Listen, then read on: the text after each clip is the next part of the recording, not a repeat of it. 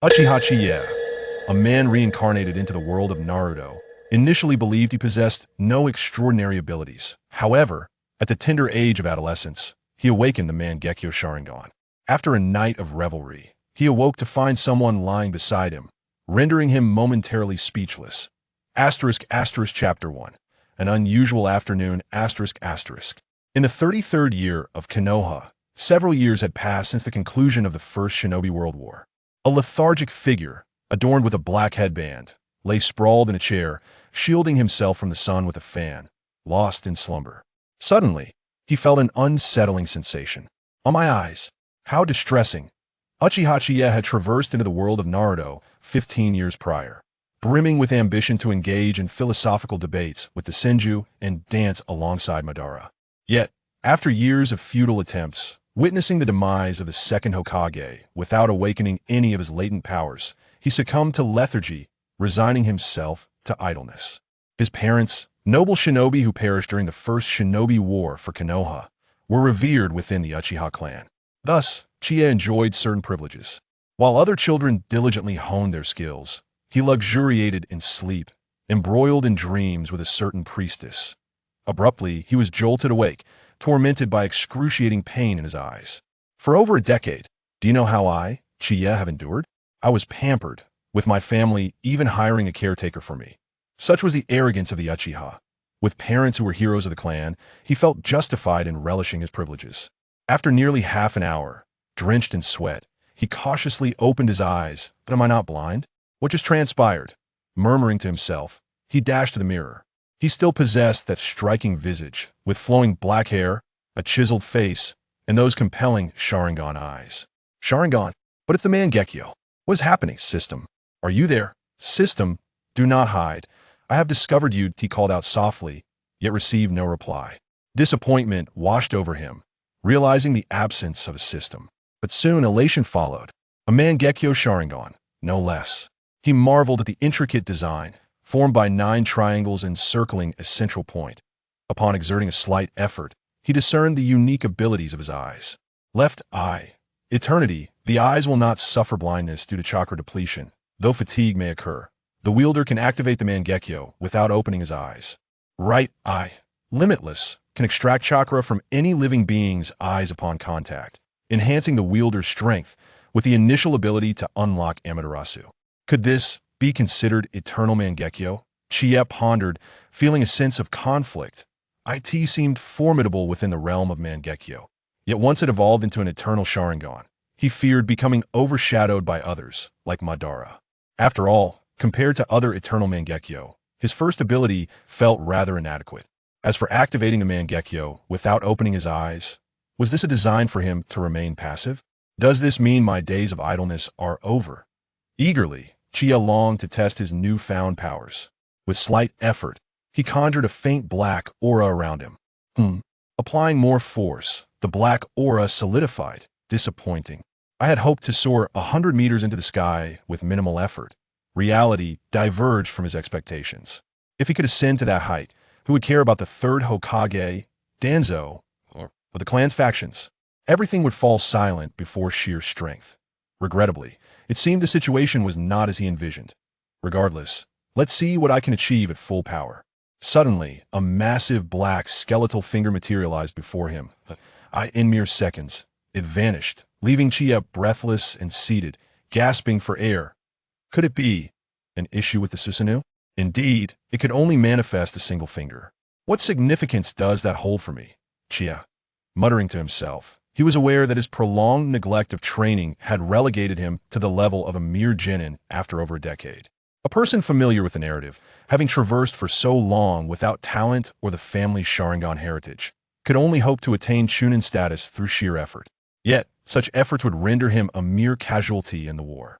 Rather than this fate, he preferred to rely on his heroic parents, training at his leisure, reaping the benefits of the clan, and avoiding the battlefield altogether. This had been Qiye's prior mindset. But now, endowed with the Mangekyo, he felt compelled to strive for greatness. If he failed, he could always return to his previous complacency. As he contemplated his future once more, the upper echelons of the Uchiha clan sensed a burgeoning formidable presence, only for it to dissipate like a fleeting jest. Could I have misjudged? The Uchiha elder mused that, they're an undiscovered powerhouse within our clan? The clan leader's heart filled with exhilaration. Amidst troubling times, I only wish for the clan's stability, sighed the sixth elder. Unaware of the stir he had caused within the clan's hierarchy, Qiye remained determined to activate his Susanoo. After all, should he rise to 100 meters, sword in hand, would they not all be beneath him? Chapter 2. The Arrival of Mikoto. Qiye, are you all right? Suddenly, a series of footsteps echoed through the air. Mikoto, you're back. Come in and join me for a meal. A mischievous smile crept across Qiye's face as a thought crossed his mind. All right, Qiye, wait a moment. I'll prepare the meal. By the way, what would you like to eat? Mikoto had sensed the unusual chakra emanating from him and hurried over. It seemed her heart had been led astray. While maintaining an exterior of grace and gentility, Mikoto harbored a myriad of complaints within her mind. Since she was 10, her father, the fifth elder, had assigned her a task. This task was to ensure the future of the Uchiha clan, requiring her to exhibit enough gentleness to capture the attention of certain individuals. The fifth elder's strategy involved pairing her with a war orphan like Qiye, compelling her to assist him intermittently. This assistance had spanned 5 years. 5 years, during which Mikoto transitioned from initial infatuation to a sense of weariness. When she first met Qiye, she was somewhat smitten by his striking appearance, which could rival even the finest within the Uchiha clan. At that time, Qiye was merely 10 years old. Due to his reincarnation, he harbored no ulterior motives towards Mikoto, merely seeking to amuse himself with a young girl. Who could have predicted her gentleness? Hello, I am Uchiha Mikoto. What is your name? Her initial greeting was sweet and endearing. I'm Uchiha Qiye. Were you asking my name to become good friends? Yes. Mikoto had not anticipated that their first meeting would unfold so rapidly. She had merely intended to extend a simple greeting for appearances. Well then, my good friend, I find myself rather hungry, Qiye remarked, a playful grin adorning his face, but he understood that Mikoto would not approach him without reason. After all, in the past decade, no young girl had dared to engage him in conversation, as he mostly remained at home, rarely venturing out. If there was a need, he could simply relay it to the elders. Whenever the elders hesitated, Qiye would shed tears, proclaiming the glory of the Uchiha, insisting on joining the battlefield to fight. There was no way around it. The elder remained soft-hearted even at this moment. Moreover, Uchiha Mikoto was well aware that she was a member of the elder's family, and her visit undoubtedly had a purpose. Well, how about I prepare something for you? Mikoto's cheeks flushed slightly, embarrassed by her own thoughts. How could she express hunger upon their very first meeting? Yet she found it difficult to decline. What if her father was observing her in secret? A refusal would surely amount to a failure in her mission. With that in mind, she embarked on the unprecedented journey of cooking for the first time in her life. Then, let me lead you into the house. Yes, just like that. You must ignite the fire first. Uchiha Qiye guided Mikoto step by step, while Mikoto's cheeks puffed slightly in confusion that wasn't she supposed to know how to cook. There was no choice but to endure, all for the sake of the Uchiha clan. After a simple meal, Uchiha Qiye turned his gaze toward Mikoto. Are you truly not going to eat anything? I had a meal before coming. If there's nothing else that my dear friend, you will be coming again tomorrow, won't you? Before Mikoto could finish her sentence, Uchiha Qiye looked at her with genuine sincerity. Of course, after all, you're my friend. Mikoto offered a sweet smile, albeit with a hint of reluctance. Tomorrow would come, and after that, she would ignore him. His demeanor was far too shameless. Mikoto, you arrived right on time, just like yesterday, but I asked that so? Are you having noodles again today? No, today we shall feast on buns. Qiye glanced at Mikoto, and a bold culinary plan unfolded before him. The young girl appeared somewhat naive, yet she was remarkably agreeable. Meanwhile, Mikoto's mind raced with questions. Buns? Who will make them? Me? How? These tasks were traditionally assigned to the servants in the Uchiha household. The ninjas worked so hard to earn their wealth, only to return home and cook for themselves. The little one felt a twinge of distress, but chose to remain silent. Well, how we make buns? First, we need to buy ingredients. Come, follow me. With that, Qiye led Mikoto to the Uchiha commercial district. Mikoto, you've come again. You're so punctual, just like yesterday. Do you enjoy cooking so much? If we aren't having buns, shall we have dumplings instead? On her third visit, Mikoto found herself there immediately after training, unable to resist agreeing to his request once more. What? You won't come tomorrow?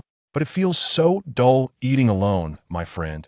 After finishing his meal, Uchiha Qiye let out a heavy sigh. Then, I shall come again tomorrow. Mikoto, bewildered and caught up in the moment, found herself agreeing once more. Ultimately, she transformed into a regular visitor from Monday to Friday. Chapter 3. I must strive. After finishing her meal, Mikoto returned home. Qiye understood that her family was quite strict, though he was uncertain why she could visit almost every day. Nonetheless, Qiye resolved to focus on his training. He rummaged through his belongings and retrieved a moldy ninja scroll, slowly immersing himself in the Uchiha chakra concentration technique. It had taken him 5 years to grasp the basics, which was quite remarkable for someone with memories from a past life. This was perhaps not merely a matter of intelligence, but rather an innate talent. As he delved once more into the scroll, he activated his Mangekyō Sharingan. Due to the inherent ability of his left eye, unless he forcibly revealed his Mangekyo to others, it appeared as if he had not activated it at all. He intended to keep the secret of the Mangekyō Sharingan to himself for the time being. While he had acquired talent, he lacked strength. Should this information reach Danzo, he might not survive a casual outing. The disparity was considerable. Engaging in his Mangekyo training, the speed of his progress and comprehension surged to several times what it had been before. For a moment, he became lost in his efforts. Meanwhile, Mikoto, just returned home, was met with her father's admonitions. You went to that boy's house again. He scoffed. Humph, that Qiye. Though I have only seen him a few times. He is the one Mikoto speaks of the most, that wretched child. Father, he is my good friend. His name is Qiye, Mikoto retorted, emboldened perhaps by her frequent interactions with Qiye. Cough, cough. In the future, refrain from visiting him unless absolutely necessary. The family is currently quite satisfied with you. Initially, Elder 5 had been indifferent to Mikoto's visits, but as time passed, he began to feel uneasy. Upon inquiry, he discovered that this boy had been having Mikoto cook for him daily. Is he always this brazen? Who gave him the audacity? However, after tasting his daughter's cooking, he rationalized that a few visits might not be such a big deal. It's quite delicious. Father, he is my friend now. He needs my help, Mikoto insisted, echoing Chiya's frequent assertions. Help? What nonsense. How old is he? In a few years, he will be marrying and starting a family. If you keep helping him, you might as well move in with him. Elder 5 was visibly irate, sensing that his daughter had been acting strangely and growing increasingly headstrong.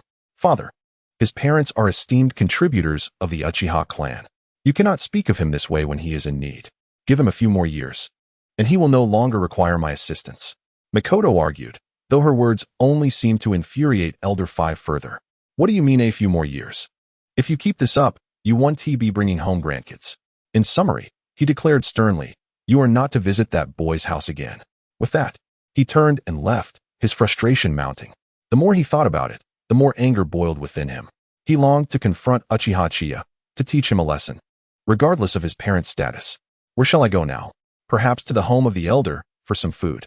He is known for his hospitality. Even though Elder 5 was aware that the elder was trying to win them over, he thought, it's just a meal. Who could be upset with me?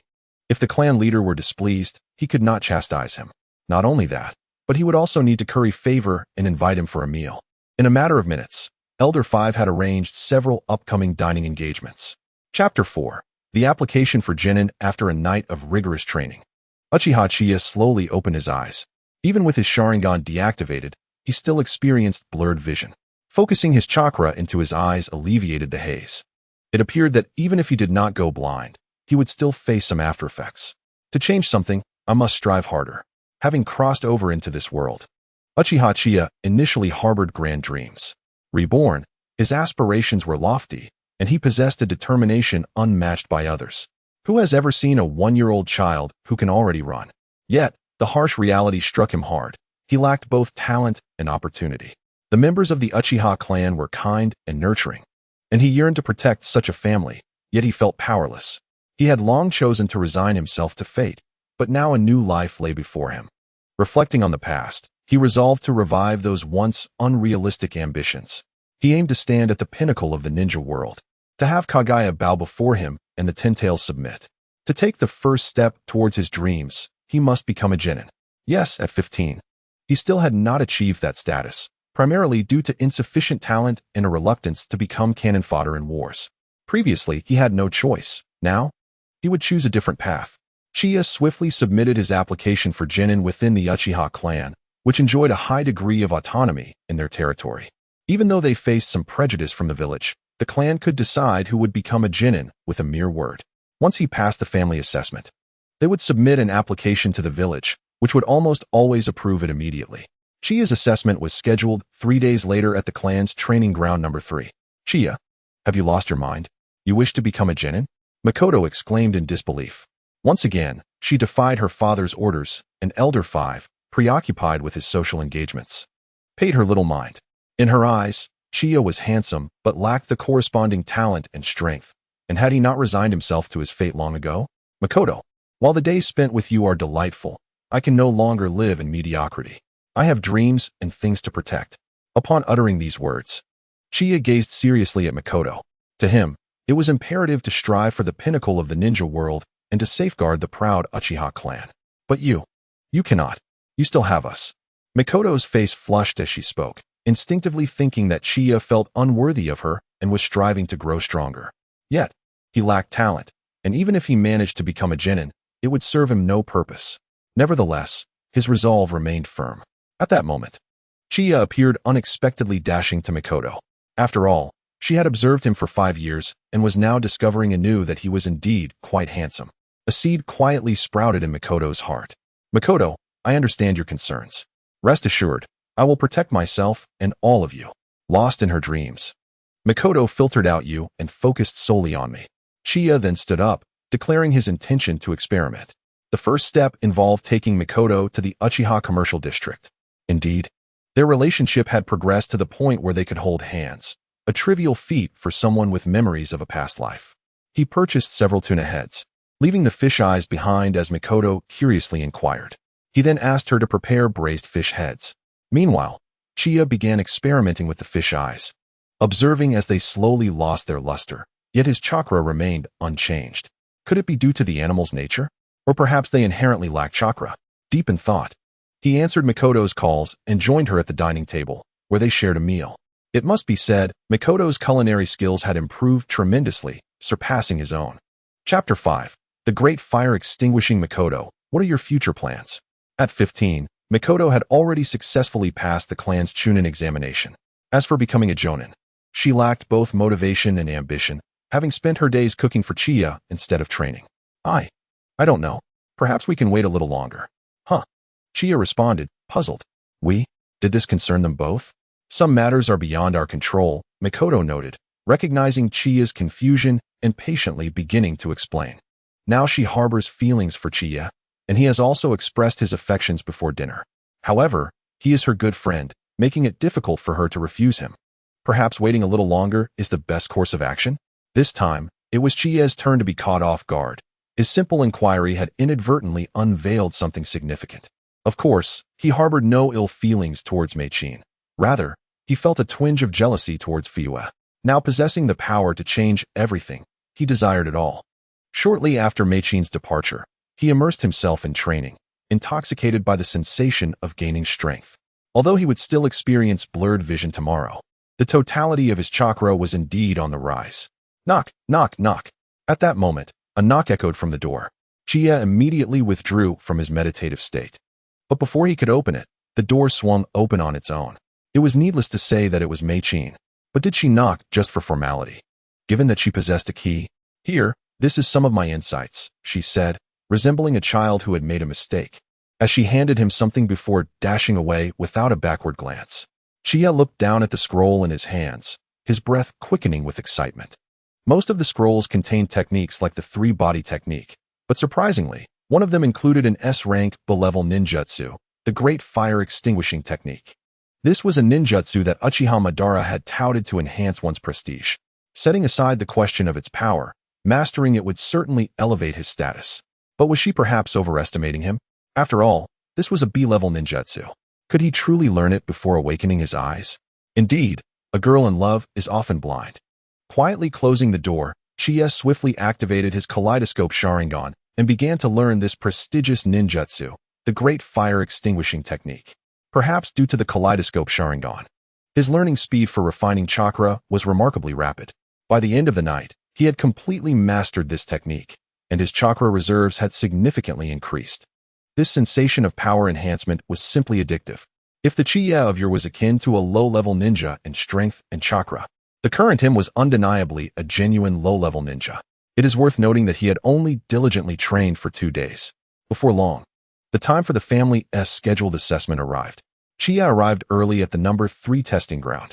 This time, the chief examiner was Uchiha Sharingan, a special jounin. True to his name, he was a rotund figure, his face and belly resembling a large mound of flesh, hence the moniker Sharingan. Despite his bulk, he was still considered an attractive Uchiha in the realm of the overweight. So, you are the little brat to be assessed? Judging by your age, you should be on the brink of adulthood, haha. Sharingan had anticipated the opponent to be no older than 12. But the data indicated that he was nearly an adult, yet still a mere low-level ninja. Frankly speaking, he would have more talent moving bricks than this. Given his advanced age, he requested the examiner to show some leniency. Qiye humbly replied, "Come on, I'm not a 3-year-old child. I won't be provoked into anger by your jibes." From outside, Mei-chin heard Sharingan's words and immediately placed him on her blacklist. Chapter 6. The assessment begins. The assessment commenced swiftly. Sharingan gestured for Qiye to attack. "If you can withstand 3 of my moves, you will pass the assessment. To accommodate you, you may attack first," Sharingan said, grinning like a benevolent Buddha. Without hesitation, Qiye threw several shurikens. Logically, Sharingan should not have been able to evade them. Indeed, he did not dodge. After blocking 2 shurikens with his hands, he chose to take the third one head-on. The shuriken embedded itself about an inch into his neck before halting. Ninjutsu, 3 mounds of flesh technique. This was a C-rank ninjutsu developed solely by Sharingan, compensating for his lack of mobility. Similar to the lightning release, thunderclap, Sharingan tightly enveloped his chakra around his fat, with the principle being that the greater the mass, the higher the defense. This was also the reason he could become a special jounin with merely a single Sharingan activated. So much flesh. You must be unable to run. Qiye pondered whether to advance. The best way to handle such an opponent would be to use Amaterasu to incinerate the fat. Even if he could only burn a small black flame now, it could catch Sharingan off guard.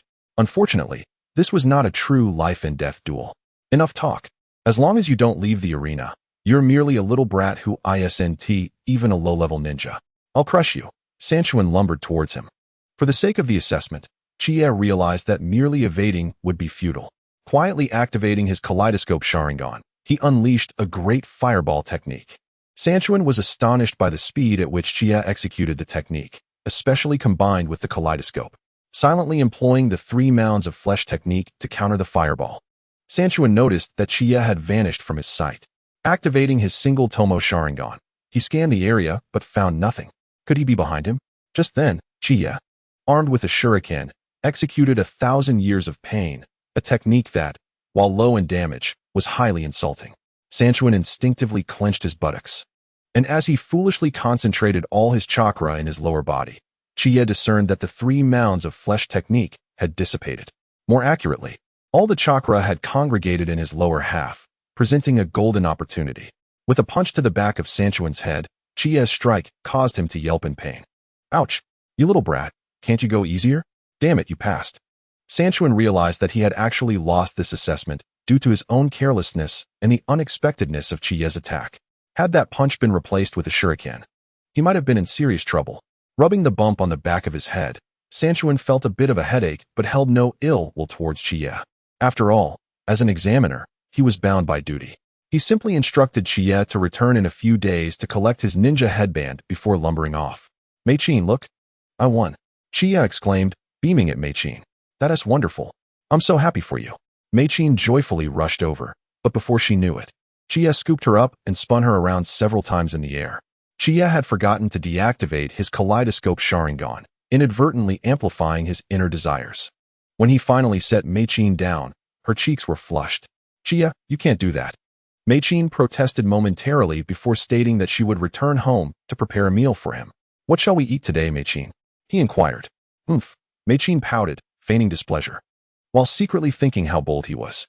Chapter 7. She is not even a jounin. A month passed in this manner. Thanks to Mei-chin, Qiye learned several ninjutsu and illusion techniques. Although life was blissful, he still yearned to find suitable eyes to absorb chakra and enhance his own strength. Meanwhile, Within the Uchiha clan's council hall, a month of incessant busyness ensued. Various family branches submitted profiles of eligible women for marriage, hoping to be chosen by the clan leader and elevate their family's status. The clan leader quietly perused these profiles and inquired of Fuyue, "Do you have someone you favor?" "No, father," he replied. "Good. For the Uchiha clan, you must relinquish some sentiments and weigh the pros and cons more judiciously." After educating Fuyue, the Uchiha clan leader focused on 3 meticulously selected profiles. Uchiha Naishiao, age 18, special jounin, adept in fire release, a child of the clan's elder. The elder's child, while possessing decent talent, the clan cannot afford to face destruction and extremism. The clan leader silently discarded this profile. Uchiha Meichin, age 15, chunin, skilled in cooking, a child of the 5th elder. What a joke. This is the result of careful selection? Skilled in cooking? Shiayasin, even a jounin. The Uchiha clan leader emphatically tossed this profile into the trash bin. Uchiha Tsuehua, age 23, jounin, possessing a 2-tomo Sharingan, skilled in body techniques and illusion arts. The 6th elder's branch family child. Although not of the main line, his innate talent is commendable. The Uchiha clan leader nodded solemnly, signaling his approval of this marriage proposal. "Fugaku, I have found a suitable match for you. Though she is 5 years your senior, she is already a jonin, and her potential is remarkable. You will surely bear the most promising offspring for our clan." As he puffed on his cigarette, the clan leader's eyes sparkled with visions of future descendants surpassing their peers. "Father, you are right," Fugaku replied, devoid of any particular thoughts, for what could his father possibly do to him? Soon after, the 6th elder, having learned of this news, promptly summoned the Uchiha's 3rd division. Thud, thud, thud, they rushed over immediately. "3rd division, you have given birth to a fine daughter." The room filled with swirling smoke, and the 6th elder's voice held an air of mystery. "Uncle, has Tsuehua been chosen?" 3rd division asked incredulously, his entire rotund frame shaking with joy. It was hard to fathom that one day he could be the father-in-law of a future clan leader. "It's practically settled. Make sure Tsuehua eats less lately. And do not forget the lineage you come from and the resources provided to you." 3rd division would never forget his uncle's support and vowed not to disappoint him. "Very well, you may go." Thud, thud, thud. He quickly made his exit, his weight almost making him bounce with joy. The 6th elder stood up and quietly opened the window. "Cough, cough, cough. Why is the smoke so irritating today? Tsuehua, stop eating and come here. I have good news for you." Upon returning home, 3rd division wasted no time in finding his daughter, who was lounging on the sofa, indulging in snacks. "What is it?" "Daddy, I just had a little to eat." Tsuehua pouted adorably, but her father disregarded her protests and promptly pulled her up. After a slight twist of his nearly dislocated wrist, 3rd division solemnly announced, "The family has decided that you will marry young Master Fugaku." "But Daddy, I'm not ready for marriage yet." Tsuehua protested, immediately grabbing another handful of fries and stuffing them into her mouth. Chapter 8. Fugaku's Wedding. Are you foolish? Young Master Fugaku is the son of the clan leader, destined to be the future head of the Uchiha clan. Marrying him is akin to the Uchiha clan walking with pride. "But Daddy, will there be endless delicacies?" Tsuehua's primary concern remained food. "Of course, my daughter. As long as the marriage goes smoothly, you will never worry about food and drink again. Also, you need to eat less lately, or you may find it difficult to step outside." With her father's assurance, Tsuehua slightly reduced her food intake. The wedding commenced 2 weeks later, a quintessential arranged marriage. Almost every member of the Uchiha clan attended, and even the usually aloof members were filled with laughter and joy. "Fugaku, you have done well. Now all you need to do is successfully complete the ceremony." Observing Fugaku's calm demeanor, the clan leader beamed with satisfaction. Remaining unflappable is precisely the demeanor expected of a future clan leader. "Humph, Fugaku, Naishiao is quite the catch. You will regret passing her up." "Of course. I also wish you a joyous wedding, and may you bear many children." The eldest elder had intended to speak discreetly to Fugaku while the clan leader was absent. But just as he made a bold statement, the clan leader appeared unexpectedly. With no choice left, he added, "Haha, Fugaku is young and accomplished. Not only should he aim for children soon, but let us strive for a full house, aiming for 7 or 8 in 3 years, doubling the Uchiha population."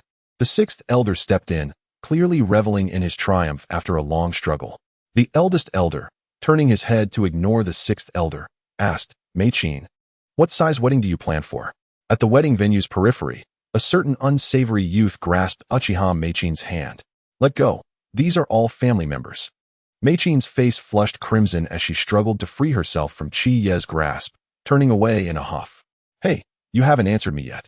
I want to marry you. Asking again won't change anything. Although her response was evasive, her pouting expression struck Qiye as inexplicably charming. She had certainly grown up.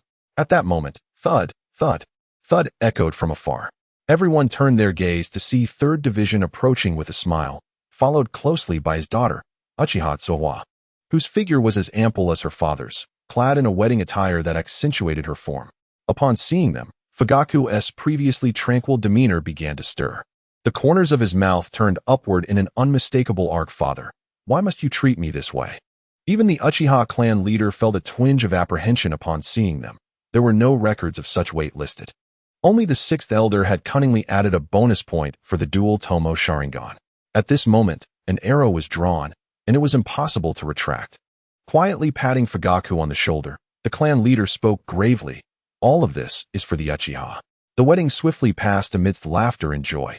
Qiye, from a distance, caught sight of Fugaku's resolute expression, one that prioritized the greater good over personal desires. Though he attempted to maintain his composure, the subtle tension in his jaw was evident under the scrutiny of Qiye's Sharingan. While this diverged significantly from the original narrative, he had endured much. Qiye had initially planned to reveal his own Sharingan secret to gain favor with the 5th elder, but before he could even make a move, Fugaku was already married. With his greatest rival out of the picture, Meichin was likely already his. The moonlight tonight was breathtaking, enticing one to recline and bask in its glow. Yet, only Fugaku, drenched in sweat, was laboring earnestly. I've done my best, can't you feel it? Chapter 9. Chunin exam on the 2nd day following the wedding. Fugaku emerged with a troubled expression. It was a feeling difficult to articulate, akin to achieving success yet remaining stagnant. The 3rd Hokage, who had been observing the wedding closely, was also lost in thought. Just then, the door swung open, revealing a dark-haired man with a somewhat grim demeanor. Rijan, yesterday's wedding did not include any of us from the Uchiha. This is concerning. I think we should immediately surround them. If they plan to rebel, we can. Danzo, I have told you before, knock before entering. I'm the 3rd Hokage now. Huh, will you really deny an old friend? We must be cautious of the Uchiha. They seem intent on establishing independence from the village. Danzo, this is not the time. After some time, I will summon the current Uchiha clan leader to inquire about the situation. Rijan, you are foolish. The Uchiha clan is sinister. They are undoubtedly plotting something. Danzo, silence. I am the Hokage. You will regret this. After a heated exchange, Danzo stormed out in anger. Meichin, I am applying for the clan's Chunin exam. Qiye, it has only been a little over a month since you became a genin. Do you think this is too ambitious? Meichin expressed concern for Qiye. Do not worry. I am prepared. We can team up to tackle missions together. After more than a month of training, Uchiha Qiye had accumulated enough chakra to qualify as a Chunin. Eager to test his right eye's abilities, he saw the Chunin exam as the perfect opportunity to venture out, bringing Meichin along for the ride. After submitting his Chunin application to the clan, the date was set for 3 days later at the familiar training ground number 3. In the days that followed, Meichin tirelessly devised various combat techniques and ninjutsu to teach Qiye. Meichin, do I really need to learn the seduction technique? That seems unnecessary. Have you learned it? Faced with yet another pile of scrolls, Qiye felt a wave of gratitude towards Meichin. Ah, that hurts. In response to him was Mikoto's delicate hand, and soon, Qiye felt a flush rising at his waist. It was peculiar. Mikoto, who usually exhibited a gentle temperament, seemed to be becoming somewhat irritable in Qiye's presence. Mikoto, you mustn't continue like this. That boy, Qiye, possesses no talent whatsoever. You ought to associate with promising and capable young men from the clan, rather than a mere 15-year-old genin who hasn't awakened his Sharingan.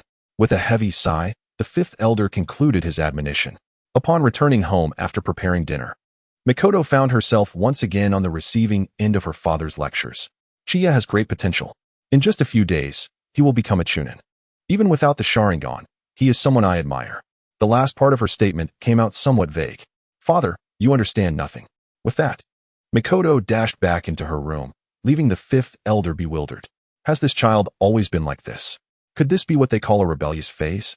On the day of the exam, Qiye donned a black combat outfit and meticulously inspected the ninja tools Makoto had provided before making his way to training ground number 3. The examiner had arrived early, introducing himself. I am Uchiha Ryudo, a jonin of the clan. Your task, Uchiha Qiye, is to steal the bells from me, of course. You may also choose to defeat me. Casting a glance at Makoto in the distance, Qiye nodded in acknowledgement. Then let the examination commence. Chapter 10. A new genus of Uchiha Genjutsu. Observing the bells in Uchiha Ryudo's hand, Qiye silently activated his Mangekyō Sharingan.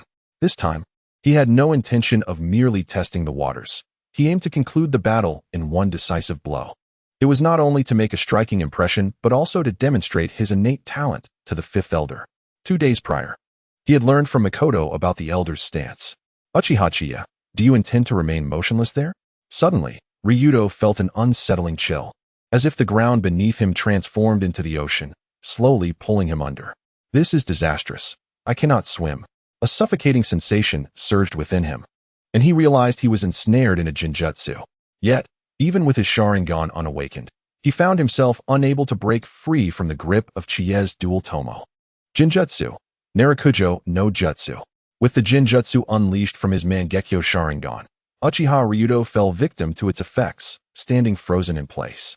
His face contorted in distress as he struggled to breathe. Qiye, as if taking a leisurely stroll, seized the bells with ease. In the next instant, the genjutsu was lifted, and Ryudo gasped for fresh air. You performed admirably. You have passed the exam and are now a chunin. Struggling to his feet, Uchiha Ryudo briefly congratulated Qiye before hastily departing for the clan's assembly hall. Makoto, did you see how impressive I was? In response, Makoto offered him a sweet smile, taking a slight step back. Makoto, are you serious about stepping back like that? I won't bite. After Qiye and Makoto left the training ground, Uchiha Ryudo arrived at the clan's assembly hall. Clan leader, I have discovered a promising newcomer from the clan. Ryudo, who is this individual? His name is Uchiha Qiye. He is yet to awaken his eyes, yet during today's chunin exam, he ensnared me in a genjutsu and took my bells. He ensnared a jonin in genjutsu without awakened eyes? Were you unable to break free? No, it seems his mental strength is quite formidable. Ryudo, in a few days, find someone to inquire whether he wishes to join the Konoha police force. The Uchiha clan leader tapped the table as he issued his directive. This Qiye possesses considerable potential.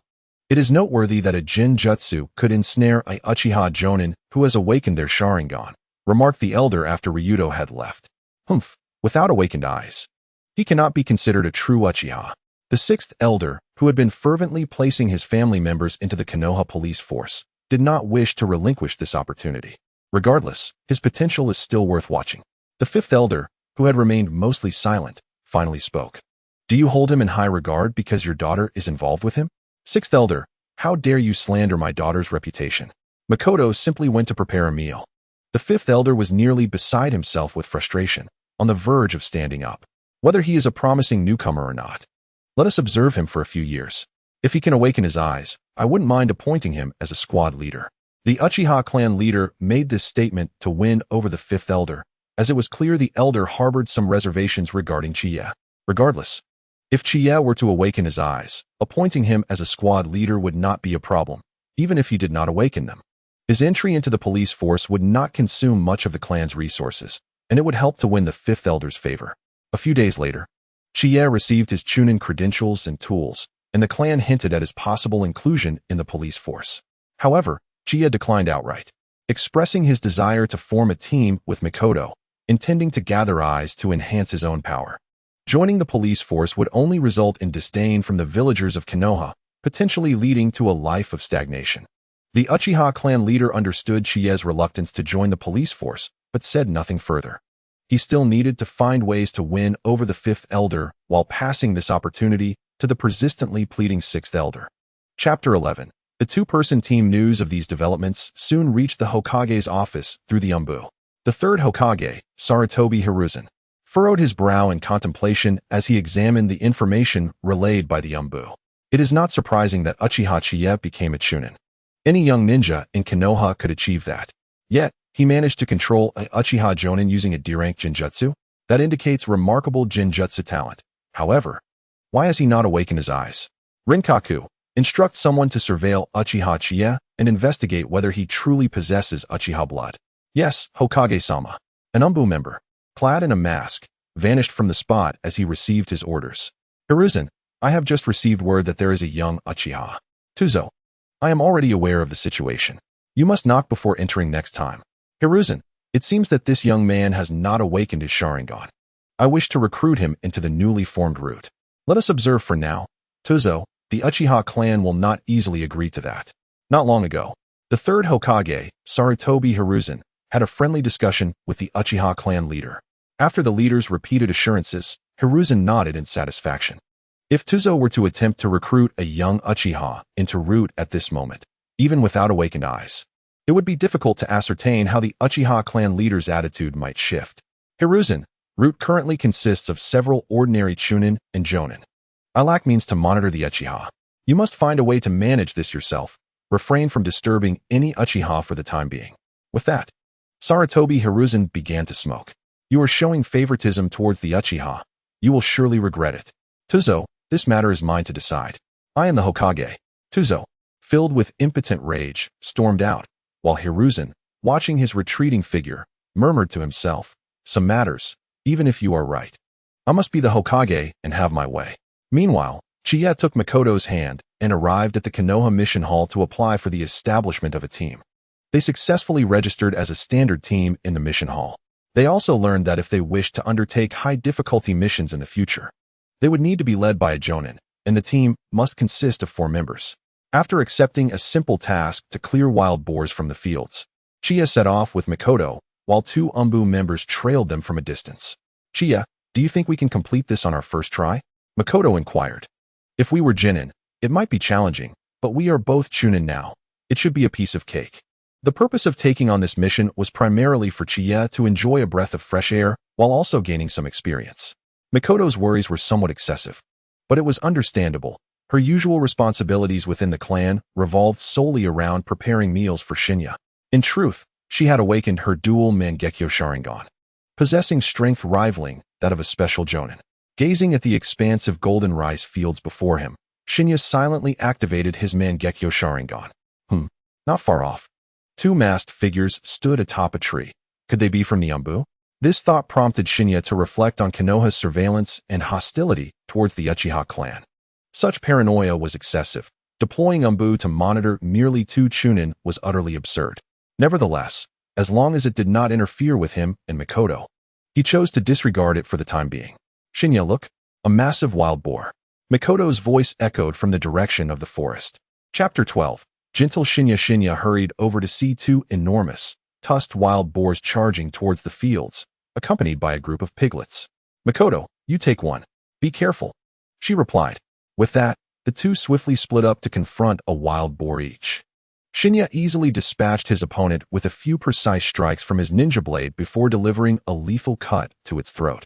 Meanwhile, Makoto had also subdued her own boar.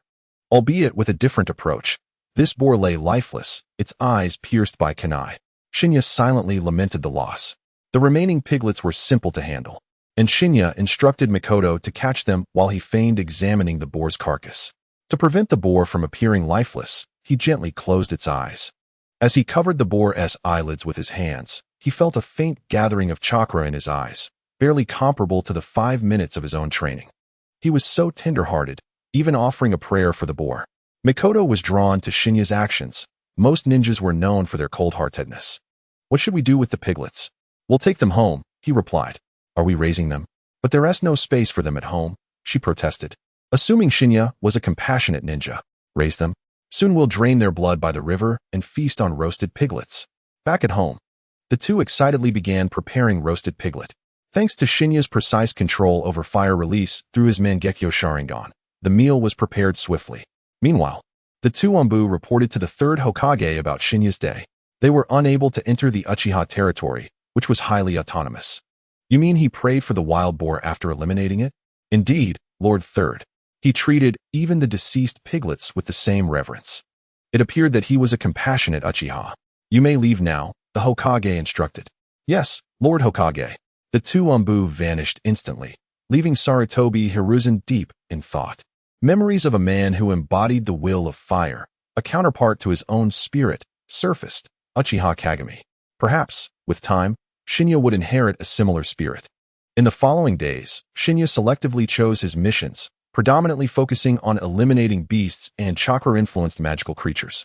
Through his trials, he concluded that to enhance his Sharingan's chakra, it was essential to possess eyes from chakra-bearing beings. Ordinary creatures held little value. On the rooftop of the Konoha police force building, Uchiha Fugaku observed Shinya and Mikoto laughing as they returned home, silently massaging his lower back with a sigh. Once, he had been the esteemed heir of the Uchiha clan. Yet now he was a man laboring nightly, chastised by his wife for being ineffectual. Presently, Fugaku had only awakened his 3-tomo Sharingan, and in duels against Uchiha Tsukahana, he found himself outmatched physically. Each evening, Tsukahana regarded him with a cold stare, while he dared not disclose his plight to his father. Should he reveal his situation now, his father might consider replacing him as the clan's heir. Ah, little Yu is back. Tsukahana, I am your husband, the future leader of the Uchiha clan. Oh, if you're the clan leader's husband, do ensure you can enter the door tonight. You go too far. This matter is a source of pain for Uchiha Fugaku. Unbeknownst to him, his eyes began to show faint signs of awakening due to the provocation. Chapter 13. The summons of the third Hokage. This feeling. It was as if something were striking against the seal. If successful, it would mean the awakening of his Mangekyo Sharingan. Overcome by the joy brought by his eyes, Uchiha Fugaku became lost in dreams of the future. With these eyes, he would lead his clan to the pinnacle of Konoha, spreading the Uchiha will across the land. He glanced at Tsukahana, feeling a slight reduction in his disdain. Pursing his lips, all of this was for the Uchiha. Tsukahana, from now on, please insult me. This bewildering request left Tsukahana at a loss. Initially intending to scold him lightly that evening, she found herself confronted with his eagerness for rebuke. Fugaku, have you lost your mind? How could you think such a thing? You lack any expression in everything you do. Being the son of the clan leader, her words were always tempered with restraint. Yet, the prospect of regularly berating the future leader of the Uchiha clan seemed appealing. Meanwhile, Shinya, having finished a simple meal with Mikoto, received a summons from the third Hokage. After a brief explanation to Mikoto, he proceeded to the Hokage's office. At this moment, the Uchiha had yet to relocate from the center of Konoha, making the Hokage's office nearby. Uchiha Shinya, please enter. The third Hokage, Sarutobi Hiruzen, had already spotted the approaching Shinya through the use of his telescope technique.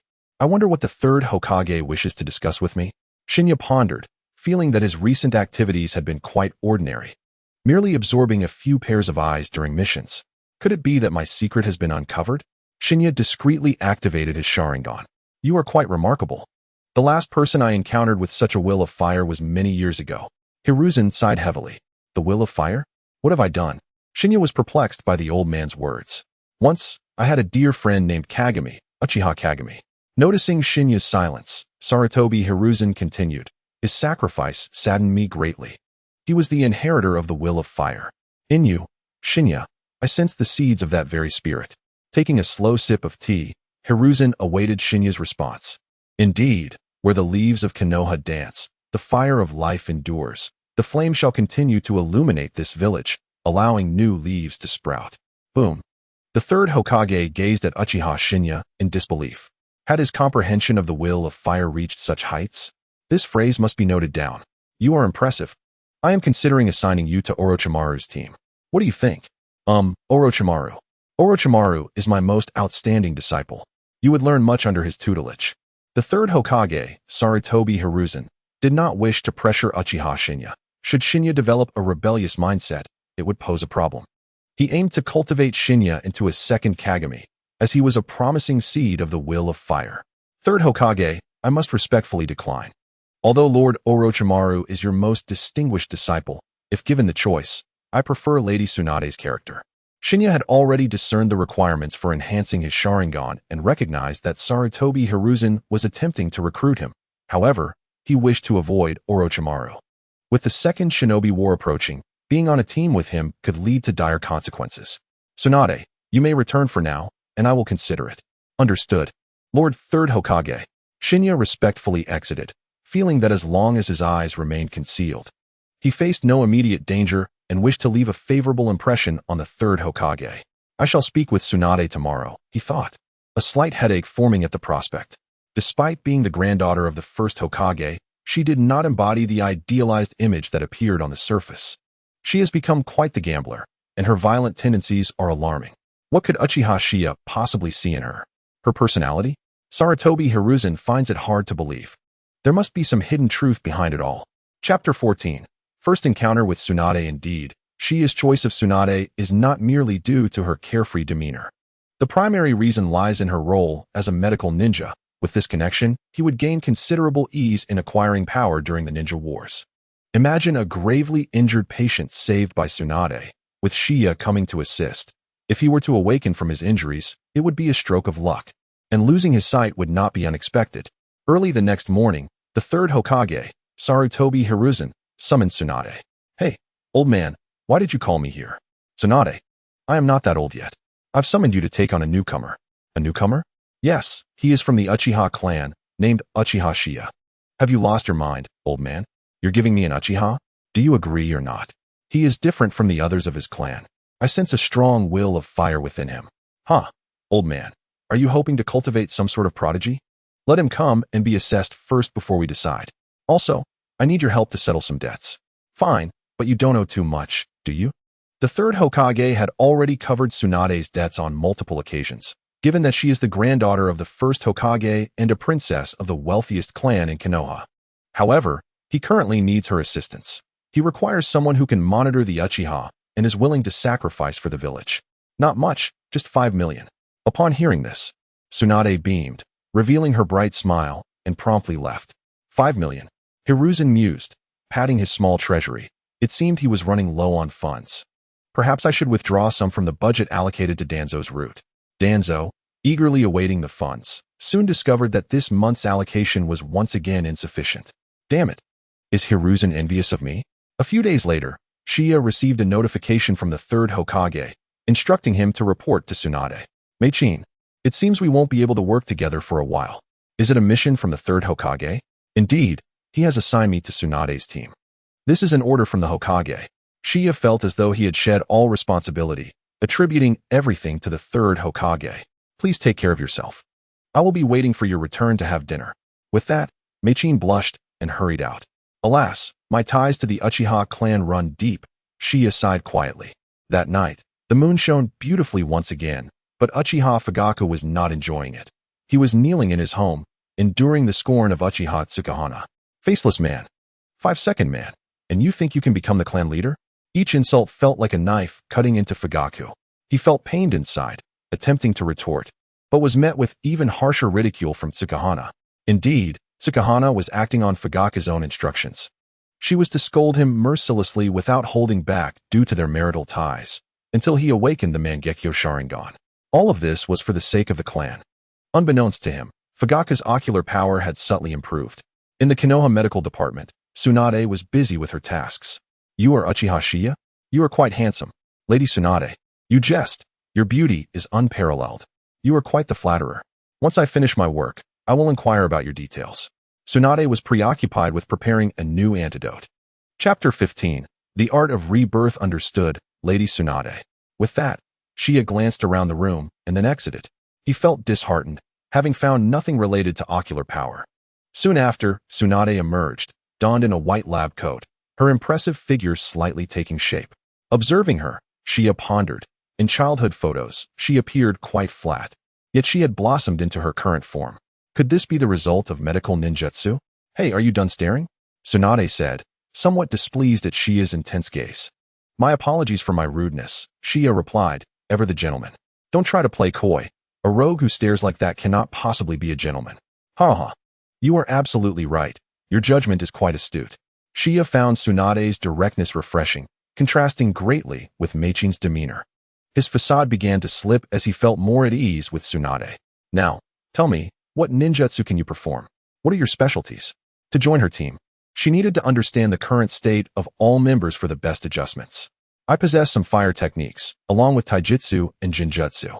As for my specialty, well, cooking," Qiye stated earnestly. Over the years, he had spent more time cooking and shopping for ingredients with Mei-chin than on training. "I don't understand why the third Hokage brought you to me. For now, acclimatize yourself here for a few days. If it doesn't work out, You know what to do. Tsunade initially had little interest in whether Qiye would stay, but upon interacting with him, she found him intriguing. Cooking could be considered a specialty, though she also enjoyed eating. By the way, take a look at this medical scroll. If you can learn it, then do so. Thus, Qiye took the ninjutsu scroll home. Gazing at the steaming dishes on the table and the note left by Mei-chin, Qiye felt warmth in his heart. Qiye, I've prepared dinner for you. If it gets cold, just reheat it. It's late, so I'll head home now. The note ended with a faint heart drawn at the bottom. Qiye happily finished his meal and began studying the medical scroll. The art of rebirth requires several medical ninjas to perform, utilizing the cells within the injured to heal wounds. In simpler terms, it is a medical ninjutsu that necessitates collaboration among multiple individuals. If treated by a single person, the lengthy process would severely deplete their energy and chakra. Hence the need to rotate. Is this meant to make me a medical ninja? It suits my purpose perfectly. With the Mangekyo Sharingan activated, Qiye began to learn swiftly. The Mangekyo Sharingan not only enhances his abilities, but also aids in perceiving the flow of chakra within his body, making it exceptionally effective for medical ninjutsu. After a night of diligent practice, Qiye had nearly mastered the technique. In truth, it posed little difficulty. Much of it required rote memorization, such as human anatomy. However, before the Mangekyo Sharingan, these challenges were trivial, as he could perfectly recall all the information. When he next encountered Tsunade, she was taken aback. You've already learned it? Indeed. I practiced diligently all night. Is that true? It not only requires practice, but also a wealth of information. Tsunade expressed skepticism. Even with strong mental fortitude, it seemed improbable. Had Qiye activated his eyes, she might have doubted he had not achieved at least 3 tomo. Let me test you. If you answer correctly, I shall acknowledge you as a genius in medical ninjutsu. Qiye had expected a simple inquiry, but Tsunade produced several exam papers. You have half a day to fill in the blanks. I detest answering exam papers, he muttered, yet he picked up the pen and began to write. In half an hour, to Tsunade's astonishment, Qiye completed the exam with fluidity. Chapter 16. Kushina Qiye, you truly are a genius. Tsunade seemed to have discovered a treasure. Circling around Uchiha Qiye in excitement. Hee, Lady Tsunade, you are overly generous with your praise. Enough with the pleasantries. Follow me to the operating room. But I have yet to gain practical experience. With your innate talent, I am confident that you will find this quite simple. With that, Tsunade swiftly led Qiye to the surgical table. As Qiye quietly activated his Sharingan, his previously anxious heart calmed, for nothing could hide from those eyes. Tsunade did not immediately allow Qiye to take the lead. Instead, she performed 2 surgeries herself before inviting him to assist. Qiye executed Tsunade's instructions flawlessly, while also attentively caring for the patients who were under anesthesia. Tsunade regarded Qiye with a satisfied smile, recognizing his compassionate heart. As for the patients who awakened today with diminished eyesight, that was unknown to Tsunade. In the following days, Qiye diligently followed Tsunade, learning the delicate control of chakra and the intricacies of medical ninjutsu through both study and practice, ultimately elevating his chakra levels to that of a jonin. One day, while bidding farewell to Tsunade, he encountered a little girl with red hair. Instantly, he recognized her as Kushina Uzumaki, the fiery red pepper of Konohagakure. Ahem, little one. Who are you looking for? Qiye flashed a self-assured smile. Uncle, please don't stand so close, exclaimed Kushina, hastily darting towards Tsunade. Such a cheeky girl, Qiye thought, wishing to leave a good impression on Kushina. Kushina, Qiye is only 8 or 9 years older than you.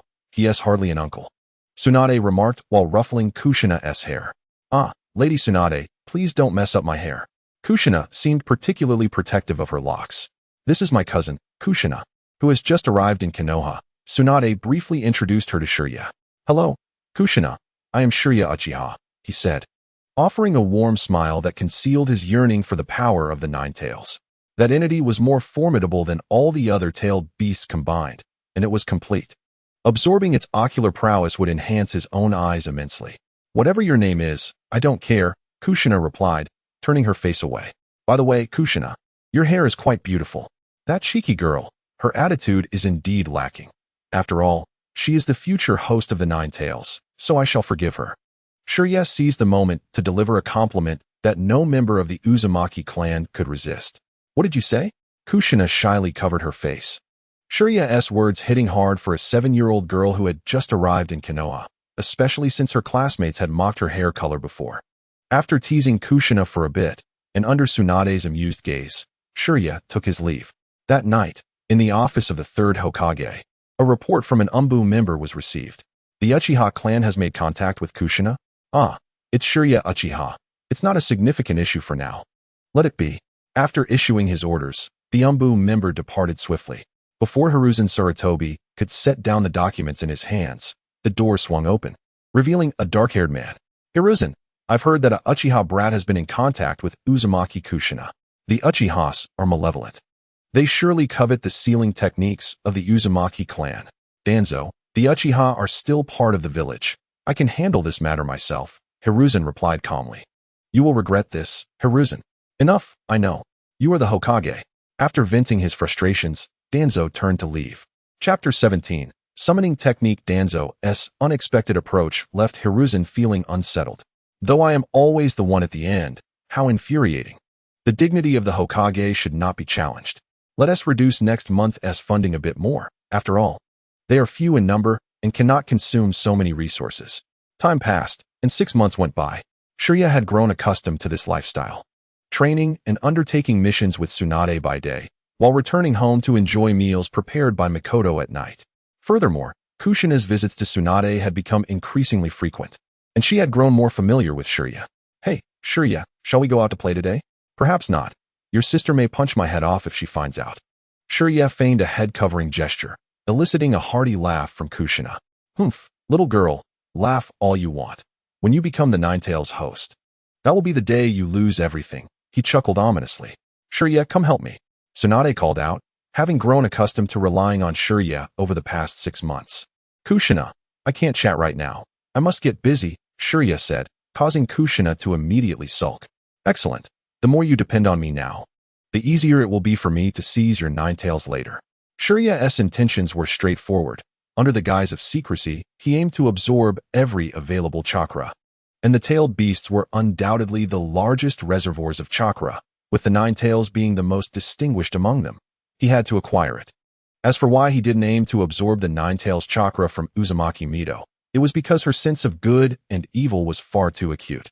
As an Uchiha standing before her, he would likely face dire repercussions without having done anything at all. This situation was tied to her husband, after all. The death of the sage of the shinobi, Hashirama Senju, was closely linked with Madara Uchiha. The attitudes and policies of the second Hokage, Tobarama Senju, regarding the Uchiha clan were certainly condoned by Mido. Shirya, your chakra control technique has become increasingly proficient, Tsunade praised sincerely. Recalling the days when Shirya had just begun learning the technique, often causing patients to faint due to his inability to control his chakra. Fortunately, Shirya had always diligently cared for the unconscious patients, and they never complained upon waking. Of course, who do you think I am? The genius medical ninja of Konoha. Shirya boasted proudly, though a hint of mischief lingered in his eyes. Tsunade agreed, acknowledging Shirya's exceptional learning ability.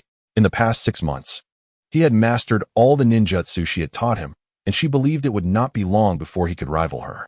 Once we finish here, I will teach you a new ninjutsu, Tsunade said mysteriously to Shirya. Why so quiet? This isn't like you, Shirya remarked, intrigued by her tone. Was it perhaps the legendary creation rebirth technique? What unfolded next revealed that he had overthought it. After completing her tasks, Tsunade revealed a scroll. Shirya, this is the contract scroll for the Wetbone Forest. Simply write your name, and you will be able to summon living slugs to assist you in battle. Shirya looked at Tsunade with confusion. Living slugs to help me fight? This is ridiculous. Their utility is merely to recharge others in the early stages. You are unwilling? Seeing Shirya's reluctance, Tsunade had made a substantial decision to allow him to summon slugs, a technique exclusive to the Senju clan. Only due to Shirya's talent and kindness had Tsunade chosen to permit him this exception. I am more than willing. Shirya quickly agreed, though he had hoped to contract with the Dragon Cave or the Cat Summoning Clan. Nevertheless, the Wetbone Forest was not without merit. These slugs could aid him in absorbing ocular power under the guise of battle. After writing his name, Tsunade instructed Shirya on the hand seals. With a pop, a palm-sized slug appeared before him. Lady Tsunade, am I not your summoning? The slug inquired, puzzled, before glancing at Shirya. That unsettling chakra. Could it be that you are the one summoning me? Indeed, I am the one summoning you. my name is Shirya Uchiha. So it is truly a member of the Uchiha clan. Lady Tsunade, have you made an error? The living slug complained to Tsunade, expressing its unwavering support for Azura. Shinya is a unique Uchiha. You will gradually come to understand, Tsunade replied sternly. Lady Tsunade is quite serious. Very well, Uchiha Shinya. I shall grant you an opportunity to earn my approval, the slug said helplessly. Let us proceed with the contract, Uchiha Shinya, lest we incur Lady Tsunade's displeasure and risk losing the Senju clan's alliance. No matter, I shall take my leave now, Lady Tsunade. With a sudden pop, the slug returned to the wet bone forest. Lady Tsunade, it seems this slug does not hold me in high regard, Shinya lamented. If only you could reward me with a new ninjutsu at this moment. That would be splendid. Shinya, the slug rarely enters into contracts with others. But I have faith in your abilities to earn its recognition, Tsunade assured him, patting Shinya on the shoulder. So is that it? Are we dismissed? Not so fast. After all my hard work, you won't even treat me to a meal? Tsunade threatened, wrapping her arms around Shinya's neck, causing him to gasp for breath. This was undoubtedly the power of medical ninjutsu. Tsunade had indeed been the first among the legendary Sannin to conduct human experiments. Very well. I shall ask Makoto to prepare a feast for you. Do remember to arrive early. No problem. I will bring Kushina and Shoju along. Ahem. Could you loosen your hold? I can hardly breathe. As Shinya struggled to free himself, his hand inadvertently grasped something soft and squishy. The air fell silent. Time seemed to freeze, and Tsunade, having lost her strength, gradually released her grip on Shinya. Tsunade, you must understand, I did not intend for this. It was an unavoidable circumstance. Seizing the moment while Tsunade's mind was still processing, Shinya swiftly activated his Sharingan and vanished using the Uchiha body flicker technique. The next moment, Tsunade reacted, only to find Shinya standing in place, and she delivered a swift punch. A substitution technique. Damn it! Tsunade exclaimed in frustration, storming back home. Chapter 18. Tsunade's visit knock. Knock knock. The sound of Tsunade banging on the door echoed. Out of humility, Shinya instructed Makoto to answer. Lady Tsunade, please come in. Upon seeing Makoto at the door, Tsunade's anger subsided somewhat. After all, grievances have their roots, and upon spotting Shinya lounging on the couch, watching television, her temper flared once more. This was the first time in her life someone had so openly taken advantage of her. Just as she was about to storm over, a pair of small hands tugged at her. With every step Tsunade took, Shinya could hear her clearly, beads of sweat forming at his temples, though he dared not move. He bore some responsibility in this matter. Fortunately, Tsunade halted. Sister Tsunade, let us eat first. That scoundrel Shinya is being lazy again, Kushina chimed in. Tsunade glanced down at Kushina, sighed, and thought, one's initial momentum can wane, but the second wind is fleeting. Her anger had largely dissipated, thanks to Kushina's thoughtfulness. As Kushina pulled Tsunade towards the dining area, she slyly cast a mischievous smile at Shinya. Such a little girl can read the room? Shinya mused, finding the world of ninjas quite precocious. Very well, I owe her a favor. Dinner is ready. Brother Shinya, come eat. With Shoju's call, Shinya leisurely made his way to the dining table. Shoju, the little prince of appetite, devoured his meal as if he had never seen food before. In truth, he had never encountered such delicacies. These were classic dishes from Shinya's homeland. Brother Shinya, you have no idea about my sister. She cannot cook to save her life. When we return home, she expects me to prepare the meals. Mind you, I am only 11 years old. Besides, how can a boy cook? I am destined to become Hokage. Shoju rambled on, revealing a plethora of Tsunade's embarrassing anecdotes, such as her habit of picking her toes when she got home, and sometimes neglecting to brush her teeth or wash her face in the mornings. Tsunade, sitting nearby, had already begun to gather her strength, her veins bulging. With a resounding smack, she punched Shoju, sending the food flying from his mouth. That's what you get for talking nonsense, you foolish little brother. Tsunade's anger reignited, proving that disciplining a younger sibling was best done promptly. My head. You violent big sister. Shoju cried, clutching his head and wailing on the floor. Makoto considered rushing over to check on him, but Shinya held her back. It's fine. Tsunade is the best medical ninja in Konoha. Realizing this, Makoto chose not to intervene further and continued explaining to Kushina how to cook. Before long, Shoju, having recovered, returned to the dining table and resumed eating heartily. One could not deny the astonishing resilience of the Senju clan. Their recovery abilities were remarkable. Shinya, you have no alcohol? Otherwise, I could eat even more. Kushina, Shoju, we are leaving. Tsunade glared at Shinya before taking the reluctant Shoju and Kushina with her. Shinya, I should also head home. Otherwise, the clan may misunderstand, Mikoto said as she departed, leaving Shinya to deal with the mess at the table, his head throbbing. Compared to Shinya, who silently cleaned up the dishes, there was another member of the Uchiha clan who was even more pitiful. It was a sight unimaginable to all the Uchiha. Huh, you still wish to eat? You haven't even awakened your Mangekyo Sharingan. You worthless fool. Today, you have proven to be utterly useless. If I were you, I would take up embroidery instead, no tools required.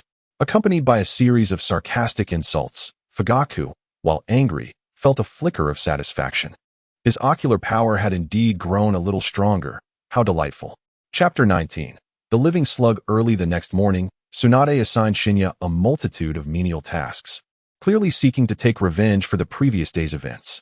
Truly vengeful, yesterday's grievances should have been left in the past.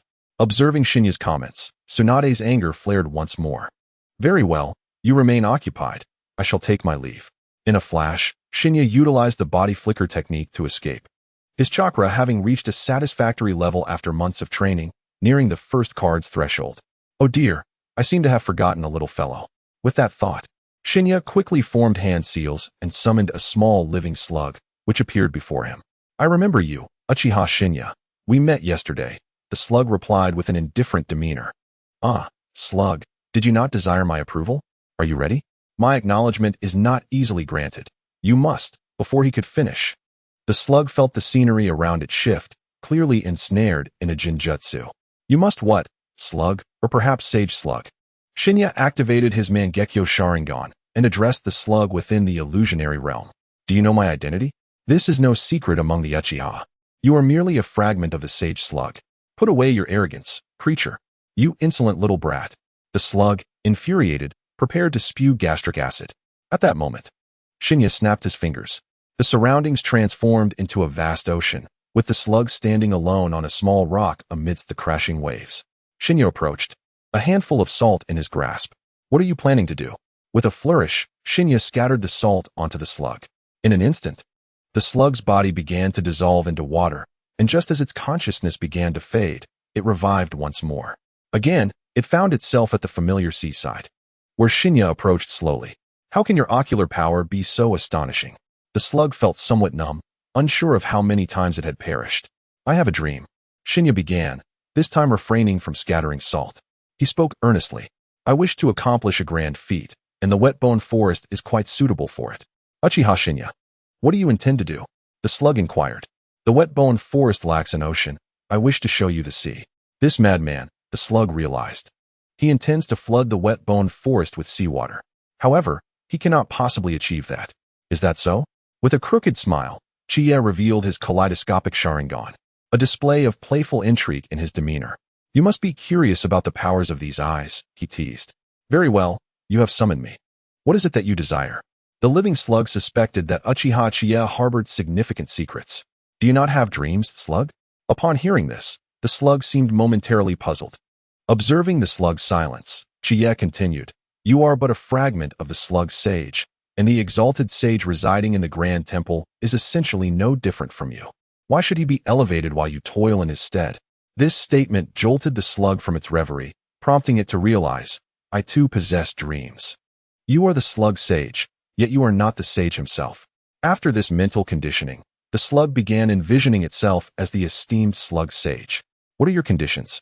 If you wish to become the slug sage, you must obey my commands. Know this is your only opportunity, Qiye stated with a cold demeanor. Very well. I accept your terms, the slug resolved after a moment of contemplation. When you next arrive, bring your entire being. Understood, Lord Qiye. In the absence of others, you shall refer to me as master. Is that clear? Qiye cast another illusion, and the slug writhed in response, nearly transcending. Enough, you may return now. As the illusion faded, the slug hurried back to the wet-bone forest. Watching the slug depart, Qiye smirked, having secured his grip on the situation. In the wet-bone forest, the slug dared not speak out of turn, otherwise it would be the first to perish. As for exposure, for Qiye, it would merely result in the loss of a summoning contract. Chapter 20. Kushina's fever. At the moment when the slug was at its weakest, Qiye had laid a sealing technique. The principle was simple. Should the slug divulge the secret of its kaleidoscopic Sharingan, it would self-destruct. After dealing with the slug, Qiye rubbed his eyes. Prolonged use of the illusion had taken a toll on his Sharingan. He now required some replenishment. Just then, Kushina approached. "You troublesome Qiye." "What a coincidence," she exclaimed, spotting him bouncing towards her. "Indeed, Kushina, I owe you my gratitude for yesterday," Qiye replied, giving her a thumbs up. "Haha, who do we think we are?" Kushina playfully mimicked adults, patting Qiye's shoulder. "Kushina, why is your forehead so red? Are you running a fever?" Without waiting for her response, Qiye placed his hand on her forehead and eyes. Truly, the next Jinchuriki of Konoha, with the Uzumaki clan's lineage, had chakra flowing steadily through her eyes, converging into Chiye's own. The blurriness in his vision dissipated. "Is it really?" Kushina mused, feeling her own forehead. "I feel fine." "You deceitful Qiye," she exclaimed, preparing to punch him like Tsunade, when suddenly her legs gave way. "Kushina, what's wrong?" Qiye quickly supported her. "It's nothing, you troublesome Qiye. I really might have a fever. My head is spinning." "Then take it slow. I'll take you to Tsunade," he offered. Generally, when high-ranking ninjas had their chakra absorbed in such a manner, they would faint. Yet Kushina merely felt dizzy. One must concede. The innate chakra reserves of the Uzumaki clan were enviable. After ensuring Kushina was settled, Qiye resumed the tasks assigned by Tsunade. In the Hokage's office, the third Hokage reflected on the day's report from the Umbu.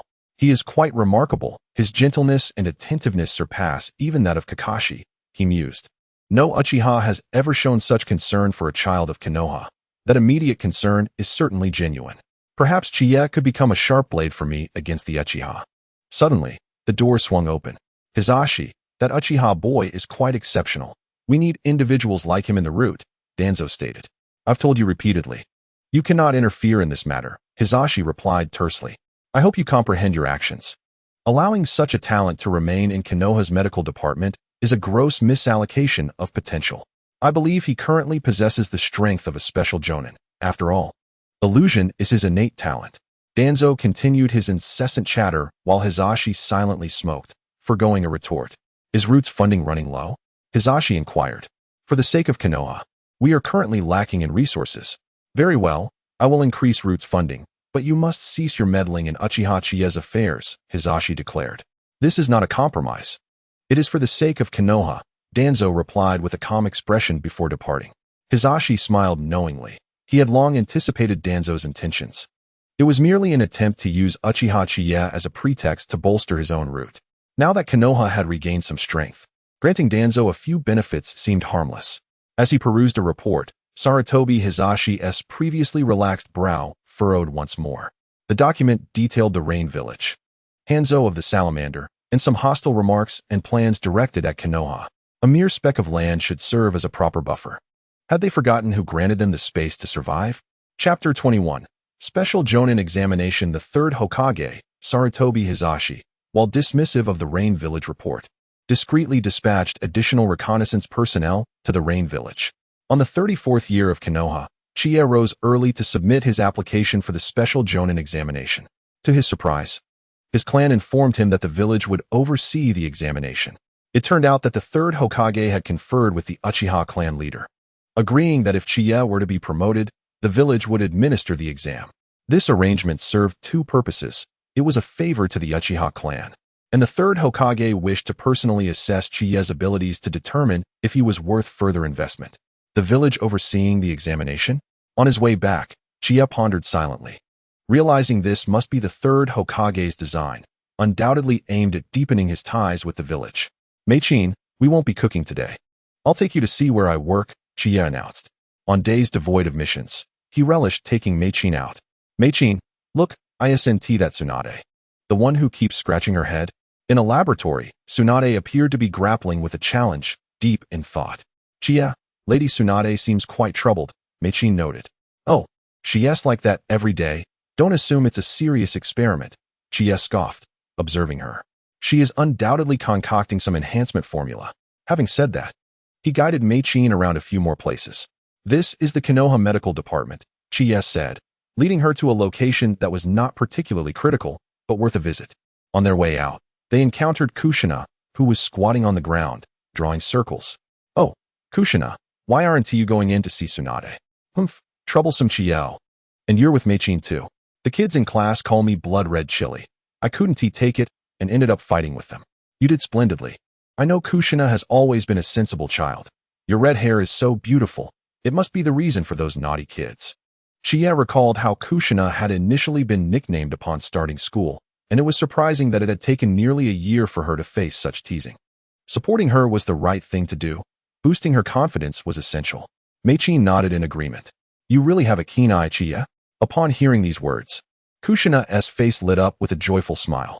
Ah, this little girl is easy to please. May she remain blissfully cheerful. When I absorbed the Nine-Tails chakra, After bidding farewell to Kushina, they had not walked far when an Umbu member approached Qiye, handing him a scroll detailing the examination location and important notes. The time was set for the day after tomorrow. Qiye, do you feel confident? Mikoto felt a sense of unease, as if she were the one taking the exam. Don't worry, what is most important between friends? Is it friendship? It is trust, Mikoto, trust me. Although Tsukiya spoke these words, Mikoto remained apprehensive. She resolved to ask her father for some special scrolls tonight to see if there was anything she could give to Tsukiya. The family council hall began its monthly assembly. Ladies and gentlemen, please voice your concerns, Uchiha's clan leader observed quietly as he regarded those present. Why is Tsukiya's evaluation under the village's jurisdiction? The elder inquired first. This is the result of my discussions with the third Hokage. He promised it as a favor, the Uchiha clan leader replied, his expression unchanged. This is against protocol. The village surely has ulterior motives, the elder insisted, doubting the third Hokage would care for the assessment of a mere Uchiha Jr. Elder, you are mistaken. Amir Jr. cannot hold any significance for the village. What matters now is that our relationship with the village has improved. The sixth elder countered the elder's notion. Agreed. Agreed, echoed several other elders, believing there was no need for alarm. Chapter 22. Orochimaru, the Uchiha clan would inevitably fall to those among you. The elder's frustration boiled over, and he remained silent for the rest of the meeting. After the assembly concluded, Uchiha Fugaku summoned the observer, Uchiha Fugaku. Fugaku, it has been almost a year. Why is there still no news of Tsukihua's pregnancy? Father, please give me more time. You must act swiftly. My health will not last for many more years. You need to secure support from a prominent Uchiha lineage. Remember, a child would be the strongest bond between you and the sixth elder. I understand, father. The usually composed Uchiha Fugaku bowed his head in acknowledgement. At the edge of the forest of death, there was an examination arena. Tsukiya stood ready on the platform. In the audience sat Mikoto, Tsunade, Kushina, and a white-haired man who occasionally glanced at Tsunade. It went without saying that he was Jiraiya. So, who will be my examiner? Tsukiya pondered several names when suddenly, he narrowed his eyes, realizing who approached him. Tsukiya-kun, we meet for the first time. Indeed, the man walking towards him, with fair skin and smooth hair, was none other than Orochimaru. Lord Orochimaru, you know me? Your reputation precedes you, Tsukiya-kun. Are you here to oversee this exam? Precisely, Tsukiya-kun. I am responsible for this exam. You need only satisfy me. Feel free to attack. To please him? This meant the outcome of the exam rested entirely in his hands. Who could have suggested this? Tsukiya speculated that only the third Hokage could command Orochimaru. He must be watching through a telescope. The show was about to begin. Tsukiya hoped he wouldn't disappoint. The third Hokage murmured while gazing into the crystal ball. Let the exam begin. At the signal, Tsukiya swiftly activated his Mangekyō Sharingan and distanced himself from Orochimaru. Fire release, great fireball technique. Tsukiya initiated the exam with a powerful display of fire. Determined not to lose momentum. Excellent fire release, Orochimaru remarked as he countered with a water shield, enveloping the arena in smoke. Swoosh, swoosh, swoosh. Several shuriken flew towards Tsukiya, but he had already devised a method to evade them. With a series of flawless spins, he dodged Orochimaru's projectiles and retaliated with a few shuriken of his own, which Orochimaru narrowly avoided. Impressive perception, Orochimaru commended. With a flick of his wrist, several snakes lunged towards Tsukiya. Swiftly, Tsukiya wielded his chakra surgical knife, effortlessly slicing through the serpents. Wind release, great breakthrough. A violent gust of wind swept through the arena. Tsukiya evaded, and just as he landed, Orochimaru struck down with a kunai. However, Tsukiya was prepared. Futile. How could such underhanded tactics ensnare someone like me, who is well versed in the ways of the Hokage and possesses the Mangekyō Sharingan. Jinjutsu, Hell Viewing Technique. Seeing Tsukiya block the kunai with a shuriken, Orochimaru immediately unleashed his fastest Jinjutsu. In an instant, Tsukiya was drawn into a dark realm, surrounded by countless hissing sounds that sent chills down his spine. Jinjutsu? How intriguing. Tsukiya mused, recognizing that Orochimaru too could be ensnared by simple illusions. Tsukiya-kun, you have lost. Chapter 23. Do you believe in talent? I beg to differ. With a snap of his fingers, Tsukiya and Orochimaru's roles were instantly reversed. Indeed, this was the Jinjutsu scroll Mikoto had obtained from the Fifth Elder. What? Orochimaru gasped, bewildered at being bound. The snakes around him surged forth. Tsunade, it seems Tsukiya has fallen into a Jinjutsu. Jiraiya exclaimed towards Tsunade, who stood nearby. Silence, Jiraiya. Tsunade snapped, interrupting his commentary in anger. Mikoto and Kushina felt their hearts tighten at Jiraiya's words.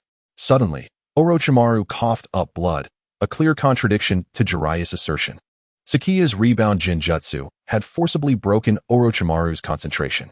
The moment Orochimaru opened his eyes, numerous iron spikes pierced his body.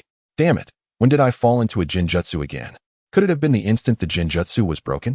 Orochimaru's perception of Tsukiya shifted from testing to admiration and now to fear.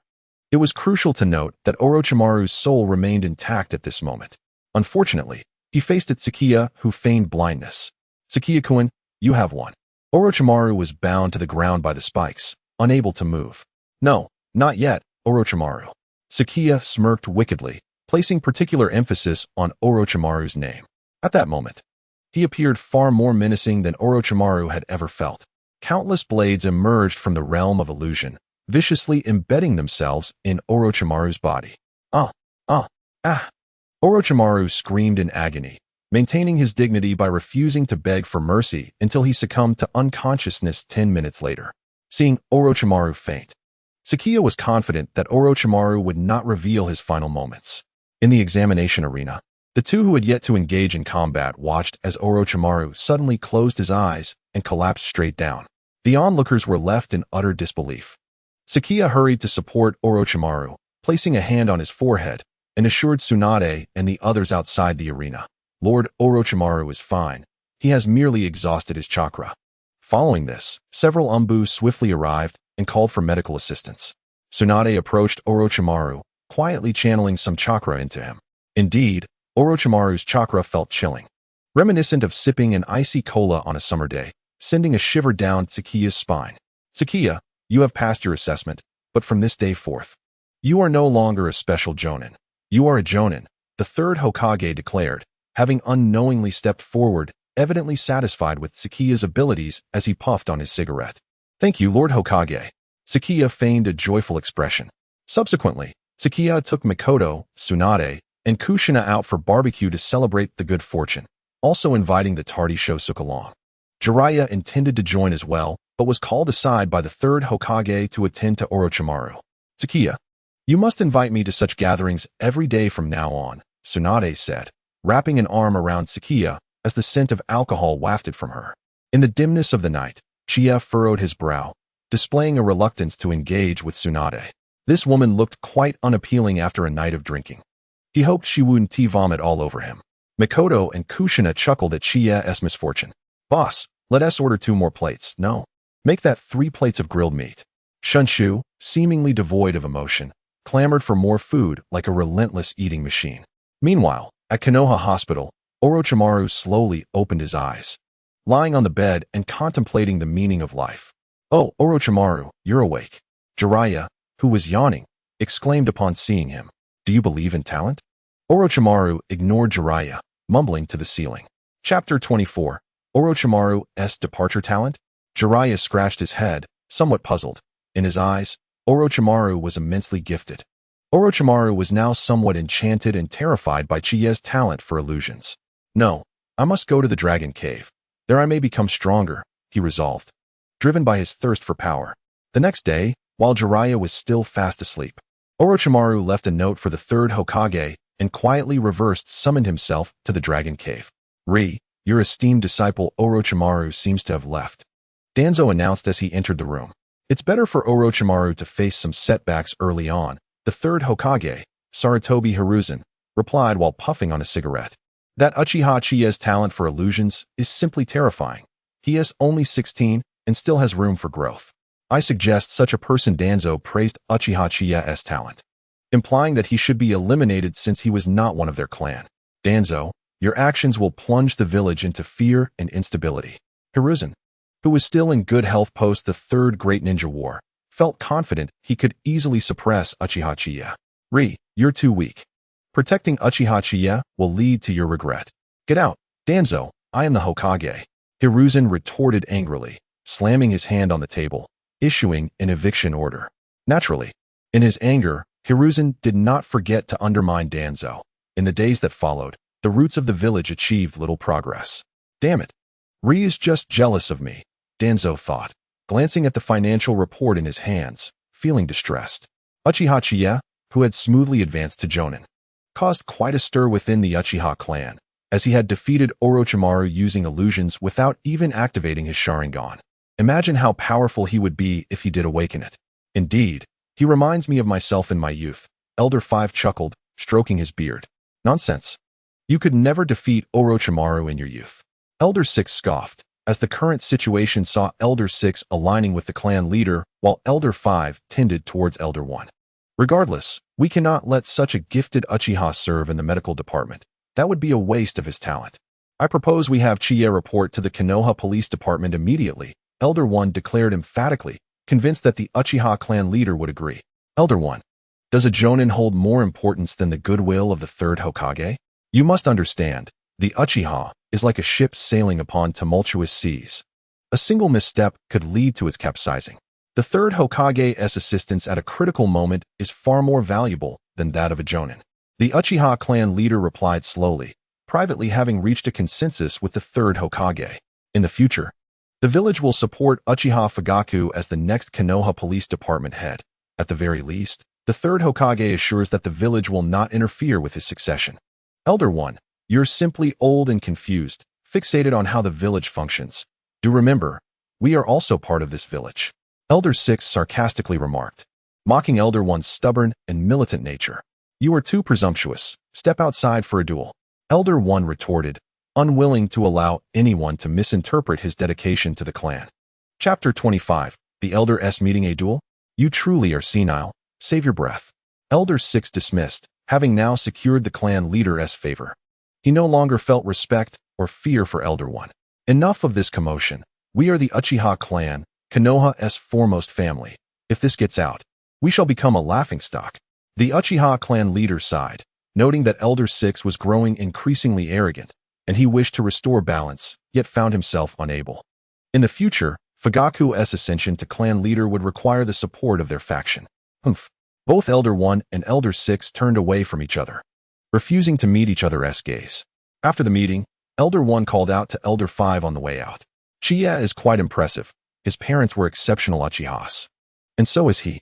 Of course, I've watched Qiye grow up, Elder 5 boasted unabashedly. Speak to Qiye.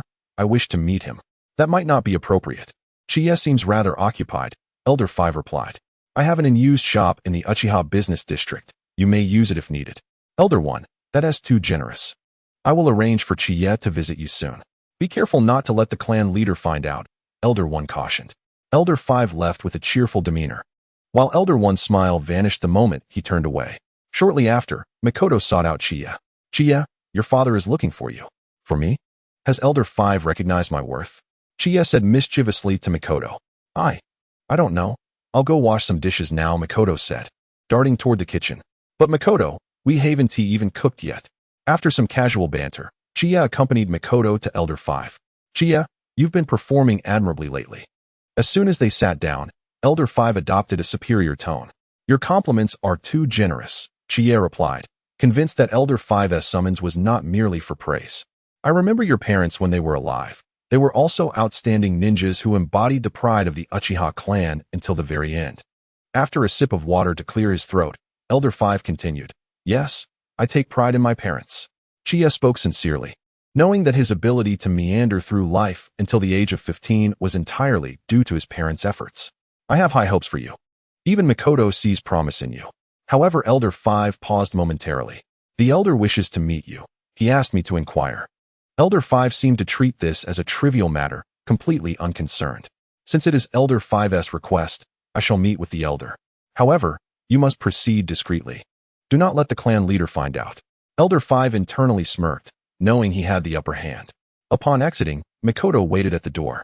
How did your conversation with my father go? Haha, Makoto, your father agreed, Qiye whispered in her ear, his voice growing softer. Makoto found today utterly incredible. Her father had actually agreed. She naturally assumed it pertained to their marriage. In truth, what Qiye meant was that he had agreed to meet with Elder 1. Hehe. Qiye played a clever trick. Gentle Makoto, shouldn't he mind?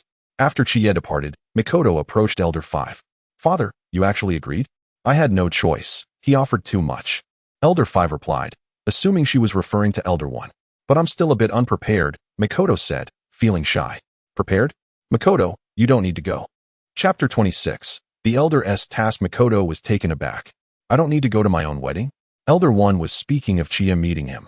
If you wish to see Elder 1, I shall take you to pay a visit. No, it's fine, father. Qiye, you deceived me. That night, with nothing to occupy his time, Qiye donned a dark outfit and stealthily bypassed the family's watchman, quietly arriving at Elder 1's residence. Since you've arrived, please come in, the elder said leisurely while sipping tea at the small table. Elder, you wish to see me? Qiye was perplexed, wondering why these elderly individuals had such a penchant for tea and pretentiousness. Qiye, you are quite remarkable. I recall when your parents were alive, they were exemplary ninjas, embodying the pride of the Uchiha clan until the very end, the elder mused, seemingly lost in thought. I've heard this before, and yes, I take great pride in my parents. Seeing the earnest expression on Qiye's face, the elder felt satisfied with his words. However, the pride of the Uchiha clan is currently being trampled upon, as we are being directed by others. The elder took another sip of tea, observing Qiye's reaction. The pride of the Uchiha clan shall not be desecrated. Qiye's expression shifted seamlessly to one of fury. To prevent the pride of the Uchiha from being trampled, I have a task for you, the elder said languidly. A task? Can this old man truly have good intentions? Please, do go on, elder. I wish for you to leverage your connections with Tsunade and the medical department to closely monitor the village, particularly the third Hokage. Report to me as necessary. The elder knew he could not allow Qiye to return to the Uchiha police department, as there was still a clan leader above him, which would be against protocol. The village has lost faith in us. In recent years, the number of spies has increased, and disparaging rumors about us are rampant throughout Konoha, all while the third Hokage, Sarutobi Hiruzen, remains oblivious. I suspect Konoha is waiting for an opportunity. The Uchiha clan cannot afford to sit idly by. Qiye, you must understand that you will always be a part of the Uchiha. Elder, rest assured, I will not forget. Qiye agreed, knowing that as a spy, he was familiar with the narrative, and for now, it would be small-scale skirmishes. You may leave now. My prolonged presence here may arouse the clan leader's suspicions. By the way, although this is not a Jinjutsu scroll, it is a rare fire-release ninjutsu. Take it and study it. The elder said as he tossed a ninjutsu scroll to Qiye. Fire release, dragon flame song technique. Qiye quietly opened the scroll while stealthily making his way home. This elder is being too generous. While this technique has a 100 hit rate, the amount of chakra required to release it is beyond what I, as a mere one-star ninja, can manage. Silently storing the scroll away, Qiye rushed towards his home. Suddenly, he heard something. Why does it sound like a whip coming from Fugaku's house? Qiye decided to take a peek, discreetly activating his Mangekyo Sharingan as he sprinted towards the Fugaku residence. Stop it, Tsukihua! Fugaku exclaimed, suddenly drenched in sweat. We forgot to activate the barrier today. Then wait a moment. Tsukihua jogged off to activate the soundproof barrier. Shall we start over? Tsukihua, let's do it again. Qiye, perched on the rooftop, was taken aback. Even through the tiniest of gaps, his Mangekyo Sharingan could see everything clearly. What was Uchiha Fugaku up to, engaging in such antics? Chapter 27. Departing soon. Remember, don't strike the face. Uchiha Fugaku knelt on the ground, solemnly addressing Tsukihua.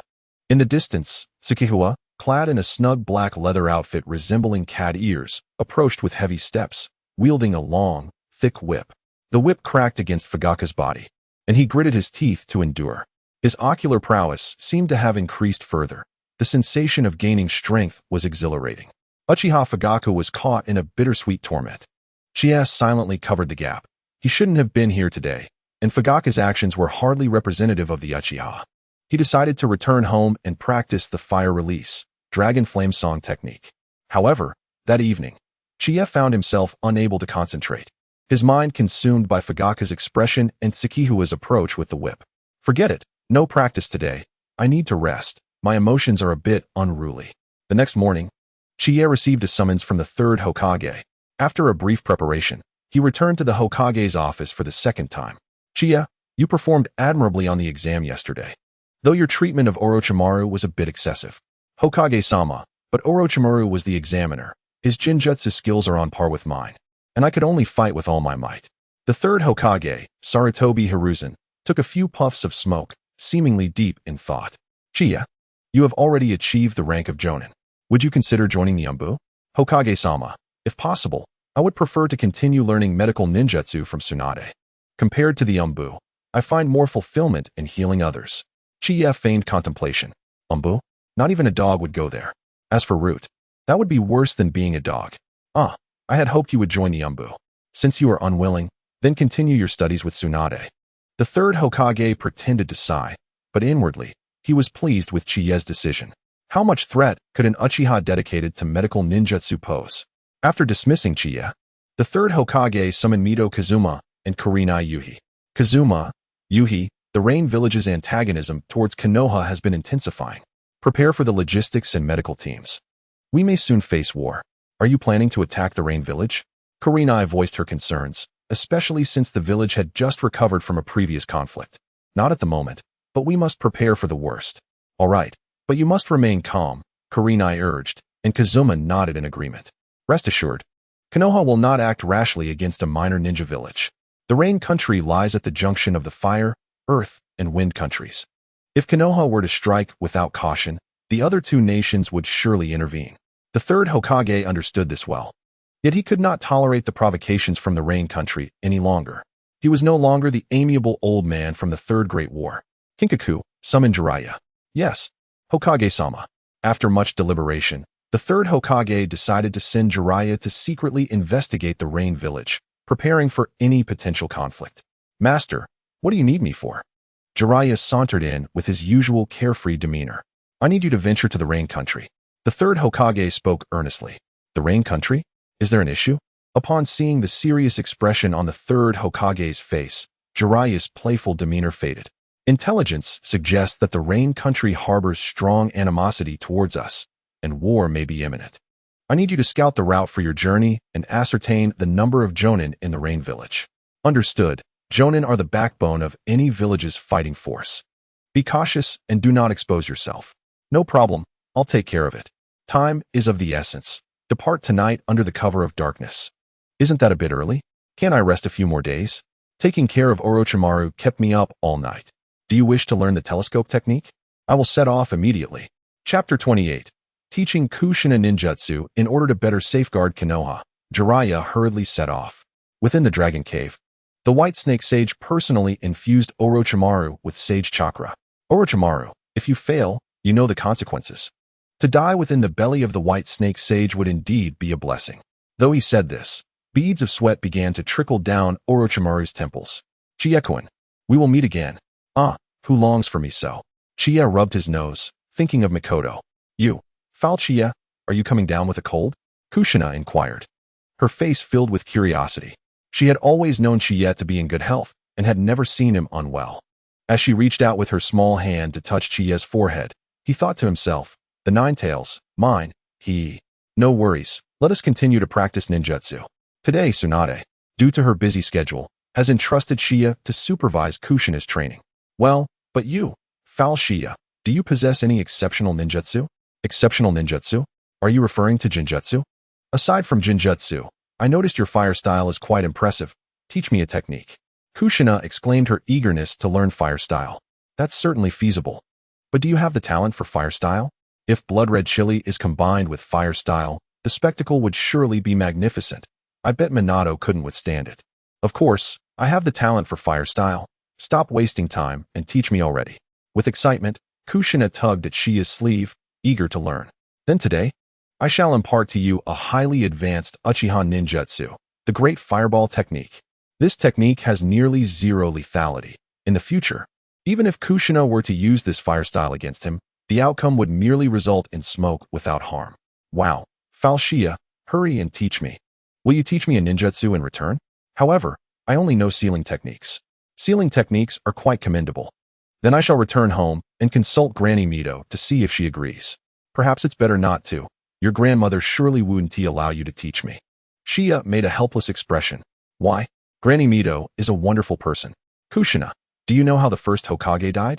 Kushina's big eyes were filled with ignorance. He was killed by Uchiha Madara, Shia whispered to Kushina. Shia noticed that the Umbu in the distance were merely observing and not eavesdropping on their conversation. Really? Then it's better not to inform Granny Mito. But I can secretly teach you. Kushina pulled Shia close to her shoulder and whispered. That wouldn't be good. Let us ensure no one discovers our secret. Shia had achieved his goal. Sealing techniques were beckoning him, and once he mastered them, unsealing the nine tails would be a trivial task. Kushina, you have no idea how grave a mistake you made today. Foul Shia, rest assured, I can keep a secret. Receiving Kushina's assurance, Shia joyfully ruffled her hair. Be gentle, you're messing up my hair. Kushina expressed concern for her hairstyle, but did not shy away from Shia's large hand. As night approached, Shia escorted Kushina home. Where is Mikoto today? Is she truly upset? Oh, wait, today is Saturday. Even babysitters need their time off. Shia quietly prepared a meal, suddenly feeling the urge to take a walk. I'm not going to see Uchiha Fugaku. Chapter 29. The Battle After Several Days of Travel. Jiraiya arrived in the land of rain. It seemed to rain perpetually here. Such a humid environment must appeal to Bunta. Jiraiya mused that if Mount Myaboku were to relocate, the land of rain would be quite suitable. Having observed several optimal routes along the border of the land of rain and the land of fire, Jiraiya proceeded towards the rain village. In the land of rain, a constant drizzle persisted. Meanwhile, in the land of fire, the training grounds of the Konoha Ninja School were bustling with activity. Everyone was selecting their opponents. Those who could not find a match would be assigned one by the teacher. The responsible instructor for this battle, Karui, patiently explained. Teacher, I want to spar with him. Kushina pointed at a boy with yellow hair. Kushina, do not point at others. You must show respect to your classmates. Karui's forehead twitched with irritation. The boy she pointed at was none other than his most prized student, the top of the class, Minato Namikaze, who had provided Karui with substantial teaching bonuses. Teacher, I accept. I am Minato Namikaze. The boy with yellow hair smiled brightly at Kushina. In response, Kushina gave a fist pump toward Minato. You two shall be the first pair to spar. Remember to form the confrontation seal at the beginning and the reconciliation seal when finished. All right. Kushina, somewhat impatient, had long wished to confront the boy who mocked her hair. After forming the confrontation seal, Kushina made the first move. Minato skillfully evaded and quickly created distance. Kushina charged again, eager for direct combat, yet Minato showed no intention of engaging head-on. An excellent strategy, effectively exhausting Kushina's stamina, Karui thought, secretly admiring Minato's tactics. Growing increasingly frustrated, Kushina felt like she was chasing an agile mosquito, unable to catch Minato no matter how hard she tried. Suddenly, an idea sparked in her mind. I still have that advanced fire-style technique that Foul Shia taught me. Kushina pretended to be fatigued and discreetly created some distance. She quickly unleashed the ninjutsu she had diligently learned from Shia over the past few days. Is she about to perform a ninjutsu? Karui gasped in surprise and hurriedly attempted to halt the match. Fire style, great fireball technique. Kushina rapidly gathered chakra in her throat, then launched a massive fireball toward Minato. Wow, a ninjutsu. Incredible. Kushina can perform ninjutsu. The observing children buzzed with astonishment. Hearing this, Kushina felt an immense sense of pride. With a thud, the fireball struck Minato directly. Just as Karui was about to rush in to assist, there was a bang, and Minato instantly transformed into a wooden log. It was a substitution technique. A short distance away, Minato emerged, his hands trembling. As a child from a common family, he had no ninjutsu skills. Had he been a moment slower, he would have been gravely injured or worse. You lost, Kushina exclaimed joyfully, as Minato had stepped out of bounds to evade the great fireball technique. The victor is Kushina. After forming the reconciliation seal, the next round of written tests commenced swiftly. Hiruzen, that child Kushina can already perform ninjutsu. This is detrimental to the village's surveillance. Danzo expressed his concerns to Hiruzen Sarutobi. Danzo, it was merely a great fireball technique. Do not be overly anxious. The third Hokage, Hiruzen Sarutobi, was unconcerned. His strength was at its peak, and he had the sealing scroll at hand for reference. He truly did not regard a single great fireball technique as a threat. Chapter 30. The Gathering. Hiruzen, Danzo, you should leave now. Hiruzen gestured for Danzo to depart. A feeling of jealousy grew increasingly within Danzo's heart. Once comrades who fought side by side, he now felt belittled by Hiruzen's dismissive attitude. He was the one truly deserving of becoming Hokage. Desperate to elevate his power, Danzo resolved that once he surpassed Hiruzen, he would claim the title of Hokage. In the Konoha Medical Department. Kushina, let us head home. Tsunade, you go on ahead. I want to wait for Qiye. Why are you waiting for him? I want to thank him properly. Kushina then recounted how she had used the great fireball technique to defeat her classmate in today's match. That is amazing, Kushina. Granny Mito will surely be pleased. Of course, for I am Uzumaki. Suddenly, Kushina seemed to recall something sorrowful, her expression dimming. Tsunade, you haven't left yet. Kushina is here too. What is the matter? Kushina, you seem a bit downcast. Qiye, puzzled, wondered if the other students had said something to her. No, Qiye. I came to tell you good news. Soon, Kushina adjusted her demeanor. Then, Kushina, do share the news. Qiye encouraged her to continue. If you want to hear it, you must treat me to a meal. Kushina knew that Qiye had quite a bit of savings. The medical department offered lucrative benefits, and unlike Tsunade, Qiye was not a gambler, so he must have some money. Am I perhaps a bit too accommodating to her? Qiye pondered. You decide, what would you like to eat? Today, I'll treat you. Endurance, for the sake of the nine tails. In due time, she shall regret it. Heh. The stinky Qiye is simply the best. Let us indulge in some barbecue. Wait, take me along. Tsunade quickly interjected, insisting that she could not be left out. Qiye scoffed at Tsunade's eagerness to join. For though she was the captain, she had never once treated them. What about Makoto? Makoto has been a bit upset with me these past few days. But I believe she will come around soon. Without Makoto, Qiye felt a sense of longing. Perhaps in a few days, he would seek her out for a chat. Stinky Qiye, did you bully Sister Makoto? That matter?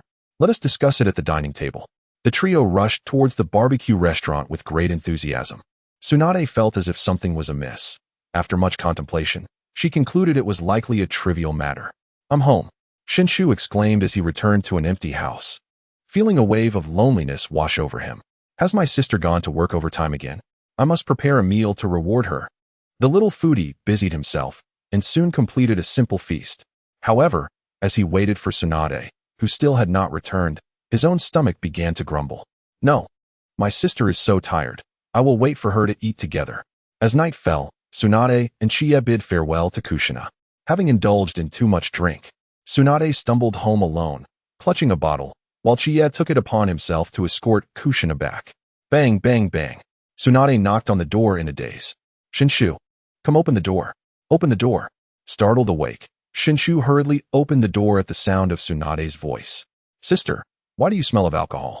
And wait, is that the scent of barbecue? Did you sneak off to eat without me? Shinshu's little face puffed up in indignation. Aside from becoming Hokage, eating was his greatest passion. Qiye treated us. I couldn't refuse the offer and ended up eating a bit. Burp. A breath laced with the aroma of barbecue wafted toward Shinshu. Ugh, how unpleasant. Thank goodness my sister didn't vomit. Shinshu, how did you know I felt nauseous? Ugh. Chapter 31. Hanzo Splash. Tsunade drenched Shinshu from head to toe, and she felt a bit more sober. Shinshu, why don't you go wash up? I'm tired. I'll just wash up and sleep. Tsunade hurriedly departed. Alone in the room, Shinshu felt utterly defeated. How foolish he was. He actually thought his sister was working late, which was why she hadn't come home. He had been so naive. He had even gone to bed with an empty stomach. Of course, he was no longer hungry now, having been filled with discomfort. At that moment, Shinshu transitioned from boyhood to maturity. Adults were indeed not to be trusted. Gazing at the sticky remnants of vomit on himself, he felt a wave of despair.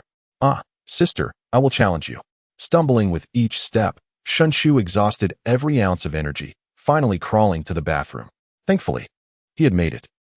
There's no water? Darkness enveloped him, and he could no longer hold on. He fainted. When he awoke again, he found himself dry. In the land of rain, within the Rain Ninja village, Jiraiya had altered his appearance and was merrily drinking with two enchanting women. Indeed, this was the unique service of the Rain Ninja Village. I have plenty of money. You must serve me well. Jiraiya boasted arrogantly, for the funds were not his own. The village was covering his expenses for this trip. At a tavern in the Rain Ninja Village, Jiraiya had lingered for half a month, yet he had failed to uncover any useful intelligence. The money given to him by the third Hokage had dwindled, and his own wallet was nearly empty. This cannot continue. I have serious matters to attend to. Struggling to rise, Jiraiya's legs buckled, and he sank back down. Alcohol and indulgence are detrimental, he lamented, only to be approached again by two women offering him more drinks. Lord Hanzo, we have discovered a ninja from another village. We have kept him intoxicated for several days. He has inquired about many matters concerning the village, but they are largely trivial. Continue monitoring him. He must not be allowed to leave the Rain Ninja Village for now. Yes, Lord Hanzo. These ninjas from the great nations brazenly infiltrated the Rain Ninja Village to gather intelligence. How infuriating. Were they destined to be bullied at will? Sandwiched between the major powers, the Rain Ninja Village faced dire circumstances. Any escort mission that crossed the borders of the Land of Rain would be mocked and ridiculed by the other great ninja villages, belittling them as a small nation with ineffectual ninjas. Due to mutual animosity among the major ninja villages, spies from each would often choose the Rain Ninja Village as a transit point, taking the opportunity to gather intelligence. Some rogue ninjas exhibited shamelessness to the extreme, not sparing the common folk of the Land of Rain. Even the daimyo of the Land of Rain found himself overshadowed by the relatives of other daimyos. The Rain Ninja Village was a place that could be trampled upon at any moment by the great ninja villages. No, I must change all of this.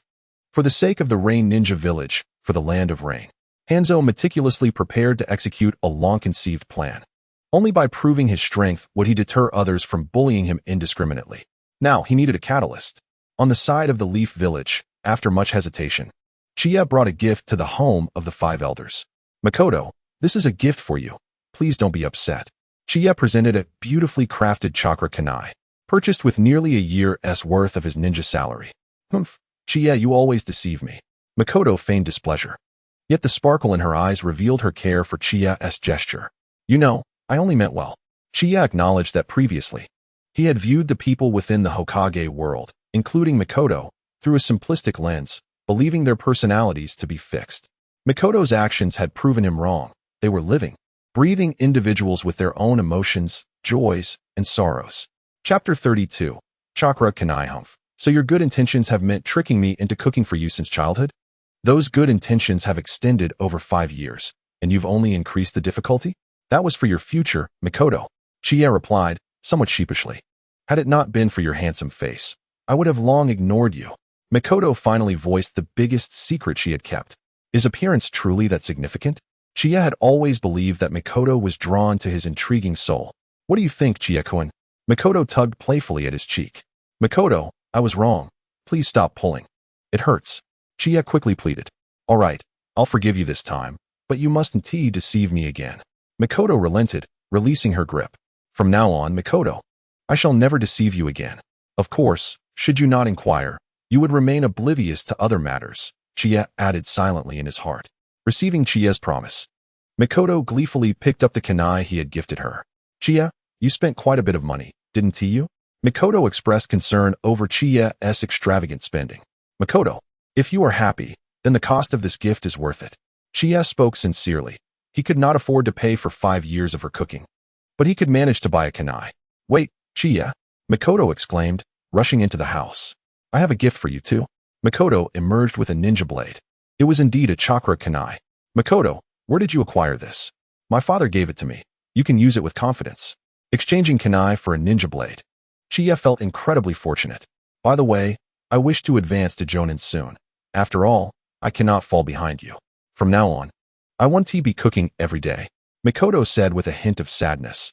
She wished to keep pace with Qiye, not merely be a silent cook. Whatever decision you make, Makoto, I will support you. Qiye affirmed, understanding that this was her personal journey.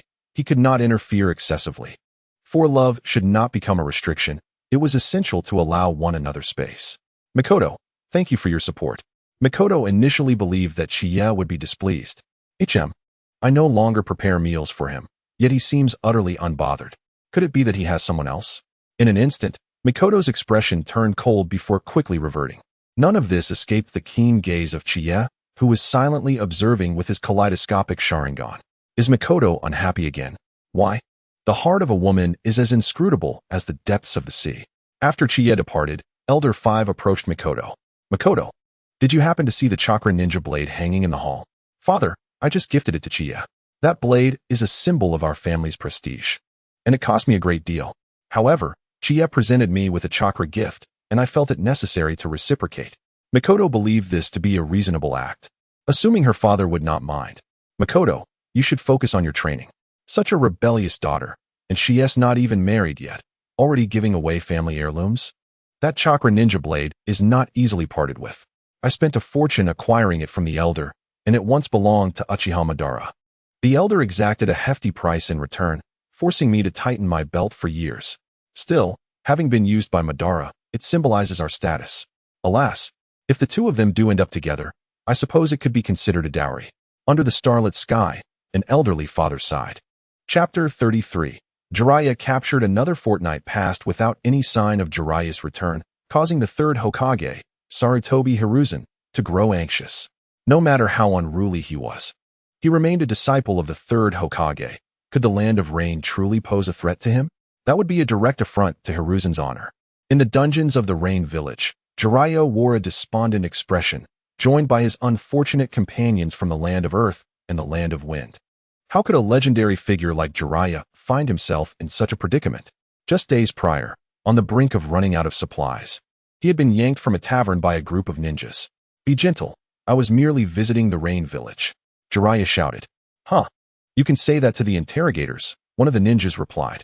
They skillfully inscribed chakra sealing techniques on him, and thus he was thrown into the dungeon. Fortunately, the Rain Village had yet to resort to torture. The immediate concern was to escape and prevent them from obtaining information about Konoha.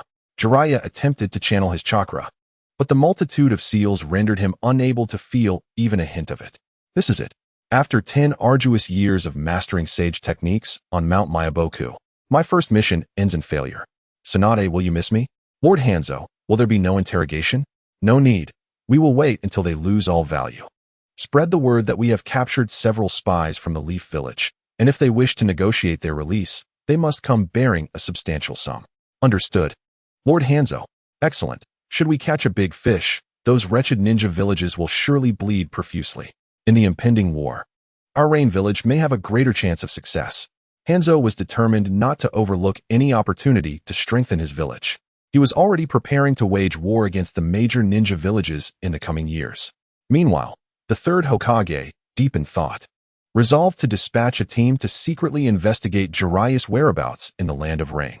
Rin, take a team to the Land of Rain to ascertain Jiraiya's status. If he has indeed been captured by the Rain Village, do your utmost to rescue him. But remember, the village's secrets must not be disclosed. Yes, Hokage-sama. The Rin team promptly set out for the Rain Village, and within days, news arrived. The Rain Village had captured several spies, demanding an exorbitant ransom for their release. Initially, the Sand Village had sent individuals to test the waters, only to be intimidated by the Rain Village's exorbitant demands. The Sand Village immediately offered 10 million at most, with additional compensation privately negotiated. Otherwise, they threatened war. Unfortunately, the Sand Village miscalculated.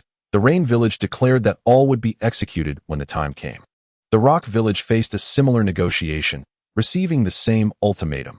If there were no plans to redeem their captured ninja by the agreed time, execution would follow. Knowing this, the third Hokage could not remain passive. Setting aside Jiraiya's talents and his connection to Mount Myaboku, the fact that Jiraiya was his disciple made execution an affront to Hiruzen's dignity. No, Jiraiya must be rescued. Subsequently, Sarutobi Hiruzen prepared a substantial sum of 20 billion. Nearly half a year's revenue for Konoha. Let us see how much the Rain Village will demand. After all, Konoha's resources are not easily relinquished. Chapter 34. Qiye's journey to the Rain Village. Who shall I send to undertake this task? One must find a person who loves the village and is willing to sacrifice for it. After much contemplation, Sarutobi Hiruzen thought of Uchiha Qiye. A member of the Uchiha clan, a ninja with greater genjutsu talent than Orochimaru, yet instead of honing his skills in illusion, He willingly dedicated himself to the medical department to save others. He was the perfect candidate. Hiruzen immediately summoned Uchiha Qiye from the Umbu. Qiye, I have an S-rank mission for you, and I believe you can accomplish it. Hokage-sama, what kind of mission is it? Here is the scroll. Please review it in detail. Qiye opened the scroll, while Hiruzen quietly observed him from his chair. What? Jiraiya was captured while on a mission in the Land of Rain? The Rain Village demands a large sum. If we do not comply, they will execute him? And Konoha is expected to agree to this? This is absurd. Konoha is being played for fools. The mission is straightforward. Qiye must conceal his identity and secretly deliver the ransom to the Rain Village in exchange for Jiraiya. The third Hokage has an immense trust in me, placing this responsibility upon my shoulders. Is he not concerned that I might abscond with the money? In Hiruzen's mind, Qiye resembled Uchiha Kagami, the type willing to sacrifice for the village. Qiye, do you accept? Hiruzen inquired as Qiye finished reading. Hokage-sama, rest assured, I will bring Jiraiya back. How could I refuse such an embarrassing mission presented by the third Hokage? If I decline, I would face repercussions every day thereafter. Time is of the essence. Return home. Prepare, and set out immediately. Understood, Hokage-sama. Qiye returned home, equipped the chakra ninja blade, and made a stop at Elder Five's residence to inform Mikoto of his undertaking. Mikoto felt a deep sense of reluctance about Chiye's departure, as it would be their first extended separation. Qiye, you must return safely. Mikoto was anxious, knowing the task would not be easy. Do not worry, Mikoto. Keep this under wraps, and think of it as a vacation. Qiye reassured her with a cheerful smile, treating it as a trivial matter. I will wait for your safe return. Mikoto gazed lovingly at Chiye's face. Silly boy. Qiye boldly embraced Mikoto. Just then, Elder Five approached. Ahem, ahem. Mikoto awkwardly broke free from Chiye's embrace. Well then, Mikoto, I shall take my leave. Waving his hand, Qiye departed with an air of nonchalance. You must take care of yourself, young lady, Elder Five said as he walked over to Mikoto. Humph, that rascal. Thinking he can court my precious girl while I'm still around. At the Konoha Medical Department, Qiye briefly informed Tsunade of his mission. Tsunade dismissed it casually, insisting he return to treat her to a meal. Do you think you're Kushina? I once he indulge you, if you want barbecue. You'll have to pay for it yourself. Qiye retorted without hesitation. Outside the door, Kushina, who was waiting to head home with Tsunade, felt an inexplicable flutter at those words. Does that mean something special for that rascal Qiye? After a brief exchange of words with Tsunade, Qiye quietly departed from Konoha village. It was his first journey to such a distant land, and he was uncertain of the current situation in the Land of Rain. From Chiye's estimations, a ninja of Jiraiya's caliber, even if still young, would not be easily dealt with by an ordinary jonin, especially considering his mastery of sage techniques. It was likely that Hanzo of the Salamander had intervened. Chapter 35. The search for Nagato. If Qiye were to discover that Jiraiya's recent failures were due to over a decade without female companionship, leading to his current predicament, he would surely express his discontent. After leaving Konoha, Qiye traveled at a leisurely pace while taking in the scenic views along the way. Using his Mangekyō Sharingan to survey the surroundings and ensure he was alone, he retrieved 20 billion yen in cash from his sealing scroll. Wow, with such a fortune, how many houses could I purchase in Konoha? Qiye mused. Sarutobi Hiruzen certainly had the means. If such wealth were invested in the village, it could propel them into a new technological era. Despite his musings, Qiye remained industrious, stowing away 5 billion yen in his personal treasury. 5 billion seemed insufficient, as he anticipated numerous future expenses, so he ultimately took 15 billion. He trusted that the remaining 5 billion would suffice for Jiraiya. Once he secured his small treasury, Qiye quickened his pace and soon reached the border between the Land of Fire and the Land of Rain. After informing the border guards and acquiring a map of the Land of Rain, he noted that despite its proximity to several neighboring nations, this region was particularly favored by rainfall. The weather here was unpredictable. No sooner had he crossed from the Land of Fire into the Land of Rain than the rain began to fall steadily. He pondered the fate of the 3 individuals he had left behind. According to his knowledge, Nagato had not yet become an orphan, as his parents perished during the Second Great Ninja War. As for when he received the Rinnegan, Qiye believed it was early in the war. Should he visit Nagato? The current Nagato might be under surveillance by White Zetsu, and if he had not yet acquired the Rinnegan, White Zetsu would only check in sporadically. If he had already received it, however, Qiye's visit could alert him, yet the potential rewards were immense. By absorbing the ocular power within the Rinnegan, He could very well ascend to the status of a sage of 6 paths. The temptation was great. Without Indra's reincarnation chakra, the awakening of the Rinnegan in others remained uncertain. Qiye resolved to take the risk and see for himself. The worst outcome, should he encounter Black Zetsu, would be to exert his chakra to escape, which he believed was manageable. As for rescuing Jiraiya, he would have to apologize later. But where was Nagato? He decided to investigate near the Rain Village first. Rather than entering the Rain Village immediately, Qiye sought information about Nagato's family nearby. After 2 days of inquiries, he finally gathered some leads, particularly thanks to a striking red-haired figure he encountered. "Brother Qiye, do we really have a family?" Nagato asked.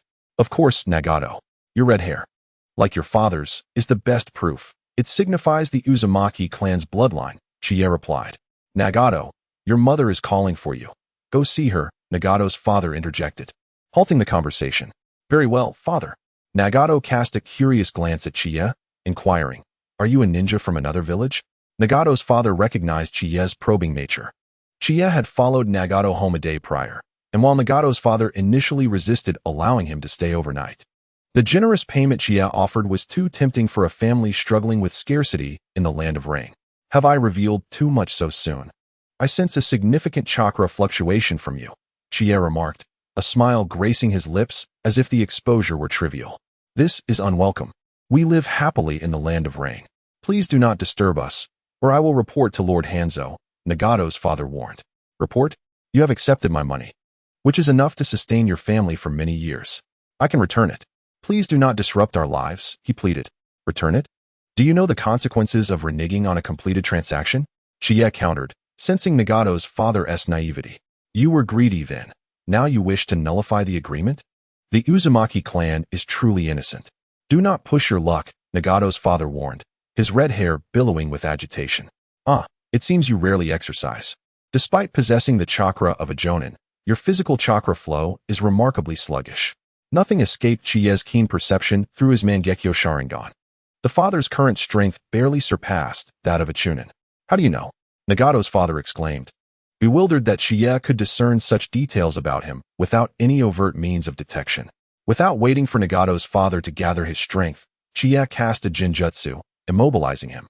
Through interrogation, he learned that after the massacre of the Uzumaki clan, its members scattered in fear. Nagato's father had fled to the land of rain, where he fortuitously encountered Hanzo during a patrol. Hanzo, intrigued by the Uzumaki bloodline, discreetly arranged for him to stay.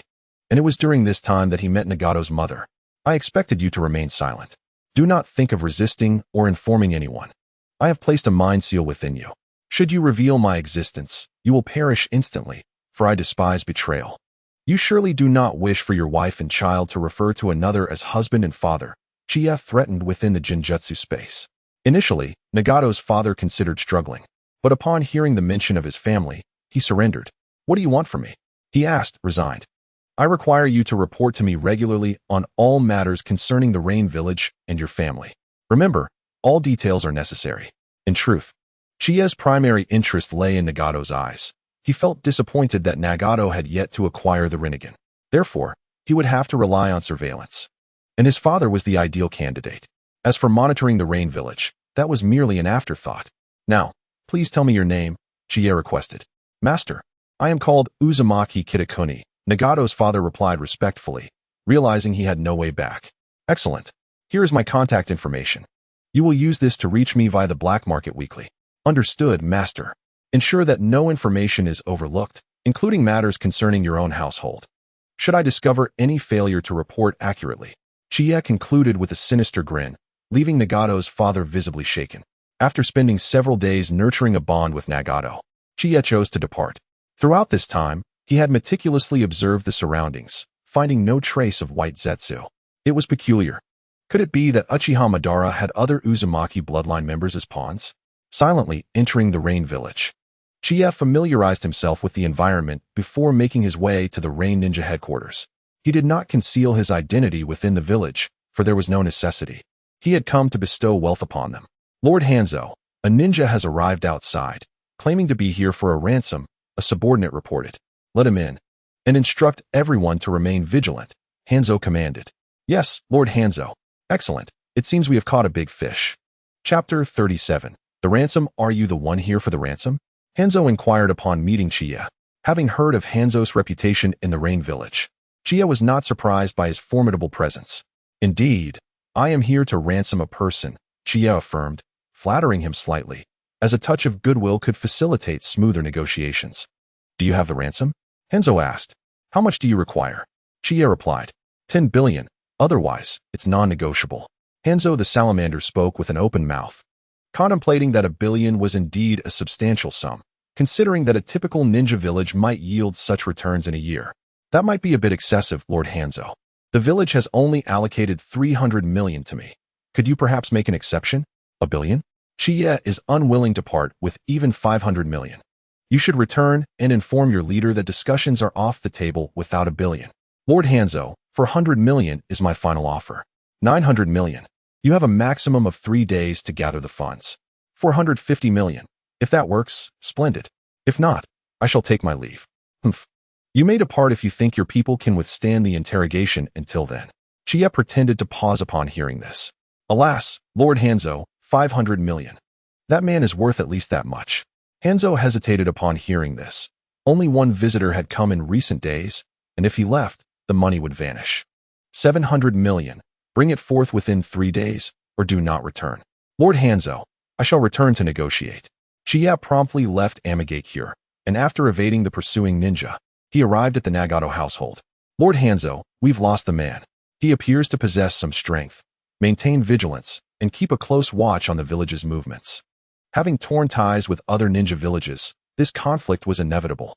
If that man brought 700 million, Hanzo would deem it worthwhile, alleviating Mangekyo's financial strain for a year. Meanwhile, Qiye began instructing Nagato on the gathering and application of chakra. Witnessing the Lord teach his child to be a ninja, Uzumaki Baikoku refrained from speaking, merely keeping a watchful eye on his wife. 3 days later, Qiye bid farewell to the Nagato family and proceeded back to Mangekyo. Have you brought the money? Indeed. Here is 700 million. Qiye produced a scroll from within his robes, containing the 200 million he had provided to Jiraiya, now deemed a debt owed to him. Excellent. Shinda, escort him to the exchange. Yes, Lord Hanzo. Following orders, Shinda guided Qiye to Mangekyo's dungeon. Hanzo, upon seeing the cash on the floor, was elated. With a brief respite of 1 or 2 years, he could wage war against the major ninja nations. Inside the dungeon, the environment was dark and damp, a foul odor assaulting Qiye's senses. At least you all wear masks. Ha ha ha. Interested in joining Mangekyo? Shinda asked, half jokingly, half seriously. Forget it. My ties to the village run too deep. Qiye sighed. Shinda feigned understanding. Behold, this is where we can find spies. Take a look for yourself. Qiye looked up. Was this truly a place for humans? Compared to other cells, this one housed a group of individuals, the stench of filth and sweat intertwined. And Jiraiya?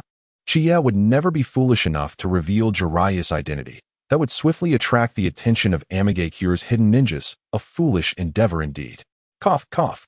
Qiye coughed a few times, attempting to make his voice heard. In a daze, Jiraiya seemed to have heard something, raising his head to see a familiar figure. Uchiha Qiye? What is he doing here? Has he betrayed the village? Jiraiya's initial thought was quickly dismissed, for Mangekyo was not worthy. Qiye soon discerned the unusual gaze. His Mangekyō Sharingan silently appraising the man. Save for the differing hair color, slightly darker skin, and a mole on his nose, was that not Jiraiya? Yet he looked utterly disheveled, his garments tattered as if torn from him. What had he endured? Qiye subtly gestured towards Jiraiya, and the Mangekyo ninja brought him forth. Come, you are free. Shinda coldly addressed Jiraiya. No one would show kindness to a spy. Upon hearing this, Jiraiya was overjoyed. He had finally escaped that hellish place. There. He had to worry not only about food and sanitation, but even sleep had to be approached with caution. Indeed, it was as you imagined. A dozen individuals together without a single blanket. The ninjas could only bully those from other villages who were isolated. Though Jiraiya's chakra was sealed, he still possessed physical prowess. But alas, a pair of fists could not contend with 4. The ragged strips of cloth were all he had to defend his dignity.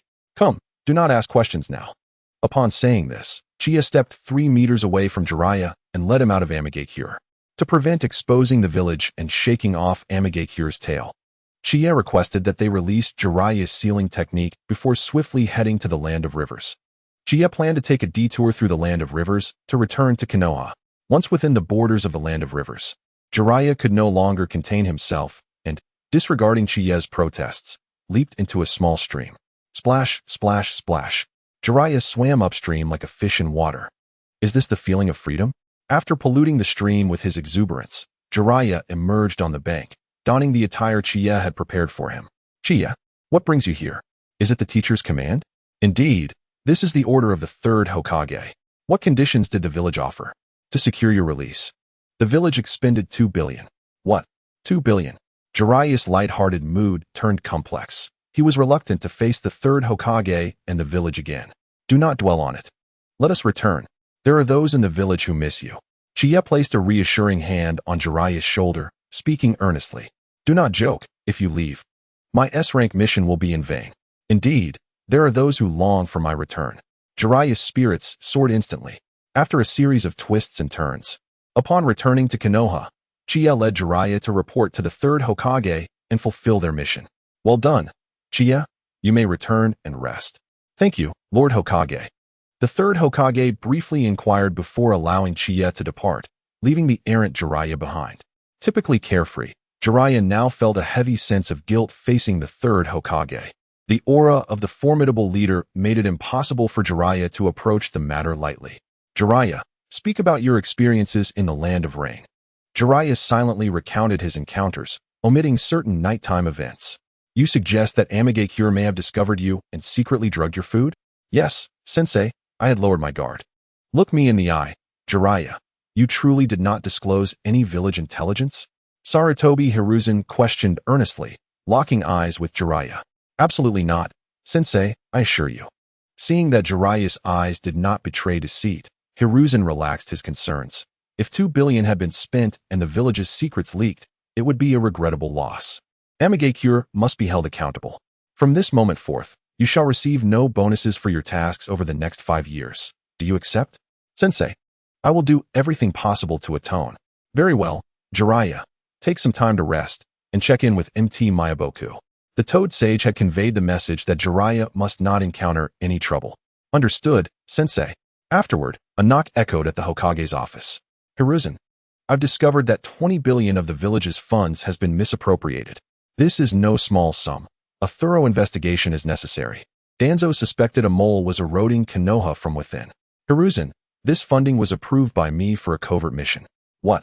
How could I, as your assistant, be entirely unaware? Tawanzo was astounded. Rishin had accomplished this feat right under his nose, and yet it was done so quietly. The intelligence network of the Root organization lagged far behind that of the Umbu.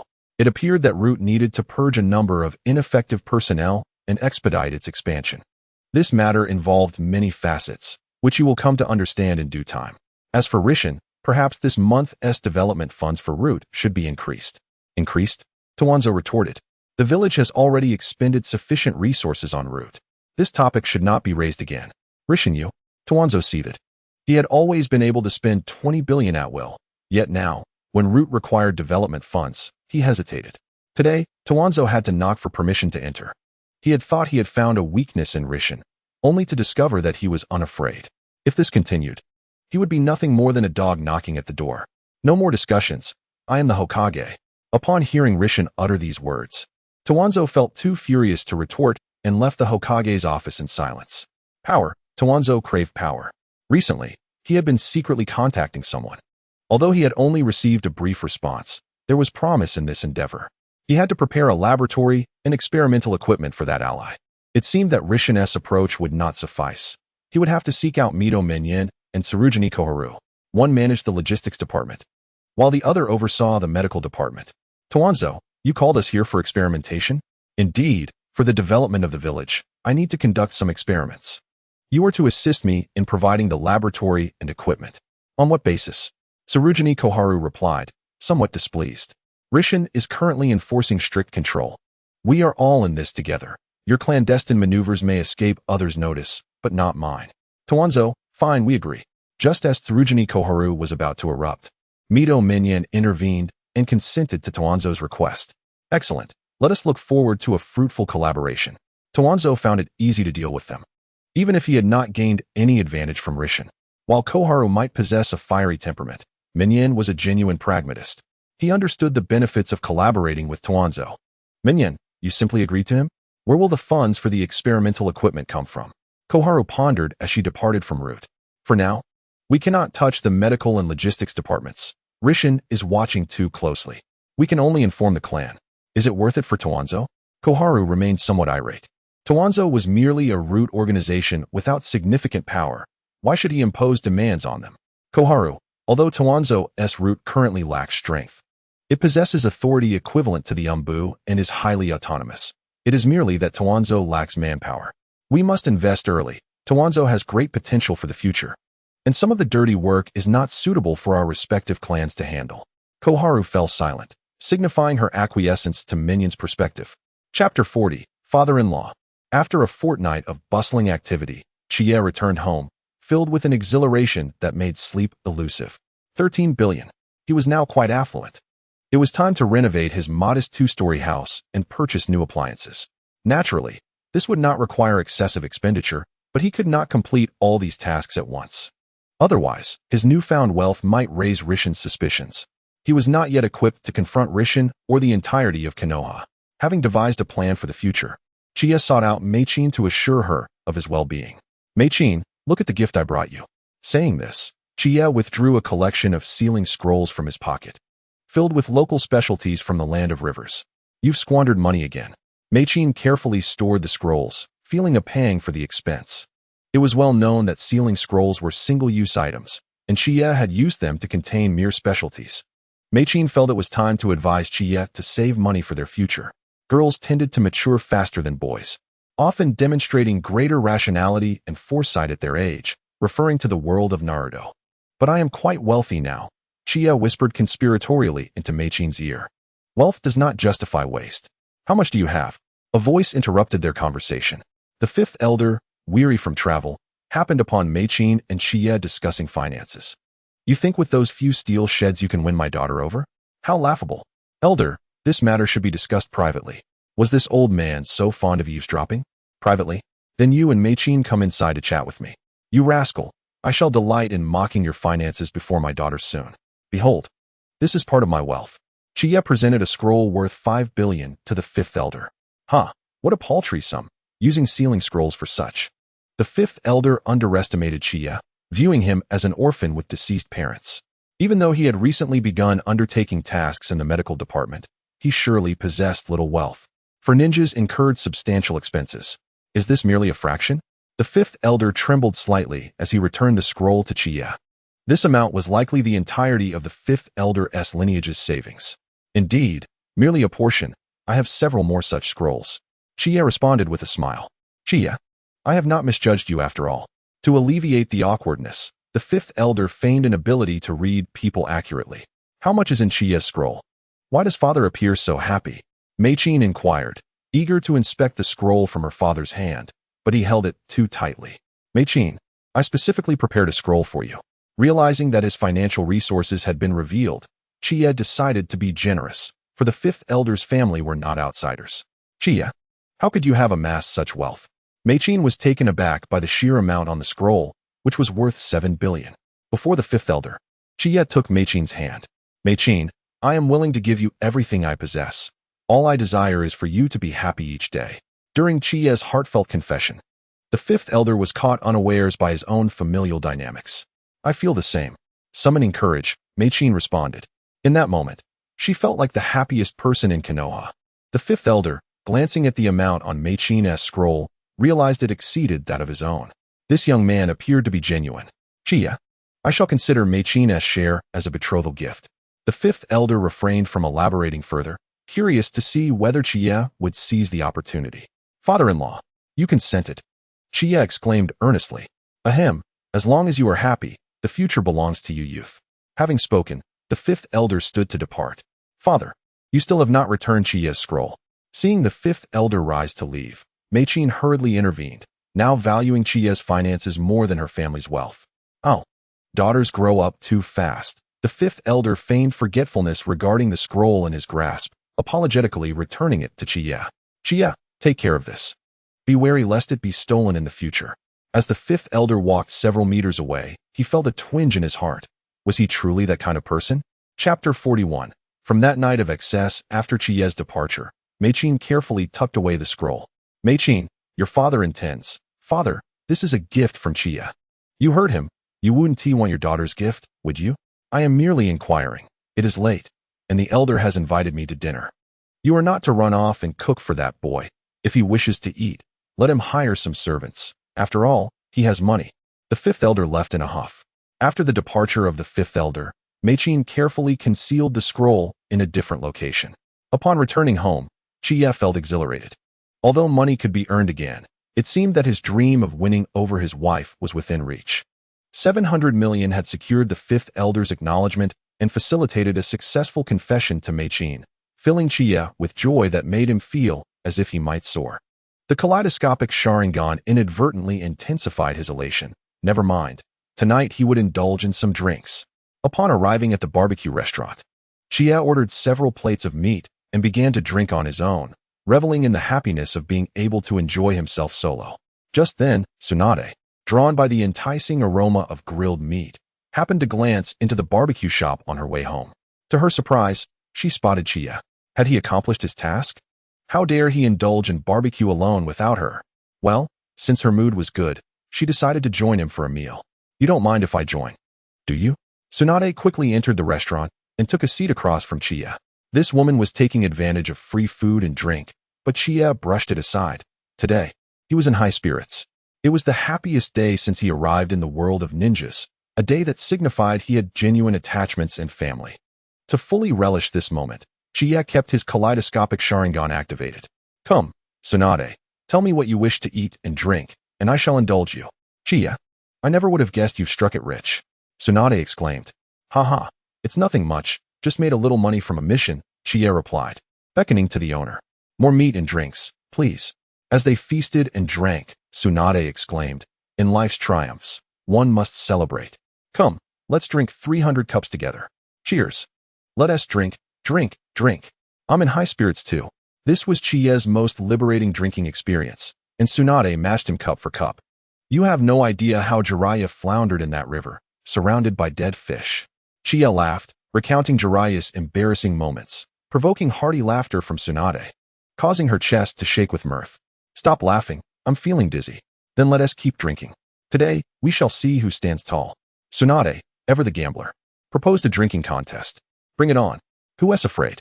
I've been holding back, fearing I might get drunk, Qiye challenged. Thus, two inebriated souls continued their revelry. While Shoji, accustomed to such antics, shrugged it off, indifferent to whether Tsunade returned that night. All right, it's about time for us to head home. Tsunade stumbled over her words, though she was reluctant to admit that Qiye still seemed capable of holding his liquor. Let us go home. Qiye, equally intoxicated, swayed as he led Tsunade outside. Wait, I ascend my house over there. Indeed, my home is this way. Qiye pointed in the direction of his house. Tsunade, slightly confused, dismissed her doubts under the influence of alcohol. Time for bed, time for bed. Qiye finally dragged Tsunade to his home, completely oblivious to the fact that an extra person now resided within. Well, I'm off to sleep, Tsunade declared, starting to undress. This moment, through Qiye's kaleidoscopic Sharingan, was magnified many times over. What are you doing, Qiye? You don't need to help. Ugh, I can't breathe. Why are you on top? Switch with me. Tsunade, fiercely assertive, immediately changed positions. In Konoha, Jiraiya leaned against the window, gazing at the moon. Tsunade, will you think of me tonight? The next morning, Qiye awoke in a haze, the previous night's revelry having blurred his memory, leaving him with the unsettling notion that something significant had transpired. First, I need to brush my teeth and wash my face, he murmured, pulling back the covers to reveal a fair, naked form before him. It was her. Qiye cautiously withdrew his thigh, fearing that a single punch could be detrimental, given the current medical capabilities. Don't move, let me sleep a little longer, Tsunade murmured, tightening her grip around Qiye's leg. Sweating profusely, Qiye felt the effects of the alcohol dissipate, his mind racing with strategies. Chapter 42, Tsunade awakens. What happened? A startled Tsunade awoke, surveying her surroundings in confusion. Memories of the previous night surged back, flooding her mind. Wait, don't panic. This is a situation that requires both parties to acknowledge their involvement, Qiye quickly explained, resembling a scoundrel offering excuses. I don't care. You must compensate me, Tsunade retorted. gripping Qiye with fierce determination. Does that mean I have to pay for all the barbecue from now on? Qiye tentatively suggested, uncertain of what he could offer as compensation, knowing that serious injuries were out of the question. Not enough. Plus, drinks are on you. I really don't have much money left. Qiye spread his hands, indicating that was the best he could do. Then it's settled. From now on, I want to drink and eat barbecue daily until you're broke. Tsunade acknowledged her part in the debacle, recognizing that it indeed took two to tango. Having hastily devised a reason for compensation, Tsunade prepared to leave in a hurry. Aren't you going to freshen up first? What if Meichin suddenly shows up and finds out? Qiye's heart sank at the thought. Well, good luck to you. Tsunade smirked, departing without a second thought. Qiye quickly ushered Tsunade out. Though Meichin rarely visited in the morning, he couldn't take the risk. Tsunade, neglecting her hygiene, threw on some clothes, her hair a wild mess and reeking of alcohol, stumbled out of Qiye's home. Sigh, drinking really complicates things. Qiye muttered as he tidied the bedding, the evidence of last night's escapades still lingering. I must dispose of this immediately. Meichin must not discover any of this. Perhaps I should use a sealing scroll. Qiye quietly placed the sheets into the sealing scroll, surprised at his own concern for Tsunade's feelings. That woman, aside from her ample bosom, was impulsive, with poor drinking habits. Shoju, covered in vomit, wholeheartedly agreed. Shaking his head, Qiye attempted to forget the events of the previous night. But the kaleidoscopic Sharingan possessed an uncanny ability to replicate memories. Once the alcohol wore off, recalling the events became akin to watching a film. By the way, my stamina is impressive, he mused. When the two met again that morning, their faces were awash with awkwardness. How are you? I'm still the same, Qiye expressed concern, while Tsunade feigned nonchalance. But you left rather awkwardly, he noted. That's because Tsunade caught herself, realizing he had set a trap. Just as she was about to express her frustration, Kato-dan approached. What a coincidence. Aren't you two performing any surgeries today? Just in time. Qiye silently gave Kato a thumbs up. Seeing Kato, Tsunade glared at Qiye and turned to leave. Qiye, you and Tsunade seem to have a great relationship. Oh, it's quite a complicated affair, Kato-dan remarked, envy evident in his tone, while Qiye managed a bittersweet smile. After exchanging a few pleasantries, Kato-dan's inquiries about Tsunade became incessant. What does she like to eat? What are her preferences? For Qiye, who was privy to the plot, he reassured Dan. Don't worry, Tsunade is already mine, and you one team meet an unfortunate end. Dismissing Kato-dan's questions with vague answers, Jiraiya suddenly appeared before them. Tension filled the air, as Jiraiya regarded Kato-dan with suspicion, while Dan's gentle smile concealed a potential threat. Well then, you two can engage in your little game. I want to be part of it. Qiye excused himself, claiming he needed to assist Tsunade with the surgery. Jiraiya and Kato-dan exchanged glances, each understanding the unspoken agreement. Before parting ways. Chapter 43. The unfortunate Jiraiya at noon. Jiraiya found himself at the Konoha Medical Department once again, concocting an excuse to have Tsunade examine his injuries. Tsunade, are you hurt? That's hard to believe. You were swimming upstream in the land of rivers faster than a fish the other day, Qiye teased Jiraiya. It's internal injuries. I'm still recovering from the poison the rain shinobi inflicted on me, he replied. Jiraiya had concocted an excuse for his morning visit, but fate had him encounter Kato-dan instead. The two exchanged glances, each trying to assess the other's intentions, both pressing the other to leave. Jiraiya, are you injured? Tsunade emerged from the medical room, examining Jiraiya closely, finding no visible signs of injury.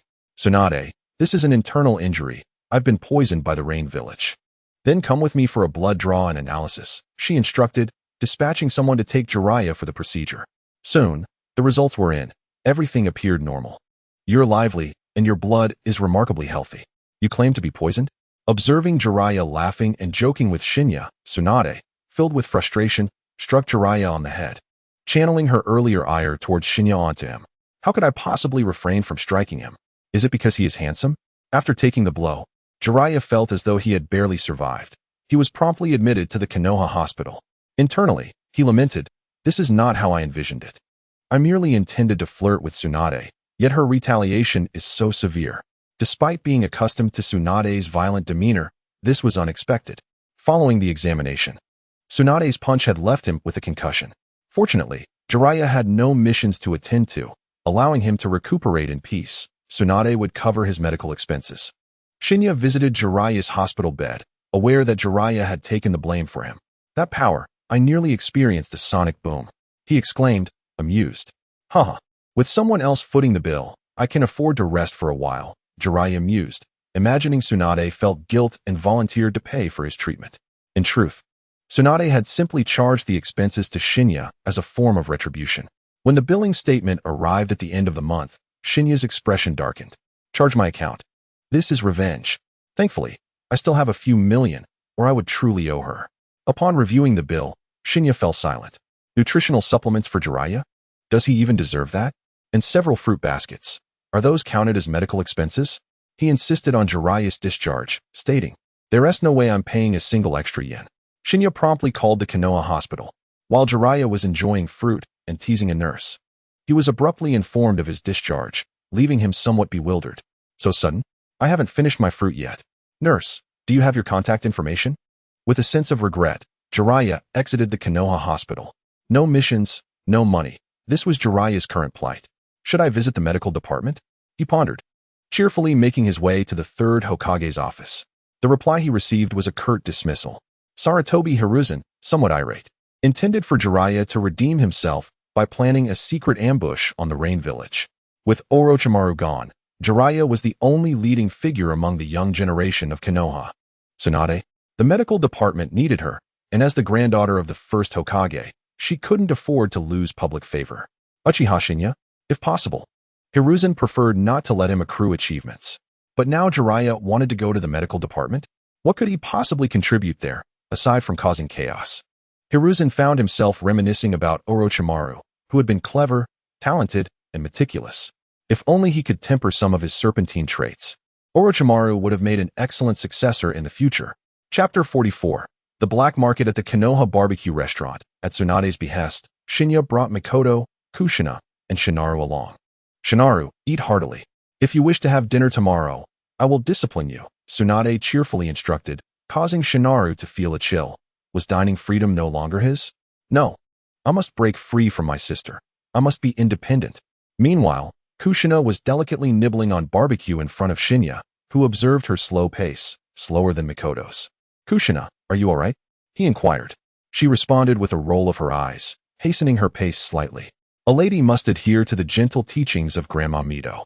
Had Mito known that this was for the sake of the Uchiha clan, she would have slapped Shinya without hesitation, but she cherished Kushina too much to do that. Indeed. Kushina, do eat up, Shinaru mumbled through a mouthful of meat, expressing concern for her. Why do you care? Kushina retorted, stepping on Shinaru's foot in irritation after being addressed twice. Ouch, I'm choking, help me. Seeing Shinaru's pleading gaze, Tsunade glanced at the indifferent Shinya and, with an exasperated gesture, resolved Shinaru's predicament. Sister, your methods are too harsh. You won't find a suitor like this. Shinaru complained, rubbing his head. Perplexed as to why hitting him on the head resolved his choking. Wait, did my sister not intend to help me? At this, Tsunade erupted like a cat whose tail had been stepped on, instantly igniting the once lively barbecue restaurant into silence. All eyes turned to Shinaru, pondering the severity of his impending punishment. Shinya, save me. Shinaru reached for Shinya's arm, but was deftly evaded. Shinaru, I'm in no position to assist you. I'd likely receive a beating too. Mikoto, it's getting late. Allow me to escort you home. Then we'll take our leave. Kushina, you should join us. All right. Mikoto nay. Mikoto graciously accepted Shinya's suggestion, leaving the siblings to resolve their matters alone. In the following days, Kushina noticed Shinaru's absence from the ninja academy. In the Dragon Cave, Orochimaru exhibited signs of serpentine transformation. Orochimaru, despite the time that has passed, you remain unable to control your transformation. Whitesnake Sage, grant me a bit more time. When the moment arrives, I shall willingly offer myself. Orochimaru's countenance darkened as he warily regarded the Whitesnake Sage. Very well, I shall afford you additional time. But you must exert yourself. That is only natural, Whitesnake Sage. As the sage departed leisurely, Orochimaru reverted from his transformed state. It seems that sage arts do not meld with my body. If only I possessed a better vessel. Since mastering sage arts proved elusive, Orochimaru needed to strategize for his eventual return to Konoha. I recall that the Dragon Cave harbors extensive research on souls. A sinister smile crept across Orochimaru's face. This knowledge would soon be his. Nevertheless, he deemed it wise to prepare a contingency plan. Chapter 45. Kushina's Worries at the Konoha Ninja Academy. Kushina sat alone in the grass, lost in thought. A child under 10, she bore worries beyond her comprehension. Today, Grandma Mito had taught her a sealing technique known as the four-symbol seal. Mito had informed her that one day she would use this ninjutsu to seal a fearsome-tailed beast. The moment the whirlpool of Mito allowed Kushina to sense the malevolent chakra of the nine tails, her small face turned pale. What a terrifying sight! How could such a dreadful creature exist? Who, I wonder, was responsible for its creation? Emerging from the sealed space of Granny Mito, Kushina felt a twinge of fear. The nine tails is indeed a fearsome beast, yet if one can seal it and harness its power, one would become extraordinarily powerful. Uzumaki Mito patiently guided Kushina, reminding her to practice that particular ninjutsu diligently and to be cautious of the Uchiha clan, especially their eyes. Mito sensed that her time was limited. Perhaps only a decade remained. She had to impart this ninjutsu to Kushina for the sake of the village. Granny Mito, is the Uchiha clan truly that fearsome? Kushina inquired. They are a malevolent lineage. Your grandfather, Hashirama, suffered greatly after battling Uchiha Madara, leaving him with a lingering ailment that hastened his demise. Remembering her own grandfather, Mito stated, in front of outsiders, I may seem indifferent, but you, Kushina, my only remaining kin and future Jinchuriki of the Nine Tails, must be vigilant. But, Granny Mito, not all Uchihas are wicked, are they? I believe Shinya is a good Uchiha. Kushina, the Uchiha clan becomes prideful and arrogant because of their Sharingan. Once they unlock the Mangekyo Sharingan, they can become unhinged, amplifying their emotions to an extreme degree. Such a clan, I implore you, promise me to avoid them. Kushina felt a rebuttal rising within her, but Mito's stern tone silenced her. Kushina, this is for your own good. The Sharingan can control tailed beasts. You must remain cautious of the Uchiha, especially their eyes. I am weary now, you may leave. Mito realized she might have frightened Kushina, but it was all for her benefit. Good night, Granny Mito. Kushina obediently exited Mito's room, her mind swirling with the elder's words. In her little head, questions abounded. Was that wretched Shinya truly an evil Uchiha? Was he really as Mito described? Moreover, Mito had repeatedly emphasized the Sharingan, yet Shinya had not awakened his eyes. He seemed rather inadequate. Silently mocking Shinya, Kushina devised a plan. Perhaps she could discreetly inquire with him to glean his perspective, as he might possess insights that differed from her own. Resolute, she decided to approach Shinya after school. It appeared her concern was not with the Uchiha clan as a whole, but rather with Uchiha Shinya specifically. What Mito conveyed could be considered a Konoha secret, and Kushina dared not share it with anyone else, not even Tsunade. Yet she trusted the seemingly charming Shinya. Chapter 46. Kushina seeks Shinya's counsel not far from Kushina. A small head peeked out from behind a tree trunk. Kushina, what's wrong? Is she upset? The figure hesitated, contemplating whether to approach her. This individual was none other than the future fourth Hokage, Minato Namikaze, his iconic golden hair shimmering like gold. After an afternoon of indecision, Minato noticed that Kushina had left. Where could she be? Remembering her earlier despondence, he grew concerned and began searching, eventually finding her at the Konoha Medical Department. She appeared to be engaged in conversation with someone clad in Uchiha attire. Was Kushina being threatened by a member of the Uchiha clan? Minato clenched his fists in response. What? Kushina, are you asking me if the Uchiha are an evil clan?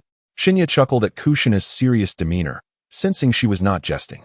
Well, let me enlighten you. Evil does not reside within a clan. That would be too simplistic. It is merely an attribute of certain individuals. Like Uchiha Madara? You're quite perceptive, you answered correctly.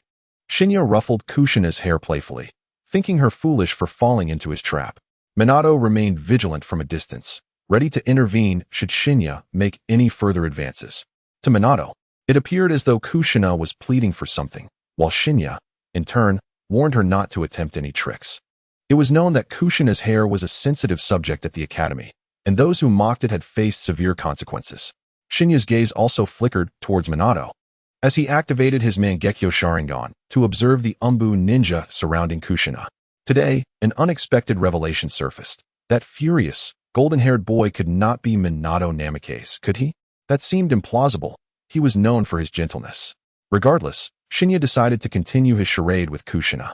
Indeed, Uchiha Madara, a co-founder of the village alongside Senju Hashirama, chose to resort to violence when he found himself at odds with Hashirama's ideals. The Uchiha clan did not support him, nor did the village, leading to his downfall. Thus, the Uchiha clan became labeled as evil, even though they had severed ties with Madara prior to his conflict with Hashirama. Kushina, you know my dream is to foster love within the village to prevent war from occurring. Even if I cannot become Hokage due to Madara's actions, I will still strive to realize that dream. Kushina, do you think I am an evil Uchiha? Shinya countered, having spent the entire afternoon deflecting blame onto Madara. You can blame him for not defeating Hashirama. Of course, you are not evil, Shinya, but aside from you and my sister Mikoto, I cannot be certain about others. After saying this, Kushina lowered her head, taking Mito's words to heart. Had Mito truly erred? Each individual possesses their own metric for good and evil. Should Kushina take the time to observe the Uchiha clan and see if they might become more malevolent? With a mischievous grin, Shinya remarked, "Ah, foolish Kushina. Your time is running short. Enough. Release that girl." Chapter 47. Kushina is attacked. Minato, unable to endure any longer, stepped forward. This Uchiha, exhibiting a wicked demeanor, was intolerable. How dare he threaten Kushina, who was but a child? Minato resolved that he would protect Kushina's smile at all costs. Kushina looked at Minato, puzzled. Who was he? Wasn't he the one who had mocked her hair? What is his problem? She thought. Is he sick? What if I refuse to let go? Shinya began his performance, pressing down on Kushina's head. Why is Shinya holding my head? Is he speaking to Minato? Confused, Kushina chose to observe the unfolding situation. We will report this to the Hokage, Minato declared, opting for a cunning approach against the towering Uchiha Shinya. Hokage, he is far too busy to concern himself with this matter. I am taking Kushina home right now. With that, Shinya gestured a threatening motion towards his own neck. What? How dare he act so brazenly? Minato thought, envisioning dire scenarios for Kushina. Meanwhile, Kushina wore a look of exasperation, as if to say, Shinya, that's enough already. For Kushina's sake, Minato decided to take the initiative. Not bad. Your speed is almost on par with a Chunin. Shinya admired Minato's speed as he charged toward him, then concocted a plan. What if, on the day the seal was undone, Minato was not with Kushina? Wouldn't that greatly enhance his chances of success? After all, the Flying Thunder God technique allows one to reach the battlefield in an instant. With this thought, a brilliant idea emerged in Chie's mind. He casually engaged in a few moves of the body technique with Minato. As Minato unleashed his full power, he struck. Minato rejoiced, realizing that this Uchiha had become overconfident, exposing a flaw. With a loud thud, Minato's fist landed squarely on Kushina's face. Chie wore a mischievous grin as he observed Minato, who suddenly felt drained of energy. The air grew thick, and Kushina stood there, stunned. You wretched Chie, what have you done? Did you use me as a shield? And you, Minato, I won't let this go. Kushina retaliated with a punch to Chie's side, a blow he had not anticipated given their proximity, leaving him unable to evade. It was all Minato's fault for exerting his utmost strength. This was the most severe injury Chie had ever sustained. Meanwhile, Kushina's face swelled noticeably, and after dealing with Chie, she was ready to take her anger out on Minato. Just as she raised her fist, Tsunade intervened. What happened to your face? Haha, who did that to you?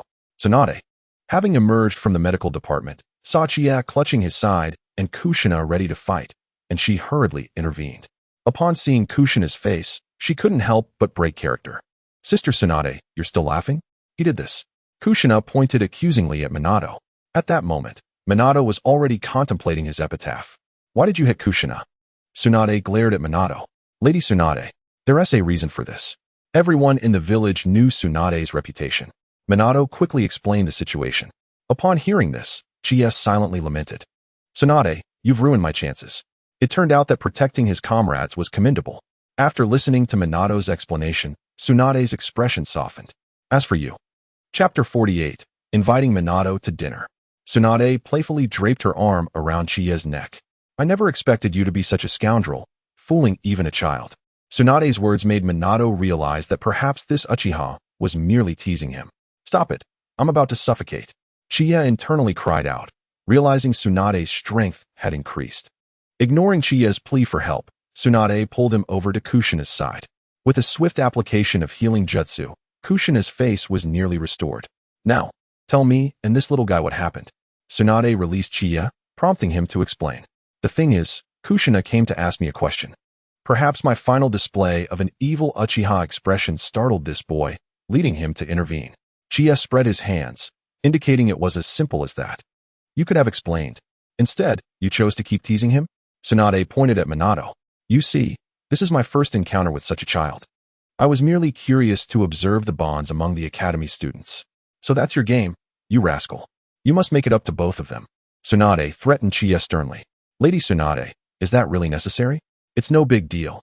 Minato, realizing the situation was merely a misunderstanding, attempted to leave. Not so fast. You brought this upon yourself, so you must handle the aftermath, Tsunade insisted, pointing at Qiye.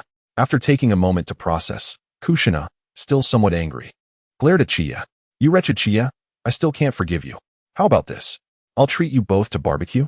Qiye, seeing no other option, decided to spend some money to avoid further trouble, knowing that with two foodies present, they would likely agree. Then I'll forgive you.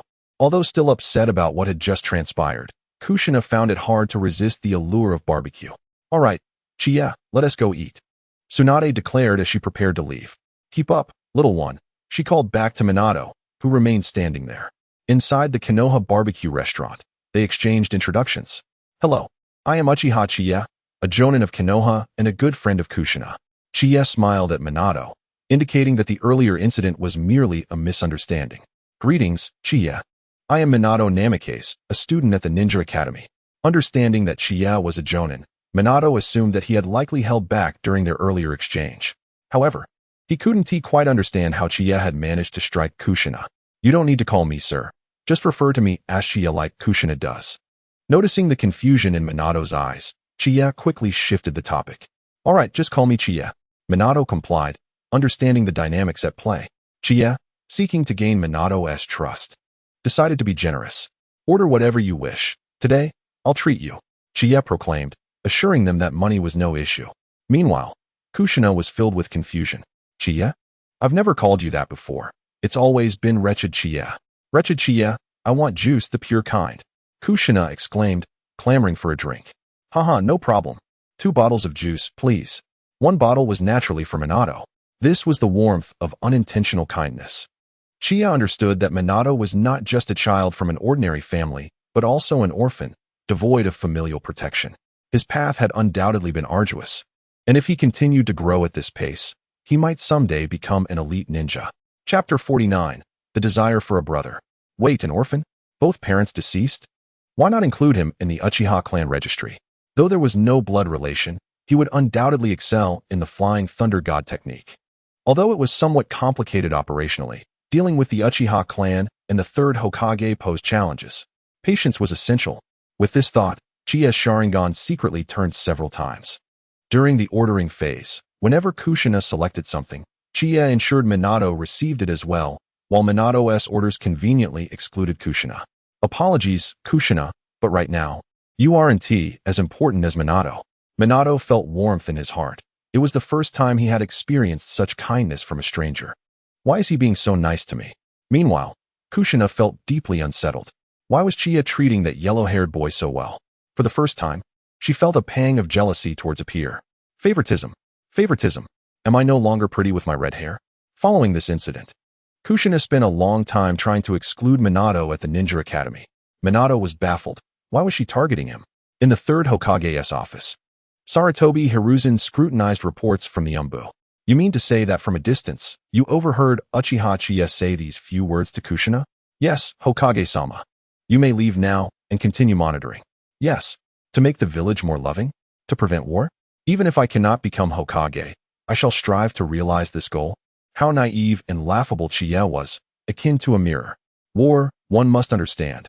Once becoming Hokage, Sarutobi Hiruzen recognized that war could bring prestige, resolve internal conflicts, and accomplish many things. Looking at the scroll before him, which also mentioned Minato Namikaze, an orphan from Konoha with some talent, but lacking any family background, he felt indifferent. As usual, the barbecue restaurant was bustling with patrons. Qiye, Mikoto, Tsunade, Shozo, Kushina, and now Minato were all gathered.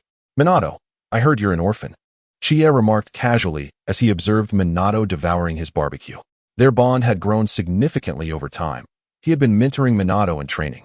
purchasing a wind-style jutsu scroll for him, and even providing him with several changes of clothes. Every mealtime, Qiye would insist that Kushina summon Minato to the Ninja Academy, while Kushina wore an expression of reluctance. Indeed, does blonde hair possess more allure than red? Yes, my parents perished in the ninja war.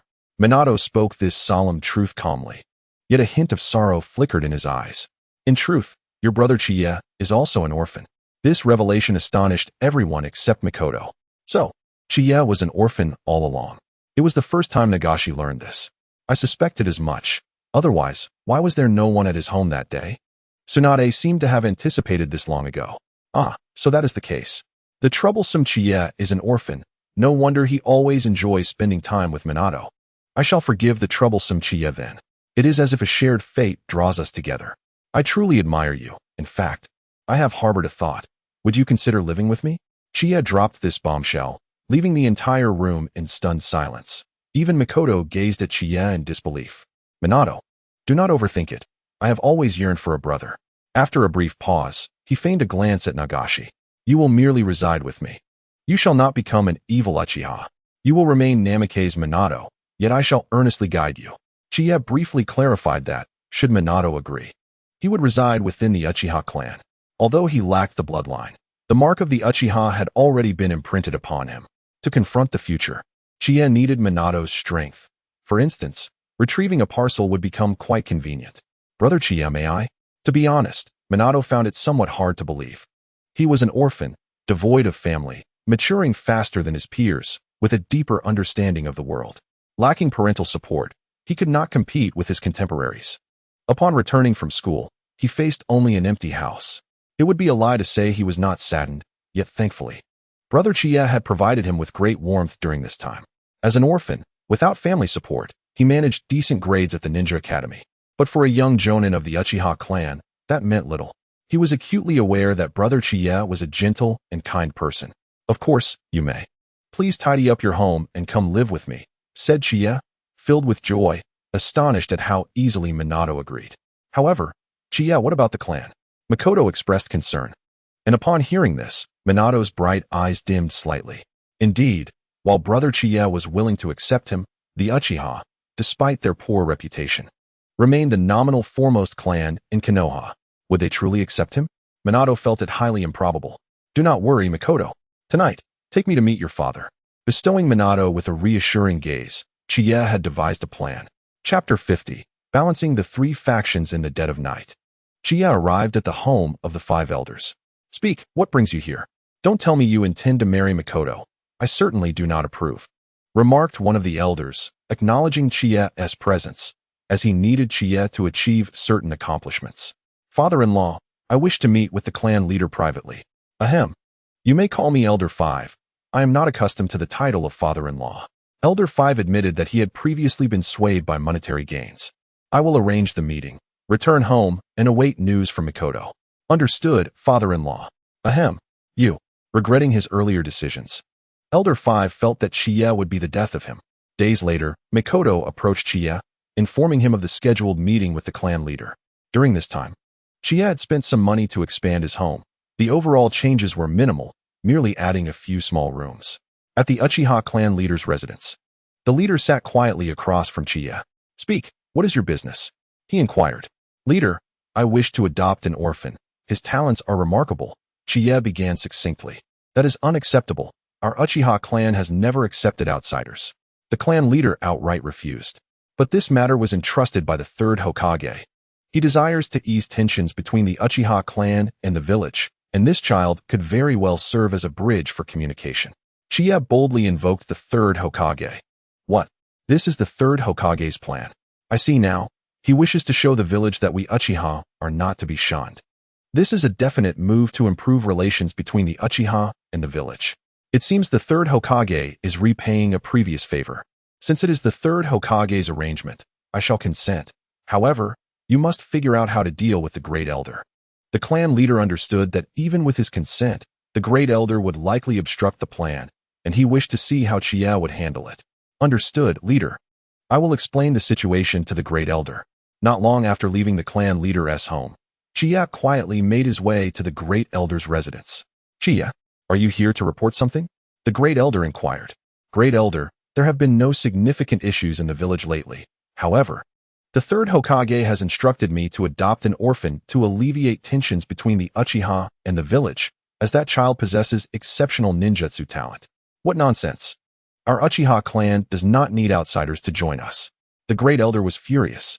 How can we ensure the purity of the Uchiha bloodline if we agree to this? Even if he is an orphan, he could very well be a spy. Great Elder, the clan leader has already agreed to the third Hokage's arrangement. Qiye utilized the clan leader as leverage. Absurd. Since when has the Uchiha clan leader become so submissive? Do we just heed whatever the third Hokage commands? The Great Elder was incensed. Great Elder, the situation cannot be changed. Even if that child is a spy, we will not allow him to access any information, rendering him powerless. You must understand, a trustworthy bright piece is far more reassuring than a treacherous dark piece. Furthermore, I suspect there may already be a traitor within the clan. Qiye spoke soothingly to the Great Elder, having long suspected that someone was secretly communicating with the third Hokage. Otherwise, why would Danzo obsess over the Sharingan? And how did he learn to use his Anaji? After a moment of contemplation, the Great Elder sighed. Indeed, I too have my suspicions about potential traitors within the clan. This matter requires your assistance in investigating. If we fail to counter the third Hokage's plans this time, his next scheme will be even more insidious and meticulous. If we agree now, at least the Uchiha clan will have a chance to recuperate. Weighing the pros and cons for a considerable time, the Great Elder appeared somewhat resigned.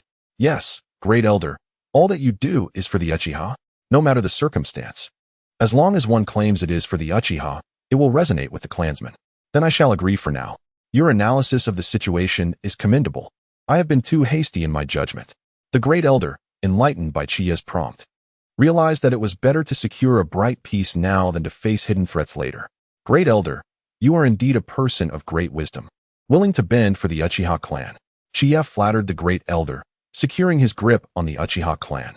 As for the sixth Elder, as long as the Uchiha clan leader stated it would ease relations with the village, he would undoubtedly agree without hesitation. Having resolved the Uchiha's concerns, Qiye swiftly made his way to the third Hokage's office. Qiye, have you come to see me regarding something? Hokage-sama, I wish to adopt an orphan. Qiye refrained from mentioning the child's talents initially, aware that elaborating too much might arouse suspicion in the third Hokage. What are your reasons? Surely you do not intend to adopt an orphan without cause. The third Hokage questioned, knowing well that there were numerous orphans in Konoha. It is as follows, Lord Hokage. I have encountered an orphan named Minato Namikaze. He is a student at the Ninja Academy, remarkably intelligent, and possesses a profound admiration for the will of fire. Moreover, the Uchiha clan seeks to mend their somewhat strained relationship with the village. They aspire to demonstrate that they are not entirely a cold-blooded clan through this child. Oh, is it merely to present themselves favorably before the village? The third Hokage, Hiruzen Sarutobi, was already aware of Minato's encounter with Qiye, but it was the movements of the Uchiha clan that held his focus. Qiye, I hereby grant you permission on behalf of the village. You may have Minato Namikaze move in with you at any time. Thank you, Lord Hokage. The third Hokage found Qiye's request a trivial matter, an orphan joining the Uchiha clan, which they approved of, so it was of no concern to him. However, he was more concerned about the underlying issues. Qiye, you must be aware that the Uchiha clan harbors many militants who will not allow the village to remain peaceful. The third Hokage expressed his worries to Qiye. Lord Hokage, I will never permit my clan to threaten the village. Qiye replied with a fierce determination, displaying an expression of uncompromising resolve against evil. Very well. I need you to undertake a secret surveillance of the Uchiha. When necessary, you must choose the village. After speaking, the third Hokage turned his gaze towards Uchiha Qiye. Lord Hokage, I am confident that the Uchiha will not betray the village. However, this responsibility falls squarely on my shoulders. Please trust me. I will prioritize the village above all else. Qiye had long suspected that Hiruzen Sarutobi harbored such thoughts, and today it seemed that Hiruzen had laid bare his intentions. No longer pretending. Good, now go back and inform Minato. Upon hearing this, Qiye exited the third Hokage's office. While he appeared resolute on the surface, it was all a performance for Hiruzen's benefit. Inwardly, he was elated. With Minato's addition, he would gradually indoctrinate him, ensuring that he would ultimately serve his purposes. Chapter 51. Chojuro seeks a teacher at the Konoha Ninja Academy, Parents waited to pick up their children after school. Minato, come here. I'm over here. Chiya called out eagerly to young Minato. The surrounding male classmates were taken aback. Did Minato have family? Meanwhile, the female students were starry-eyed, particularly the most obvious one, Kurenai Yuhi. Kushina also spotted Chiya and pretended not to recognize him to avoid any awkwardness. She did not wish to introduce the unsavory Chiya to her classmates. Brother Chiya, what brings you here? Young Minato asked in surprise. Having never been picked up before, this was a first for him. I have wonderful news to share with you. The village and the Uchiha clan have both agreed. You can move in with me from now on. Chiya joyfully conveyed to young Minato. That's fantastic, Brother Chiya. Young Minato was under the impression that everyone had forgotten the events of the past few days. He was profoundly touched that Brother Chiya would go to such lengths for him, and he nearly cried. Finally, he had a family. Don't cry. You are a man. Chiya said with a grin. All right, Brother Chiya, I won't cry. Then let us go gather your things so you can move in within the next couple of days. Chiya was eager and knew that a child's emotions were like a roller coaster. Delays could lead to complications, and he needed to act swiftly. He intended to sharpen young Minato into a brilliant weapon, ideally to the extent of independently resolving matters with the third Hokage and the root organization in the future. Soon, young Minato led Chiya to his home. Brother Chiya, this is my house, he said, pointing to a drafty, dilapidated home without a yard, feeling a bit ashamed. You've worked hard. From now on, I will take care of you, Chiya said, ruffling young Minato's hair, which was somewhat coarse and prickly. Upon hearing this, young Minato could no longer hold back his tears. He had endured so much in the crowded school, but now he could not restrain himself. It seemed he was one step closer to success. Rely on me, young one. You will become my sharpest blade. Chiya feigned comfort while inwardly praising his own brilliance. In a short time, he had effectively recruited both Kushina and Minato, two hidden talents. Once young Minato finished crying, his red-rimmed eyes tugged at the heartstrings. As they entered young Minato's house, it could be described as bare and empty. Your home is quite clean, Chiya complimented awkwardly. Brother Chiya, may I bring my parents' memorial tablets with me? Young Minato asked, worried that Chiya might mind. If Chiya disagreed, he would have to come back to pay his respects every few days. That is a must. I will honor them just as you do, Chiya replied, striking a chord within young Minato. Indeed, Brother Chiya was a gentle soul. In truth, to Chiya, it was merely a matter of adding 2 tablets. For the promise of immense future rewards, it was hardly an issue. After a brief tidying up, Chiya, carrying a bundle, and young Minato, holding the memorial tablets, arrived at their new home. Wow, Brother Chiya, your house is so big, young Minato exclaimed sincerely, for Chiya's home boasted both a front and backyard, with a 2-story building in the back that could accommodate several more structures. Come on, let me show you your new home, Chiya said, briefly informing Minato of the room layout, and allowing him to choose his room before heading off to find Tsunade. Earlier that morning, Tsunade had mentioned wanting to discuss something with Chiya. To be a teacher for Chojuro? Chiya exclaimed in disbelief as he looked at Tsunade. What could I possibly teach your brother? He has mastered all the foundational skills with remarkable proficiency. This task should be entrusted to Orochimaru. He is more familiar with it. Chojuro has been insisting on independence lately. He wishes to find a teacher to learn ninjutsu, Tsunade explained, noting that she had already reprimanded him several times. But he still sought independence. What about Jiraiya? Chiya contemplated attempting to alter Chojuro's fate, given the changes that had occurred in the Naruto world since his arrival. As for Chiya himself, he was primarily focused on training Minato and had little time to concern himself with Chojuro. Jiraiya? Chojuro seems to look down on him. Claiming that Jiraiya lacks professionalism, Tsunade bluntly remarked, entirely disregarding Jiraiya's feelings. And what about Orochimaru? What do you think? Chiya suggested, attempting to mention Orochimaru's name. He is indeed capable, but unfortunately, no one knows where he is now. He might even be dead. Chapter 52. Orochimaru returns to Konoha within the Dragon Cave. Orochimaru had not perished. Orochimaru, time has afforded you ample opportunity. Now, it is time to collect the interest. The White Snake Sage flicked its tongue, preparing to swallow Orochimaru whole. White Snake Sage, I would be honored to die within your belly, Orochimaru declared, feigning readiness for death. Excellent. I did not expect you to be a man of your word. Rest assured, I will consume you whole. You will hardly feel any pain. The White Snake Sage opened its maw and lunged at Orochimaru. At that moment, A purple snake silhouette swiftly darted by, engulfing Orochimaru and fleeing rapidly. Orochimaru, remember your promise of 1,000 sacrifices. Manda frantically carried Orochimaru as they fled through the dragon cave, shedding skin multiple times to evade the sage's jutsu. Fear not, Manda.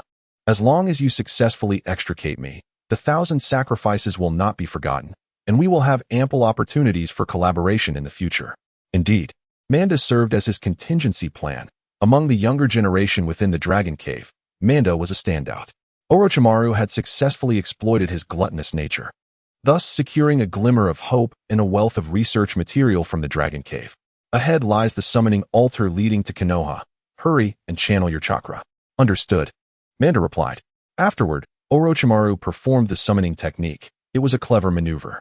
When Orochimaru opened his eyes again, he found himself near Konoha, accompanied by a small green snake that served as the medium for the summoning. Manda, you have freed him. The white serpent sage seethed with rage. I relish this.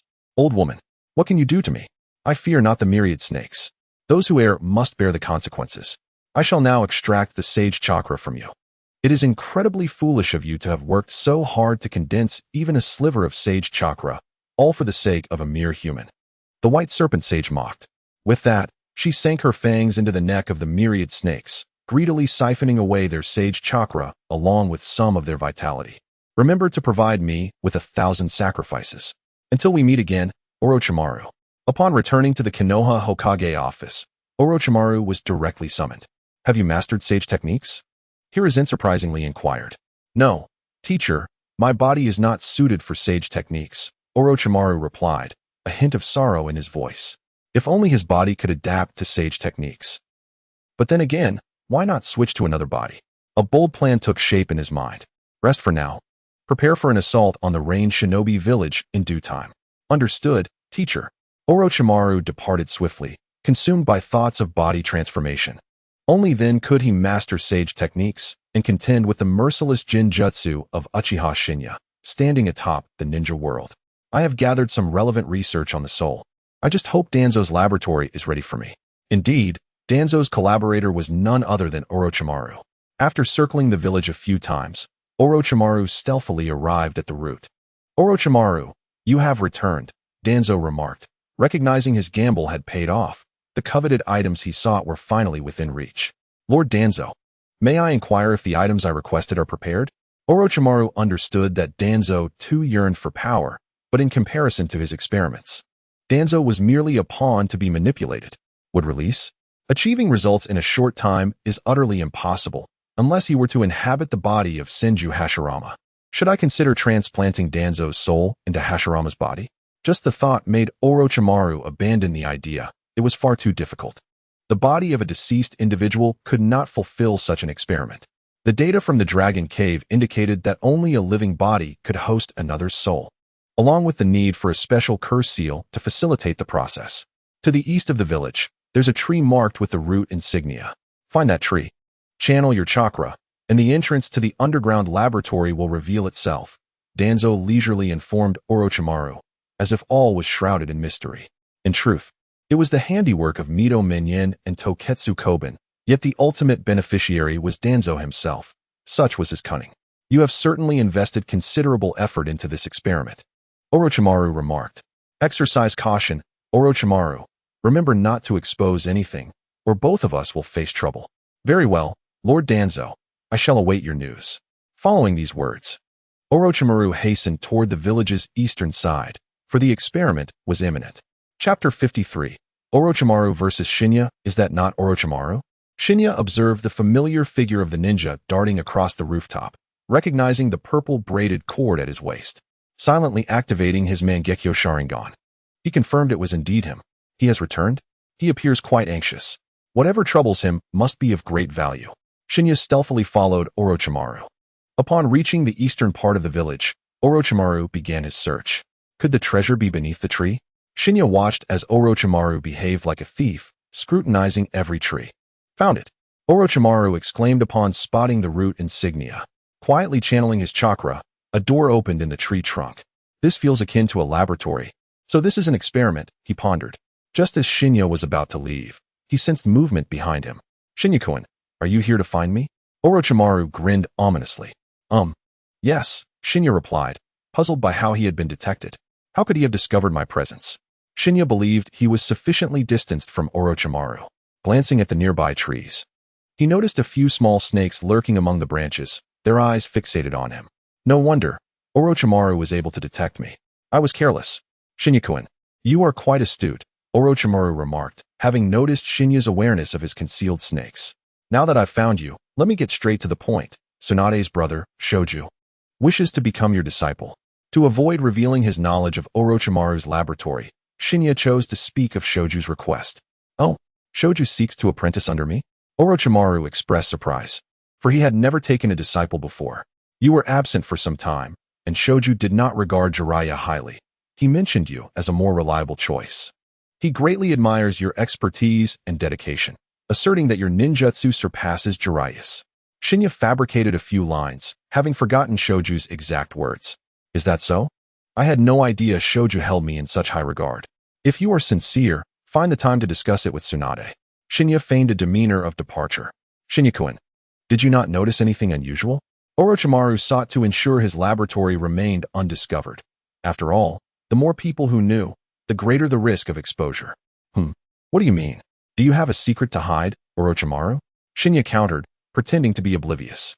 Nothing of the sort, Shinya-kun, just be cautious on your way back. Orochimaru remained uneasy, wanting to scrutinize Shinya's subtle expressions. Be cautious? Are you threatening me, Orochimaru? Shinya-kun, you are overthinking it. When did you employ Jinjutsu? Suddenly, Shinya's form dissolved into countless leeches, which then began to crawl toward Orochimaru.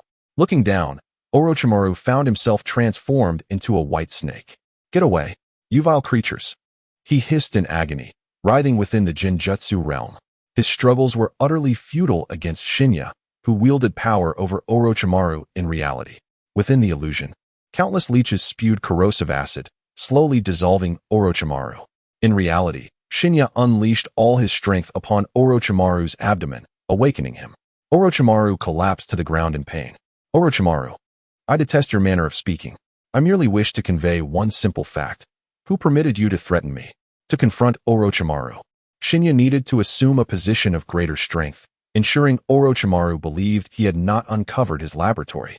Shinya-kun, you appear to be far less gentle than my master envisioned. Orochimaru gasped, astonished by Shinya's aggression against a villager. It must be noted that Orochimaru was still a young man at heart, merely seeking to conduct experiments. His threats were merely a means to prevent the village from obstructing him. You wish to convey that you might inform the third Hokage, do you? Do you truly believe I would allow you to leave this forest alive? Shinya pressed his foot upon Orochimaru's pained visage, grinding it into the ground. At that moment, the youthful heart of Orochimaru shattered completely. Shinya's actions trampled not just his face, but also his pride. After all, he was once the exceptional disciple nurtured with all diligence by the third Hokage. Uchiha Shinya, he is ruthless. It seems he would kill me at the slightest provocation. Orochimaru seethed with anger at his own weakness, yearning desperately for power. Shinya-kun, I assure you, no one else will learn of this. Please spare me. To survive, to experiment. To defeat Uchiha Shinya, Orochimaru resolved to endure humiliation and bear the burden of disgrace. Is that so? I find it hard to believe a person like you could offer such assurances. However, I might consider sparing you, provided you are willing to pay a price. Shinya reveled in his role as the antagonist, relishing the freedom to act as he pleased. Unless absolutely necessary, Orochimaru does not wish to resort to violence against Shinya. In the future, Orochimaru will also be indispensable to the world of Hokage. What is the price? Speak freely, Shinya-kun. I shall give you anything I possess. Yet, despite his words, Orochimaru secretly yearns to crush Shinya. I am quite curious. What brings you to this forest? Speak the truth, for I have no desire to resort to Jinjutsu to extract it from you. Today's events have completely deviated from Shiya's initial thoughts. The Mangekyō Sharingan has inadvertently intensified his negative traits. Since you feel the need to guard against me, I shall compel you to reveal your intentions. Shinya-kun, I have come because of my hand. Surely, there is no need to restrain me with a ninja blade. Just as Orochimaru attempts to flee, Shinya pierces his palm with a chakra-infused kunai. Shinya gazes down at Orochimaru, whose small tricks are utterly insignificant before the Mangekyō Sharingan. Just a moment ago, a serpent was quite unruly. What do you think should be done about it? It deserves punishment. Orochimaru feels a pang of frustration. This is a blatant mockery. Very well. Continue. The matter at hand is that Orochimaru elaborates on his purpose for being here, revealing a laboratory gifted to him by another. Oh, who would have thought that you, Orochimaru, have an affinity for experimentation? What is the focus of your research? Shia muses that this aligns with his previous suspicions, yet he remains unaware of Orochimaru's ultimate goals. It is to study the soul. I am quite intrigued by it. Orochimaru refrains from mentioning Danzo, for should Shia intend to kill him, revealing too much would be fatal, while silence would also lead to death. He does not believe Shia to be a kind-hearted individual. From their first encounter, he recognized that Uchiha Qiye harbors a wicked nature. Is that so? Then you shall provide me with a copy of your research findings and results in the future. No problem, Shia-kun. May I take my leave now? Not so fast, Orochimaru. Shia-yu. Orochimaru is so incensed that he forgets to address Shia with respect, as he once again falls victim to Genjutsu. Seizing the opportunity, Shia places several sealing techniques on Orochimaru, stipulating that should he speak of today's events, whether in writing or otherwise, the Amaterasu flames sealed within him will consume him instantly. You've worked hard, Orochimaru. Shia smiles at him, who is now utterly collapsed on the ground. Shia-kun, can you let me go now? Orochimaru finally musters the courage to inquire, for if he cannot, he would rather detonate an explosive tag and perish than endure further humiliation from Shia. You are fortunate. I am in a good mood today. Earlier, I placed several seals within your mind. If you dare to utter a word about today's events, I assure you, there will be nothing left of you. Upon finishing, Shia releases his foot and swaggeringly returns to the village. My chakra is running low. I need to replenish it. At the Konoha Medical Department, the ninja awaiting surgery tenses for no apparent reason. He has finally departed. Observing his own disheveled appearance, Orochimaru offers a bitter smile. He requires power and seeks vengeance against Uchiha Qiye. He is willing to betray the village if it means achieving his goals. Talent. Orochimaru covets talent. If only he possessed the Genjutsu aptitude of Uchiha Qiye, perhaps he could even surpass his master. Chapter 54. Rope Tree seeks a master. What? You say Orochimaru has returned to the village? Tsunade, who dined with Shia, is perplexed, as she was unaware of this development. I saw him sprinting across the rooftops this morning, Shia casually remarks. It is likely that some jonin in Konoha also witnessed it. Therefore, he decides to inform Tsunade first, allowing her to prepare herself in case Rope Tree discreetly seeks Orochimaru as a mentor. She might otherwise blame those who failed to notify her. Shia, do you believe it wise for Rope Tree to study under Orochimaru? Tsunade still hopes that Rope Tree will choose Shia as his teacher. After all, Shia is one of their own. Although Orochimaru has a dark side, I trust he would be a good teacher. Even after his eventual descent into darkness, he did not harm Hanabi, which indicates he values the master-student relationship, especially since he has not yet succumbed to darkness. Since you say so, I shall speak with Orochimaru in a few days. Tsunade is determined to consult Orochimaru for Rope Tree's sake. After all, he is her brother, and he must be cherished. Inside Orochimaru's laboratory in the eastern part of the village, he is elated to see so many experimental tools. I need some ordinary specimens. Should I continue to communicate with Danzo? Orochimaru is still awaiting a significant specimen from Danzo, and now is not the time to pressure him too much. Furthermore, due to their trust, Orochimaru does not wish Danzo to know of his research. By the way, the Konoha Medical Department might have something. After a few busy days in the lab, Orochimaru heads to the medical department. Just as Orochimaru arrives, Tsunade approaches him, having a matter to discuss. Coincidentally, I also have something to discuss with you, Tsunade. Orochimaru has not yet reached the point of severing ties with Tsunade and Jiraiya. They remain good allies. And although he craves power, he harbors no ill intentions at present. Should I go first? Tsunade, always the proactive one, looks at Orochimaru. Please, go ahead, Tsunade. It is this. Rope Tree mentioned he wishes to find a ninjutsu teacher, and he has taken a liking to you.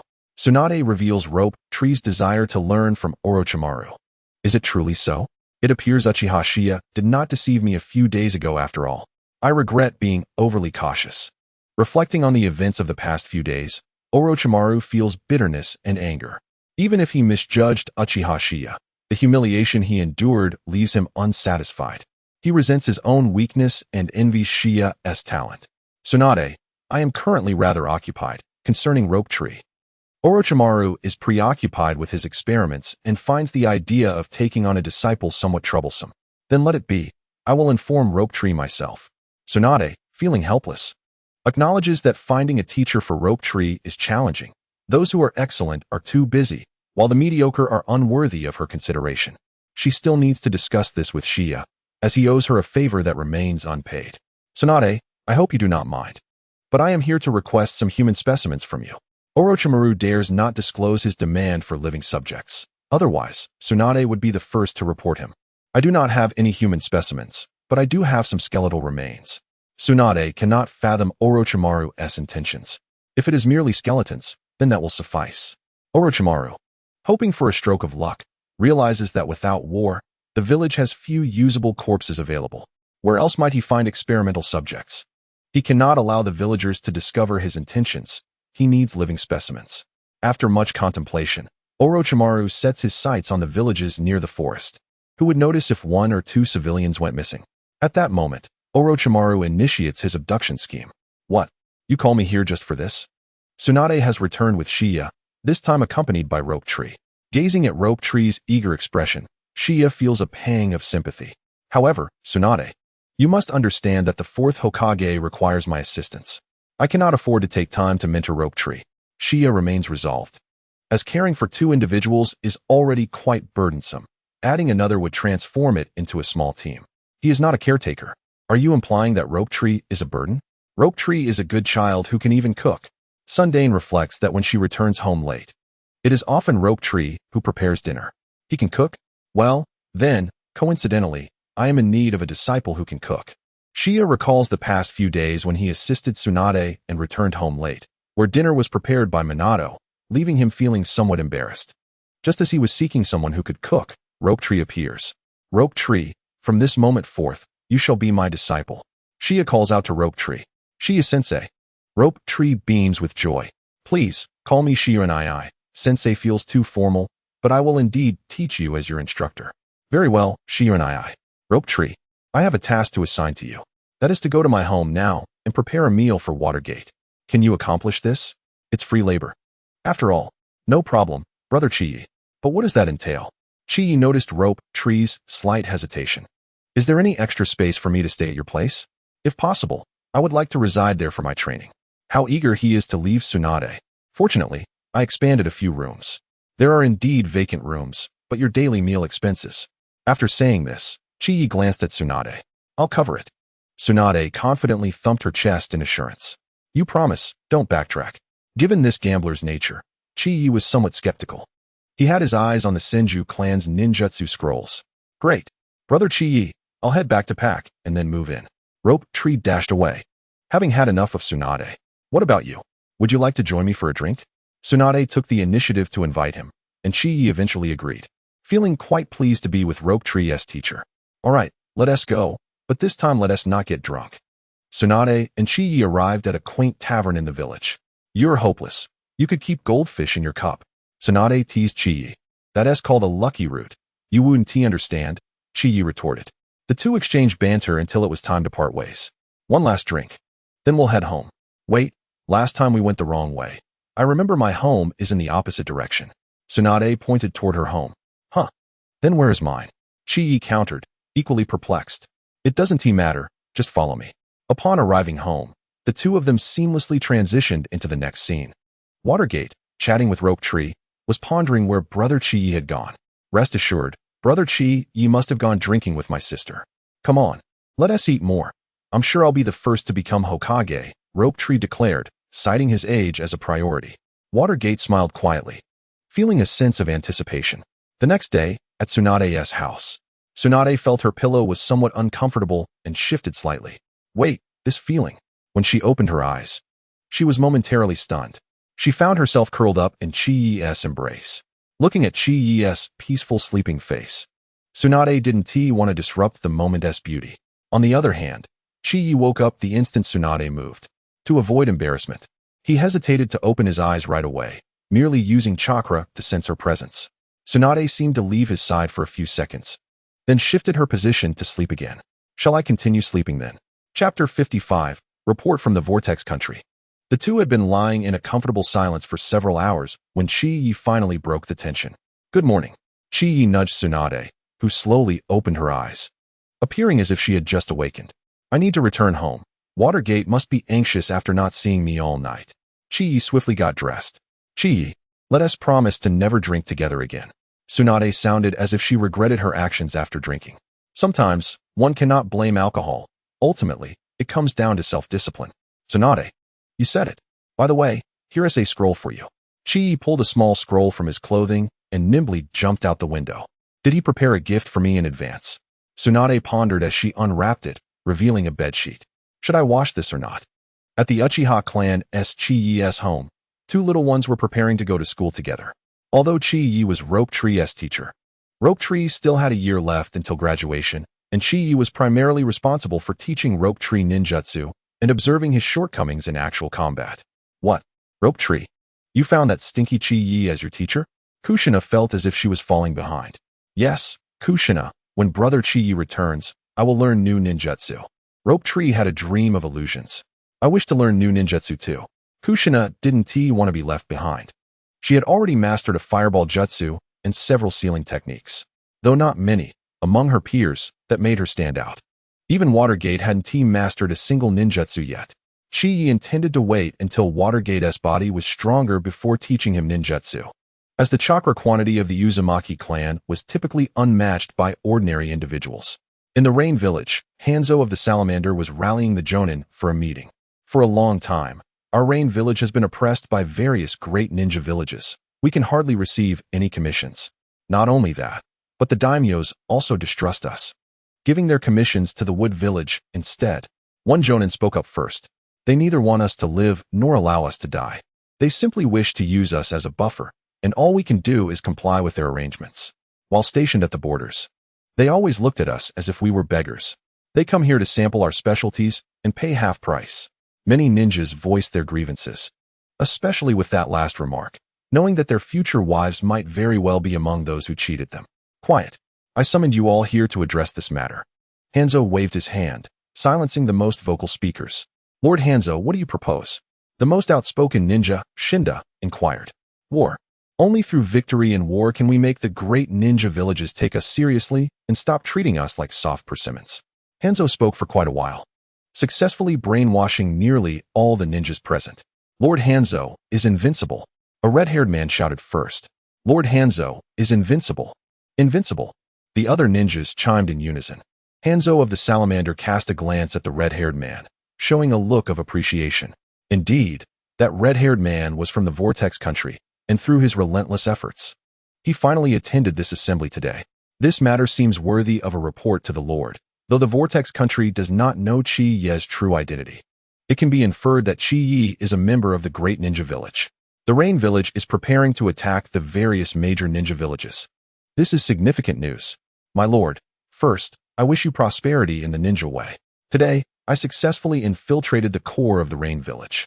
Hanzo has called a mobilization meeting to prepare for war against the 5 great ninja villages. The previous training of personnel seems to have been for war preparations. Once that group is sufficiently trained, war will commence.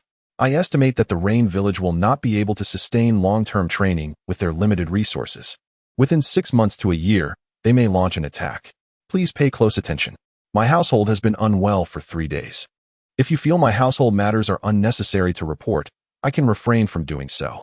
My lord, in light of my diligence, when the Rain Village is destroyed, please do not forget me. Yours respectfully, Vortex North Country.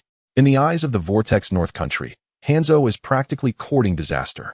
The Vortex Country is not inferior to Hanzo's humble Rain Village. They were already being divided by the major ninja villages before declaring war. The Rain Village is truly beyond saving. Qiye looked at the material in front of him. It seemed that Hanzo was launching the war a bit earlier than anticipated. However, even if it starts now, he is unconcerned, as it does not pose a threat to the Uchiha. Yet, what about Nagato? Has Madara begun to act? Qiye was not in a hurry to retrieve Nagato's Rinnegan. There were certainly many white Zetsu, including black Zetsu, watching the area. If possible, he would prefer to find the currently weakened Uchiha Madara. Speaking of which, Madara is quite peculiar. After being killed by Senju Hashirama, he didn't dare to show himself and has been a recluse underground for many years. If Qiye could sneak attack the pipe linking him to the magic elephant, Uchiha Madara would surely perish shortly thereafter, provided the timing is right. Is he currently hiding in the Valley of the End? Should I go take a look? However, this task would be quite challenging to accomplish alone. The challenge of evading both white Zetsu and black Zetsu is formidable, and to stealthily approach Uchiha Madara from behind is even more daunting. One's strength is inherently limited. Thus, the necessity for a companion and an opportune moment becomes paramount. Patience is required, for this ally must possess the ability to sense white Zetsu, accompany Shinya in infiltration, and ensure their mutual escape. Otherwise, should their presence be revealed, Shinya would have no choice but to eliminate any witnesses immediately. During the subsequent period, Shinya dedicated his efforts to instructing Minato in the fundamentals of ninjutsu alongside Shoju. Upon hearing Shoju's desire to learn genjutsu, Shinya remarked that he lacked the requisite talent, a statement Shoju vehemently disputed. A month elapsed, yet Shoju remained unable to comprehend the theoretical aspects of the art. Shoju, your heart lacks the necessary darkness, Shinya mused. Having long recognized that a child like Naruto could hardly harbor malevolent intentions. In the Hokage's office, the third Hokage, Sarutobi Hiruzen, surveyed the documents before him with a furrowed brow. Rain Village has declared war upon us. Have they been drenched to the point of madness? And it seems that Sand Village is also contemplating an assault on Konoha. Reports indicate numerous disappearances in the vicinity of the village. Alas, troubles abound. For the time being, vigilance is essential regarding both Rain Village and Sand Village. Due to the situation with Sand Village, any plans to ambush Rain Village must be temporarily shelved, as we must allocate our resources to guard against Sand Village's potential threats. As for the missing persons, who dares to abduct citizens from the foremost nation in the shinobi world, especially near Konoha? It is nothing short of a provocation. An investigation is imperative. The third Hokage dispatched several Umbu squads to probe the recent disappearances. Lord Danzo, are you prepared? Danzo called for Orochimaru. Indeed, Orochimaru, ensure that your experiments are conducted meticulously. Even a small fragment of this tissue has required countless efforts on my part. What Danzo entrusted to Orochimaru was a minuscule piece of flesh from the first Hokage, the man revered as the god of shinobi, Senju Hashirama. Remarkable vitality. Orochimaru marveled at the specimen, astonished that even after many years since the man's passing, his body still radiated such vigor. Days passed as Orochimaru immersed himself in the study of Hashirama's tissue. Suddenly, he heard footsteps approaching his laboratory, soft yet unmistakably directed at him. Who could it be? Orochimaru regarded the sound with trepidation. Orochimaru, I've come to collect my due. The familiar voice belonged to Uchiha Shinya. Shinya-kun, it has been quite some time, Orochimaru greeted with a broad smile. You appear pleased, Shinya noted, observing Orochimaru's expression, which suggested he had made some progress or acquired a new fascination. Indeed, I am delighted to see you, Shinya-kun, Orochimaru replied, tempering his smile. Without further ado, I have come to inspect your research findings. Having not seen Orochimaru for over a month, Shinya felt it necessary to ascertain the latter's activities. If there were a figure shrouded in mystery within the Hokage's ranks, it would undoubtedly be this man, whose true number of lives was a matter of speculation. You must understand, research on the soul is quite intricate, and results cannot be expected in the short term, Orochimaru stated, his brow furrowing as he hesitated to share crucial information. Is that so? In that case, allow me to tour your laboratory, Shinya quipped, his gaze piercing as he activated his Mangekyō Sharingan, utilizing his current chakra to confront Orochimaru with growing ease. Orochimaru, no? He exclaimed, astonished by the speed with which Orochimaru moved. After a brief confrontation, Orochimaru found himself seated on the floor, defeated. I hope you are not taken aback by what you see. My intentions are purely scientific, he lamented as he reluctantly opened the doors to his research facility. Having contemplated deceiving Shinya, but refraining from risking it. Are you already conducting human experiments? Shinya inquired, observing the rows of cultivation dishes containing various human tissues and the detained ordinary citizens devoid of chakra.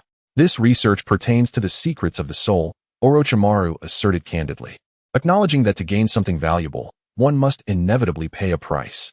And this piece of flesh, is it also related to the secrets of the soul? Shinya gestured towards the pulsating tissue, which exuded an immense life force and chakra. an intensity he had not sensed even from Kushina.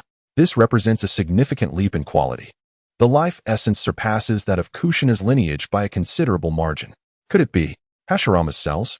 Shinya reflected, relieved to have ventured in to discover Orochimaru's alarming progression. This is merely a preliminary experiment. Orochimaru deflected, not wishing to disclose his plans with Danzo. Such an extraordinary vitality and chakra seem beyond a mere experiment, Shinya jested. You don't intend to transplant it into someone, do you? At that moment, Orochimaru closed his eyes. Yet nothing transpired. Oh, has he not made a sudden move? Shinya mused. Indeed, Shinya-kun, you are perceptive. I am merely assisting someone with this research, Orochimaru divulged, omitting Danzo's name. In the presence of someone as capricious as Shinya, the more secrets Orochimaru held, the better his chances of survival. Should he reveal all? He risked Shinya's wrath. I see. I am not particularly concerned with your research, but I would like to review your findings on the soul, Shinya asserted, having anticipated Orochimaru's future endeavors. Please wait while I gather the materials, Orochimaru replied hurriedly. Is this all you have, Orochimaru? Have you lost your mind? Shinya remarked, perusing the theoretical documents devoid of any substantial results. He deemed Orochimaru's approach overly cautious. Having already diverted from the original course, he felt no qualms about pushing Orochimaru further. What do you mean by that, Shinya-kun? Orochimaru inquired, although he could not confront Shinya, who had grown undeniably stronger. Do you understand the difference between an ordinary person and a shinobi? Shinya challenged, sensing it was time to impart some crucial insights. Is it chakra? Orochimaru questioned, perplexed by Shinya's implication. What do you think? The experiments on souls conducted in the dragon's cave involved ordinary people? His words struck Orochimaru like a revelation, sparing him from at least 6 months of misguided research. Shinya-kun, you are truly remarkable, he praised. You remain overly cautious. You lack the resolve to sacrifice for science. Moreover, your knowledge is still quite limited. Shinya's words struck a chord with Orochimaru, stirring discomfort, yet it was the last statement that left him astonished. Shinya-kun, do you also have research? Or do you possess knowledge of something? Indeed, Orochimaru, the world is far more complex than you perceive. Allow me to share some insights, and you must remember them well with your somewhat naive intellect. Shinya adopted an enigmatic demeanor, knowing that the more cryptic he appeared, the more astonished Orochimaru would become. Please, Shinya-kun, do enlighten me, Orochimaru implored, eager for knowledge regarding methods to acquire power. Are you familiar with the technique of Edo Tensei?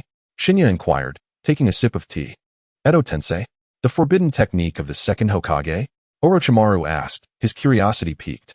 Indeed, that technique can resurrect the dead while restoring them to their former strength, effectively circumventing death itself. Tell me, has the second Hokage ever researched the soul? The words of Qiye struck Orochimaru's mind like a thunderclap. Indeed, how could I have overlooked this? This insight surpasses even the research conducted in the Dragon Cave. Lower your chin. This is not the time for your astonishment. With the vast resources from the Dragon Cave at your disposal, you must have visited it. Qiye had long noticed that Orochimaru possessed sage chakra that did not belong to him, yet had refrained from pointing it out until now. It seems, Qiye, nothing escapes your keen observation. At this moment, Orochimaru felt a twinge of admiration for Qiye. Even after visiting the Dragon Cave, you remain susceptible to my genjutsu. It appears you have not mastered sage techniques. Qiye lounged nonchalantly in his chair, while Orochimaru stood like a bewildered schoolboy, lost in thought. Qiye, I find myself somewhat impressed by you. At this moment, Orochimaru conceded. Uchiha Qiye was indeed astute. Extend your hand. Allow me to sense your chakra. Qiye commanded, and Orochimaru extended his left hand. Qiye grasped the somewhat cold wrist. Indeed, remnants of sage chakra linger within you. To mask his Sharingan, Qiye pretended to sense it. Yes, the white snake sage infused me with some, but alas, I have not learned it. Orochimaru's eyes reflected disappointment. Excellent. Qiye uttered 2 simple words. Excellent. Orochimaru was perplexed.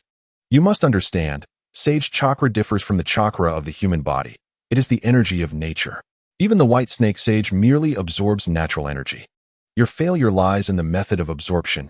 If you wish to defeat me, you must endeavor to develop your own sage chakra. Qiye feigned indifference while subtly assessing whether Orochimaru harbored intentions of defeating him. If he did, it must be extinguished swiftly. As for his ascension to sagehood, he has not achieved that even with Kagaya Otsutsuki's resurrection, For decades, he has merely managed to create a cursed seal. My own method of absorbing sage chakra? Qiye, you truly are a genius. Orochimaru contemplated that if he could take on an apprentice again, he would undoubtedly choose Uchiha Qiye. Excellent, excellent. After uttering this, once again, Qiye unleashed a genjutsu. Qiye, what are you doing?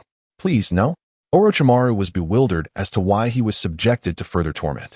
Orochimaru, I previously stated that you might defeat me, and you did not refute it. Chapter 57. The Spy Orochimaru after a round of amicable exchange. Orochimaru found himself devoid of passion. He was even reluctant to continue his experiments. I did not share all this with you for free, Orochimaru. Qiye, please state your conditions. Orochimaru was certain that Qiye possessed knowledge unbeknownst to him. I require a spy, an operative within Konoha, who will report everything you know should your experiments be discovered in the future. Naturally, I must be informed of your experimental results. Qiye clarified his intentions. At this moment, Orochimaru, undetected by the village, remained loyal to Konoha. Orochimaru, you have no choice. Your actions will eventually be revealed, and you will surely be exiled from the village. By collaborating with me, you will gain more knowledge, and I will find what I need. It seems that way, Qiye. Orochimaru realized he had no options left. He could not even muster the strength to resist, as he felt too weak. Open your mind. I need to place a mark. Another limitation? Orochimaru pondered. Oh, you have even targeted my soul? He felt anger rise within him. This meant that even in death, he could not disclose this information. Do not be angry, Orochimaru. This is merely a precaution. This jutsu is somewhat taxing even for Qiye, who possesses the Sharingan, as his chakra was nearly depleted. For the current Orochimaru, breaking free from this was nigh impossible unless he later fragmented his own soul into many pieces. However, by that time, Qiye was confident that with a single strike from his Susanoo, Orochimaru would be left kneeling. Qiye, I am utterly intrigued by you. Orochimaru could not fathom how Uchiha Qiye possessed such extraordinary genjutsu talent, especially one that involved the soul. Curiosity can be perilous, Orochimaru. With that, Qiye had no intention of lingering further. He vanished in an instant. Stumbling back to his home, Qiye was too fatigued to care about anything else. He collapsed into sleep. Meanwhile, the brainstorming session concluded for Orochimaru, who solidified his next steps. To acquire the Edo Tensei and conduct experiments using ninjas. What? You require me to provide you with some ninjas? Danzo was irate. Orochimaru had the audacity to target his fellow villagers. It is not necessary to use the village's ninjas. There are many condemned prisoners in Konoha prison. I need them for my experiments to ascertain how to merge with that esteemed individual's cells. Upon hearing this, Danzo quickly devised a plan. Very well, return for now. In a few days, prisoners will be brought to you. Also, the village has noticed a significant decrease in the number of civilians nearby. After hearing Orochimaru's earlier words, Danzo harbored suspicions that he was responsible. Civilians seem rather useless. Orochimaru remarked ambiguously before returning to his laboratory. He needed to prepare for the next phase of his plan, acquiring the Edo Tensei. Relying on military merit would be futile. His points were insufficient. Directly asking the third Hokage, Hiruzen Sarutobi, would surely yield no results. As for defeating Qiye, he believed that was improbable in the near future. Uchiha Qiye had nearly attained the strength of a Kage. Moreover, Uchiha Qiye had left a mark on Orochimaru. Should Qiye desire it, Orochimaru would suffer dearly, even without dying. Within the Uchiha clan, no one commented on the arrival of Shinshu. He was a direct descendant of the Senju clan, seen as an equal by them. Ahem, Fujimoto. You appear somewhat haggard. The Uchiha clan leader turned his gaze toward his son. Could it be that his desire for grandchildren was pressuring Fujimoto too much? Father, please do not worry. I have merely been training diligently lately. The little whip training method has proven effective, and Uchiha Fujimoto has persistently urged Tsukahara to intensify the training. Alas, all things require balance. Here, I have some goji berries from the fifth elder. Take them and brew a tea. Father, there is no need. Meanwhile, at Qiye's home. Qiye, how long have you been asleep? Shinshu inquired curiously. For 2 days, I suppose. Qiye must be utterly exhausted. Little Minato, during these 2 days, would frequently wipe Qiye's face and open the windows for ventilation. By the way, let us invite Lady Tsunade to take a look. Shinshu suggested. Good idea. If it's Lady Tsunade, perhaps Qiye will awaken soon. Before the two youngsters could set off, Tsunade entered without knocking. How long has he been sleeping? Tsunade asked. Qiye has already slept for 2 days, Shinshu replied. You two should head to school. I will check on him. Tsunade instructed before ushering the 2 children out. Let us go. We should head to school first, Shinshu said, leading the worried little Minato to the ninja academy. His body seems fine, but it appears unrelated to me. The depletion of chakra is quite severe. What has he been doing these past few days? Tsunade observed Qiye's face and couldn't help but plant a gentle kiss on him. After all, he won't wake up anytime soon. At noon, Qiye stirred from his slumber. Upon seeing Tsunade asleep beside him, he wondered, who can explain what is happening here? Chapter 58. This is the last time Tsunade. It seems to be noon now. Qiye roused Tsunade from her slumber. Oh, how did I fall asleep? Tsunade murmured, still groggy. Briefly recounting how Qiye had slept for 2 days, she noted that she was fortunate to have replenished his chakra. Otherwise, he might have slept even longer. Unexpectedly, I have slept for such a long time. Qiye still harbors some misconceptions regarding his chakra capacity. Kakashi, how have you managed all this time? You ought to be grateful to me. It is thanks to my visit today that we find ourselves here. Tsunade appears eager for praise. Tsunade, I truly appreciate your help. Qiye sincerely expresses his gratitude to Tsunade. You are too earnest. I feel a bit embarrassed. Tsunade, under Qiye's unwavering gaze, finds herself blushing. I am so hungry. Let us indulge in some barbecue, as a way for me to show my appreciation. In that case, we shall refrain from alcohol. Tsunade, recalling something, instructs Qiye. Fear not, I do not particularly enjoy drinking. Qiye assures her he can accompany her. Although he is not fond of alcohol, shall we have just a little? At the dining table, Tsunade struggles against the temptation of alcohol. Did you not say you wouldn't drink? Come, eat some meat. Qiye, having fasted for 2 days, is indeed ravenous. Just 1 cup. I will call the owner. Tsunade briefly steps away, unable to contain herself any longer. Well, all right, but you must know when to stop. Be a little self-aware. Qiye instructs Tsunade. 1 bottle. Let us finish this one together. Tsunade joyfully wraps her arms around Qiye's neck, to which he questions her judgment. Just this once, let us indulge a bit more. Tsunade feels that a few bottles are still insufficient. She desires to drink to her heart's content. Then we shall part ways after this. With his mouth full of meat, Qiye notes that Tsunade encourages him to drink more. You are in the east. It is not on my way. As Qiye prepares to leave, Tsunade pulls him back. I shall not go to your home. You have too many family members. Tsunade gestures toward Qiye's house. Goodness, are we not even pretending anymore? Shall we go to your place? Qiye tentatively inquires, as he is quite indifferent about certain matters. Come, let us rest at my house for a while. Tsunade leads Qiye back to her abode. That evening, both Qiye and Tsunade, drenched in sweat, find rest. I must return. Minato will surely worry if he sees I have been lying around for 2 days. Qiye puts on his pants. Be careful on your way back. And remember not to squander your chakra in the future. Tsunade, unusually gentle, advises him. Rest assured, this is the last time. Upon uttering this, Qiye feels something amiss. Tsunade's expression also reveals a hint of sadness. I was speaking of chakra, do not overthink it. Qiye hurriedly clarifies. Haha, I know, you should leave now. It is too late, they will undoubtedly be worried. Tsunade watches Qiye depart, unable to calm her thoughts. How will she face Qiye and Mikoto in the future? Regardless, I should just focus on being happy. Tsunade then lies down and falls into a deep sleep. Brother Qiye, you are back. Little Minato exclaims joyfully while cooking alongside Shina. Yes, I was just busy with some matters. Qiye affectionately ruffles little Minato's golden hair. Wow, what a strong scent of alcohol and sweat. Shina frowns, covering his nose. Is it really that strong? I will go wash up first. One cannot help but commend Shina for his keen sense of smell. Hurry up, Brother Qiye. We have prepared a grand feast for you. Is that so? I must eat well at dinner. During this time, Qiye has gradually shared various recipes from his homeland with Shina and Minato. Although their ninjutsu skills have not progressed much, their culinary abilities have surged. If they could avoid war and open a restaurant together, perhaps they would find happiness. Just as this thought crosses his mind, Qiye halts himself. This is the world of Naruto, where conflict is ever present. Without strength, nothing can change. Moreover, Shina has already altered the course of the story, and one can anticipate his future potential. Little Minato, as the 4th Hokage, will be necessary for Qiye's future dominance in the ninja world. Chapter 59.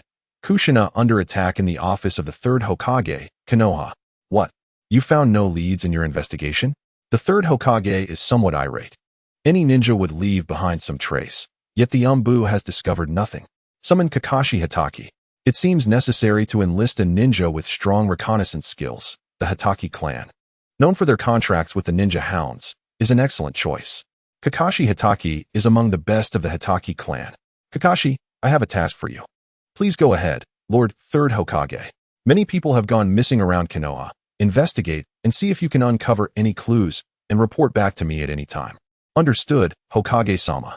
Kakashi promptly vanishes in a flash, while the third Hokage, Sarutobi Hiruzen, resumes puffing on his pipe. Gently stroking his hat, he relishes the taste of power. Hiruzen, I have something to discuss with you. Before the third Hokage could take more than a few puffs, Danzo barges in unceremoniously. Knocking is unnecessary for Danzo. He has long abandoned pretense. What is it, Danzo? Next time, please remember to knock. Sarutobi Hiruzen feigns seriousness. I require a portion of death row inmates from the prison. Many members of Root lack combat experience. As for what Hiruzen just mentioned about knocking, Danzo seems unconcerned. Danzo, those death row inmates are still lives. They have already paid the price for their actions. There is no need. There is a need, Hiruzen. Next time I will knock. Observing Danzo's somewhat sincere demeanor, Sarutobi Hiruzen thinks perhaps he can trust him this once. Just this once, Danzo, take my scroll and select the individuals. After saying this, Sarutobi Hiruzen begins writing on the scroll. It details that Konoha prison may allow Danzo to take a portion of the inmates. Hiruzen, you have done well in this matter. Danzo asserts that anything beneficial to him is inherently right. Danzo, remember not to put me in a difficult position. Sarutobi Hiruzen, feeling uneasy, reiterates his caution. In Konoha prison, Danzo leads a portion of Root's members through the dark, narrow corridors. Lord Danzo, you cannot extract so many. I cannot explain this to the Hokage. As Danzo prepares to take all the death row inmates, the warden begins to panic. Explain? I possess the third Hokage's scroll. What further explanation do you require? Danzo halts the warden, who clings desperately to the iron door. With no other choice, the warden silently steps aside, realizing that Root's members appear to be practicing ninjutsu behind him. Excellent, you understand the stakes. I do not want to hear any news from the Hokage regarding this matter. Do you understand? Danzo warns the warden, who nods vigorously like a chick pecking at rice. As for the anguished cries of the death row inmates behind him, Danzo feels no remorse. They are doomed regardless. The warden promptly releases them. Orochimaru, these are the death row inmates from Konoha prison. Please be cautious with your experiments and ensure they do not escape. Danzo hands over a portion of the death row inmates to Orochimaru, keeping the rest secreted away. These individuals will serve as commodities for Orochimaru's next transaction. If Orochimaru can swiftly complete his experiments, he will have Root eliminate these threats to Konoha. In Danzo's eyes, their existence is merely a waste of air. Their value has long been exhausted, and if they can contribute even a little, it is their honor. Rest assured, Lord Danzo, they will not wish to escape. After speaking, Orochimaru places several small snakes on each inmate. Should they attempt to flee, the snakes will attack them immediately. Back in the laboratory, Orochimaru casually injects one inmate with cells from Hashirama Senju. Shortly thereafter, the inmate transforms into a tree. It seems the vitality of Hashirama's cells is overwhelming. Orochimaru finds himself at a loss for the time being. Perhaps it is best to use the remaining individuals to study souls and sage techniques. The sounds of anguished cries resonate, yet Orochimaru remains undistracted, immersed in the depths of scientific exploration. Before long, Kakashi Hatake delivers news to the third Hokage. Based on the traces in the air, the Nin dog discerned that the criminal suspect was none other than Orochimaru. Shikamo, you have done well. I shall personally speak to Orochimaru, declared the third Hokage, Hiruzen Sarutobi. Before dismissing Shikamo, regarding Orochimaru's abduction of nearby civilians, he resolved to suppress the matter and refrain from further investigation. After all, the lives of mere civilians paled in comparison to those of elite jonin. Orochimaru, what on earth are you up to? Hiruzen mused. His gaze fixed on the direction of Orochimaru's laboratory, a pipe clenched between his teeth. Time flew by, and in the span of 6 months, Minato had fully acclimatized to life in the Yagyu household, while Shoju had made himself at home as well. However, Qiye often returned late, and over time, the two young ones grew accustomed to it. Mikoto continued her diligent practice of ninjutsu, striving for a successful promotion to Jonin the following year. As for Orochimaru's experiments, Qiye had visited him a few times, offering suggestions that had led to an escalation in the scale of his research. Hiruzen also attempted to converse with Orochimaru, but those discussions yielded no fruitful results. Of course, Orochimaru relayed the contents of their talks to Qiye, which consisted mainly of inquiries and admonishments. During this time, Danzo consistently provided Orochimaru with death row inmates, yet Orochimaru's insatiable appetite for subjects was akin to a bottomless pit. Without experimental subjects, there could be no results. In desperation, Danzo turned his attention to some ordinary ninjas who were undertaking solo missions in the village. It should be noted that all these actions were aimed at strengthening Konoha. After imposing seals on the individuals, Orochimaru's manpower received a boost. Conversely, the rain ninja seemed unable to contain themselves, stirring restlessly at the borders of Konoha and issuing provocations. Reinforcements were dispatched to the borders, with the possibility of a strike on the land of rain, if necessary. Hiruzen was somewhat troubled by the actions of the rain ninja. Were it not for the watchful eyes of the sand ninja, he would have long desired to teach the rain ninja a lesson about the true strength of the ninja world. While turbulent currents lurked outside the village, serenity reigned within. Qiye gazed at the azure sky and fluffy clouds above, feeling slightly disoriented by the state of relaxation. Due to the predicament posed by the rain ninja, the third Hokage had tasked Tsunade, Orochimaru, and Jiraiya to form their own combat teams. Tsunade had remarkably proposed to include medical ninjas as members of the team. This suggestion met with opposition from several of the Hokage's advisors, with only Uchiha Qiye standing by her side, though his support was ultimately dismissed. Nevertheless, Tsunade felt a warmth in her heart, as it seemed there was at least one person who supported her, though she couldn't quite recall who it was. In a fit of anger, Tsunade decided to temporarily cease performing medical procedures, to which Qiye consented. Let Torin Koharu busy herself for now. That presence doesn't seem like a Konoha ninja. Observing several ninjas leaping through the thickets, Qiye began to contemplate. Today, he had utilized his Mangekyō Sharingan to take in the scenery, only to stumble upon an unexpected discovery. He decided to follow them closely. How did they end up near Kushina's home? Were they not fearful of the sensory abilities of the Uzumaki clan? With a sense of intrigue, Qiye turned his gaze toward the Uzumaki residence. After waiting for an extended period without seeing Minato emerge, it became evident that he was not at home today. A few ninjas stealthily approached the Uzumaki residence, and before long, they emerged, escorting someone away. Mission accomplished, retreat. As they turned, Qiye caught a glimpse of their identities. Cloud Ninja? Although they lacked headbands, their attire unmistakably indicated their allegiance to the village hidden in the clouds. Had the time for Kushina's abduction finally arrived? These individuals were rather amusing. Despite their ability to escape using chakra, they chose to lower their guard and take a back road home. Qiye silently trailed behind them, contemplating whether to rescue Kushina now or wait for Minato to discover her absence. Minato, having changed residences, would likely realize it too. If Minato came to rescue Kushina and Qiye intervened to defeat the Cloud Ninja, it would undoubtedly earn him 2 waves of goodwill. A future ally, Minato could navigate the ninja world with the Flying Thunder God technique alone. Now, aiding Minato would certainly ensure that he would be more obedient in the future. If possible, Qiye even entertained the thought of extracting the 9 tails and merging it with other tailed beasts to form the 10 tails. However, this was contingent upon him obtaining the Rinnegan. Otherwise, he would be unable to control the 10 tails. He decided to wait a little longer. Perhaps Minato would arrive shortly. Time passed slowly, and Kushina's hair was being pulled out in handfuls. Even the Cloud Ninja began to take notice. Do you think this little brat has lost quite a bit of hair? Just as Kushina was surreptitiously having her hair tugged, she suddenly stiffened. You better not pull any tricks, or else. Several Cloud Ninja menacingly surrounded her. Forget it. If Minato doesn't come, I'll take matters into my own hands. Seeing the Cloud Ninja encircle Kushina, Qiye felt a surge of concern for her. The sight of her hair being pulled in the woods had unsettled him. Release that girl, Qiye declared, descending from the sky to land not far from the Cloud Ninja. How did you discover us?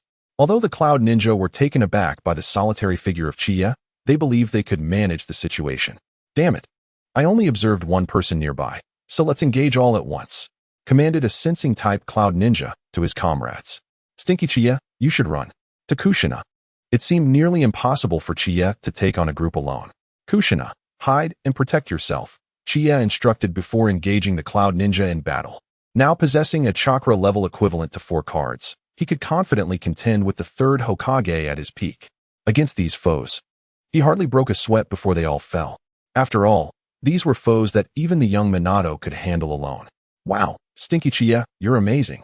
Once the battle concluded, Kushina rushed over to embrace Qiye. Be careful. Qiye shielded Kushina, spinning around to block a flying shuriken, inadvertently dispatching the now diminished enemy. Stinky Qiye, what happened to you? Kushina exclaimed, her eyes brimming with tears as she noticed the wound on Qiye's back. Very well, just like that.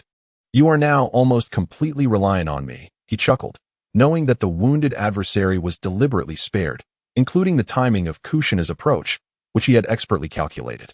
Kushina. Cough cough. It seems I have sustained injuries, and they're rather severe. You must return to the village. In truth, it was merely an external injury, and Qiye was capable of utilizing healing ninjutsu himself. No, Qiye, I won't leave you. Kushina stubbornly gazed at Uchiha Qiye. Quickly, let me bear this battered body to fend off any enemies that may come. At that moment, Qiye appeared to Kushina as a radiant sun, selfless and warm. Qiye, I shall accompany you. Remarkably, Kushina began to earnestly address him as Uchiha Qiye. Ha ha ha, splendid. When one opens their heart to another, their vulnerabilities become exposed. Kushina, when you are deprived of the tailed beast by the person you respect the most, how will you feel then? Qiye, please stop laughing. It frightens me, Kushina said, feeling a twinge of unease as she observed the grin stretching across Qiye's face. Cough cough cough. Kushina, I merely wish for you to remember my joyful countenance. Oh dear, I've become too carried away. Qiye, thank you for always being so good to me. Kushina lowered her head in shame, recalling how her attitude had not been the best since their first meeting. Yet Qiye had praised her hair. From their shared meals, regardless of what she ordered, Qiye had accepted it all without hesitation. Finally, she taught her the art of ringsu, allowing her to showcase her skills before her classmates. Now, he had saved her multiple times. How could he be so kind? It's nothing. It's just what I, Qiye, ought to do. He gently ruffled Kushina's hair and quietly closed his eyes. It seemed her hair had thinned. Perhaps it was time to address that. Don't go. Qiye, brother. Kushina cried out, pressing her face against his chest, while Qiye silently ceased the healing of his wounds. He had noticed that the Umbu were approaching. It would be quite awkward if his injuries healed before they arrived. There are signs of a struggle, Captain. Umbu members surveyed the surroundings. Be cautious. Watch for the enemy. Understood. Upon hearing the command, the Umbu members drew their weapons. Look ahead. They saw Kushina sobbing against a man's chest, who appeared to be Uchiha Qiye. Daza, follow me. The rest of you, maintain perimeter vigilance. Yes. The Umbu squad leader approached Kushina. Lost in her tears, she looked up, initially mistaking the two Umbu for foes. Brandishing a kunai, she prepared to fight. Damn it. It's all your fault that Qiye brother is hurt. Calm down. We are the Umbu of Konoha. The squad leader halted her attack and revealed their identity. Kushina had some knowledge of the Umbu. Judging by their attire and masks, she recognized them. You must save Qiye brother. She quickly recounted how Qiye had been ambushed while rescuing her. The wound is deep but not fatal. He may be unconscious due to blood loss. With a few brief words, the Umbu personnel assessed Qiye's condition, then took Kushina and carried Qiye back to Konoha. Qiye was promptly taken to Konoha Hospital. What? You say Kushina was abducted? The third Hokage was furious upon hearing the Umbu's report. Kushina was the village's next Jinchuriki. She must not come to harm. Uchiha Qiye had gone to rescue her, and was now gravely injured and unconscious. The Umbu member recounted the entire sequence of events, and the third Hokage silently affirmed his trust in Uchiha Qiye. He was indeed loyal to the village. When we found him, he was already on the ground. According to Kushina, Uchiha Qiye single-handedly resolved the fight and was injured while protecting her. Indeed, Uchiha Qiye exhibited the willingness to sacrifice for others, akin to Uchiha Kagami. The images of Uchiha Qiye and Uchiha Kagami increasingly intertwined in the third Hokage's mind. Ensure the hospital provides excellent care for Uchiha Qiye. His medical expenses will be covered by the village. Additionally, dispatch 2 Umbu to protect his safety while he is hospitalized. Yes, Hokage-sama. Oh, remember to hand over the enemy corpses to the interrogation department. The third Hokage, recalling something, added another instruction. The enemy had managed to abduct Kushina while Uzumaki Mido was absent from the village. There must be deeply hidden spies within the village. By any means necessary. We must root them out. Consequently, he summoned Danzo. Hizashi, You say Kushina was nearly captured by the enemy? Danzo exclaimed in disbelief. Knowing this was Konoha, the foremost ninja village, such kidnappings were nearly impossible. Danzo, Kushina has not been captured, so calm down. Hisashi maintained a composed demeanor, entirely forgetting his earlier shock at the news. There must be traitors in the village.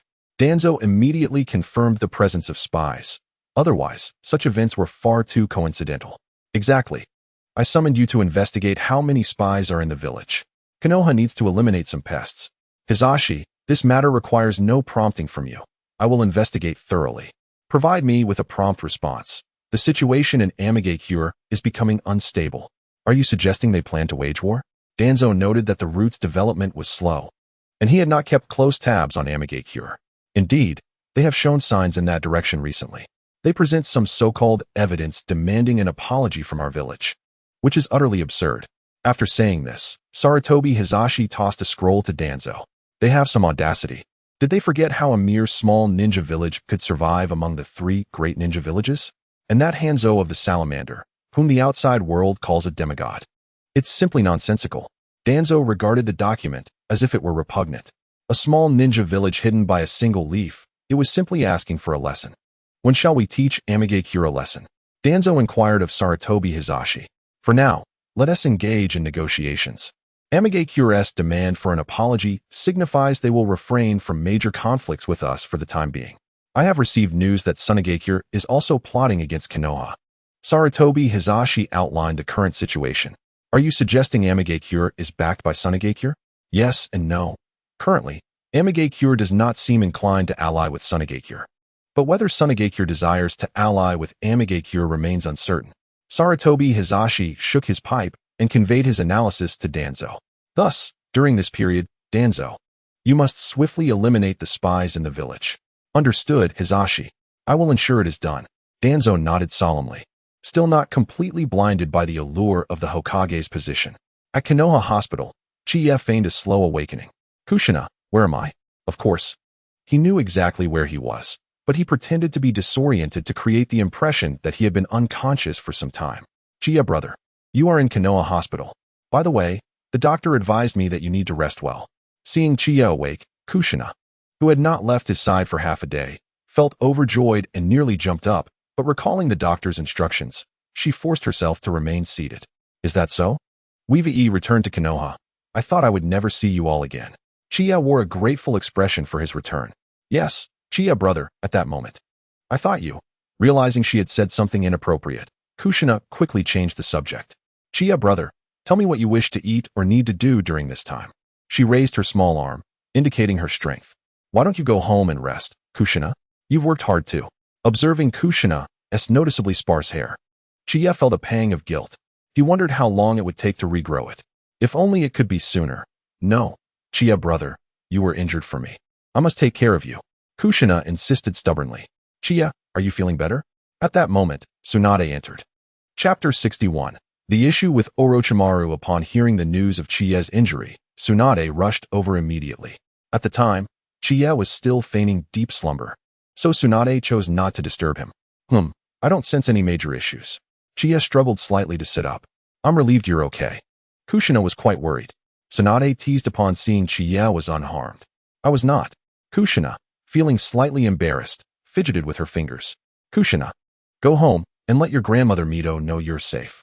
I'll be fine with Tsunade looking after me. Qiye, noticing Kushina's reluctance to leave, conveniently mentioned Uzumaki Mito. Indeed, Kushina, your grandmother must be worried sick about you. Hearing Tsunade's words, Kushina reluctantly left after giving Qiye a few parting words of caution. Tsunade, do you have any knowledge about hair regrowth? Qiye asked out of the blue. It's nothing. I was just curious. Qiye, are you going bald? In the Whirlpool residence. Upon hearing about Kushina's predicament, Uzumaki Mito returned home, somewhat exasperated. What were those monkeys doing?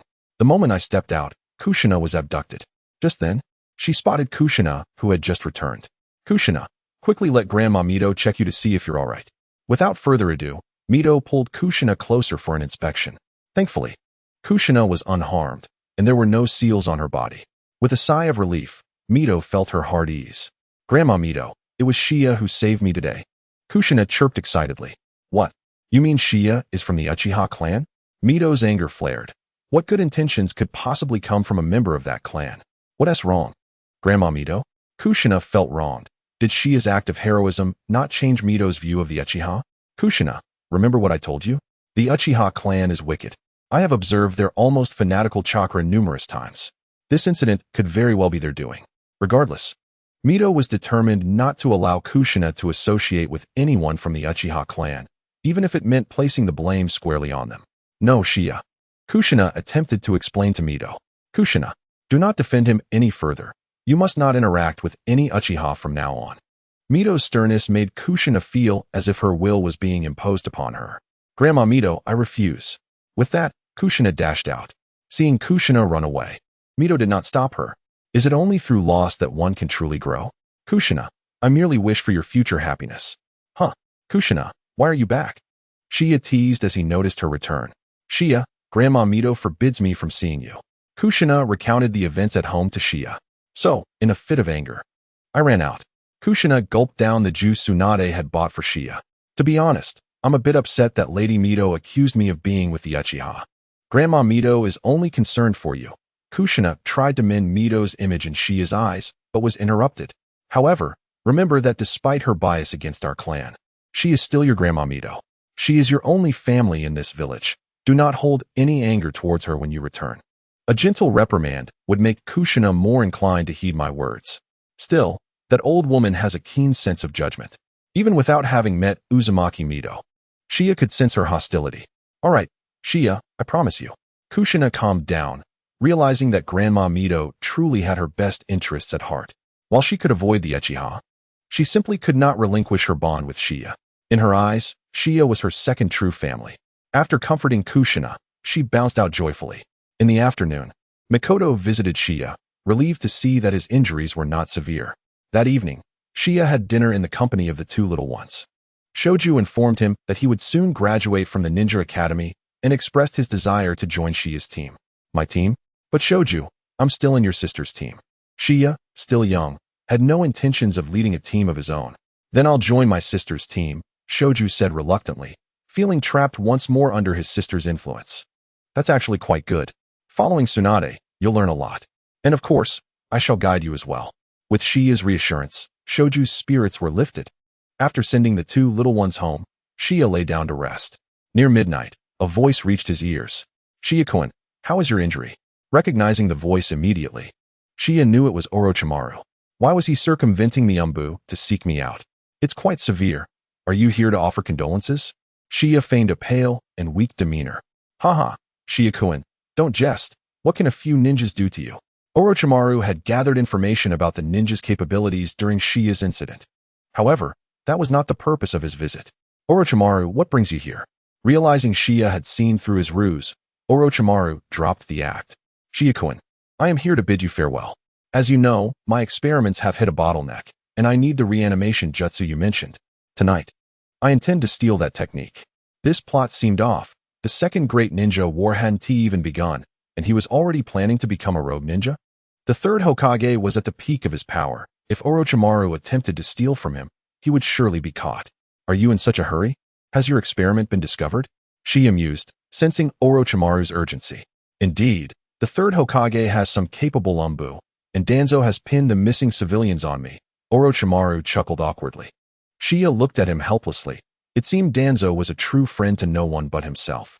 Orochimaru had previously confided in Shia about his collaboration with Danzo as a bargaining chip.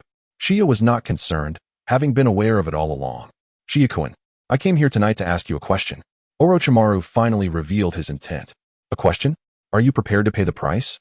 Shia was not one to offer a free lunch. Of course, Shia-kun, as long as you answer my question, the conditions are yours to dictate. Oh, I am curious to know what this question is. Shia-kun, I have hit a wall in my studies of the soul. Perhaps immortality is the ultimate destination of the soul.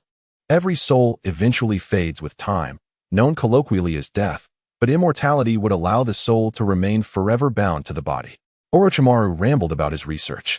So, you wish to ask me about immortality? Shia deduced Orochimaru's aim. Yes, Shia-kun, this question is surely challenging for you as well. Hearing this, Shia burst into laughter. Orochimaru, you have indeed come to the right person.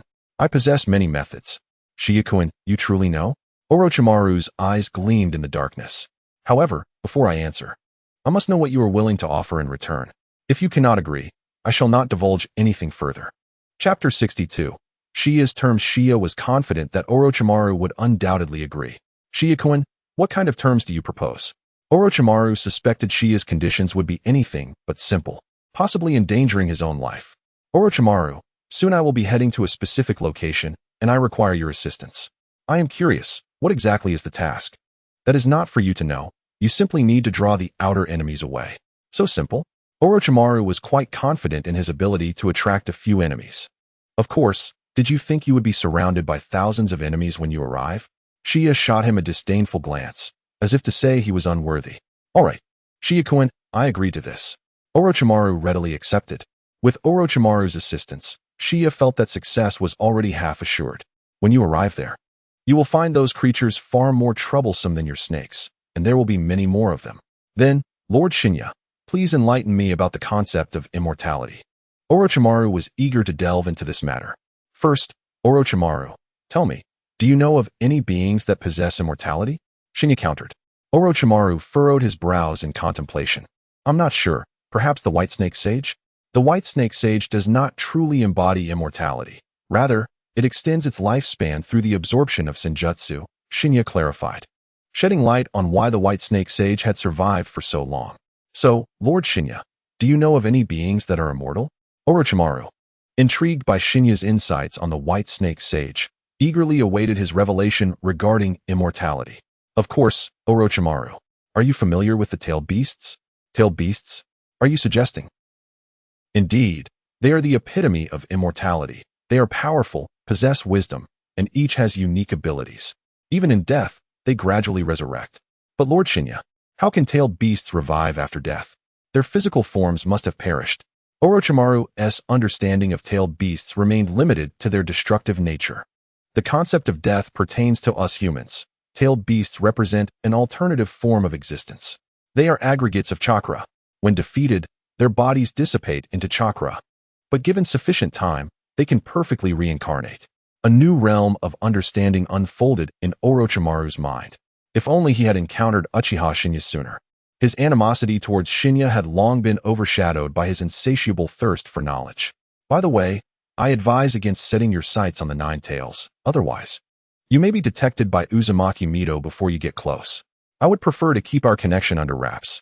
Shinya remained as cautious as ever. Orochimaru had indeed entertained the idea of stealing the Nine Tails. You may leave. I do not wish for the Umbu to discover our association. Shinya urged him to depart. Yet Orochimaru seemed inclined to inquire further. Lord Shinya, what do you believe is the essence of life? Orochimaru, disregarding the implications, pondered the uncertainty of when they might meet again. Shinya's first question had opened a new avenue of thought, and he anticipated Shinya addressing another perplexity that plagued him. That constitutes your second inquiry. However, since it appears you won't return soon, I shall share my thoughts freely. Shinya took a sip of water, acknowledging Orochimaru's insatiable curiosity. My interpretation of the essence of life is that it is exceedingly fascinating. Fascinating? Is that all, Lord Shinya? Orochimaru's face was filled with perplexity, eager to understand the depth of this fascination. Your earlier curiosity in pursuing answers embodies one such form of fascination. It is akin to me defeating you, then you retreating to a hidden lair to concoct experiments, only for me to triumph over you again. To me, that is indeed fascinating, Shinya replied with a chuckle, leaving Orochimaru feeling somewhat unsettled. It is getting late, Lord Shinya. Until we meet again. Orochimaru turned to leave. Perhaps when we next meet, I shall provide you with a more profound answer. A thought crossed Orochimaru's mind, momentarily pausing him.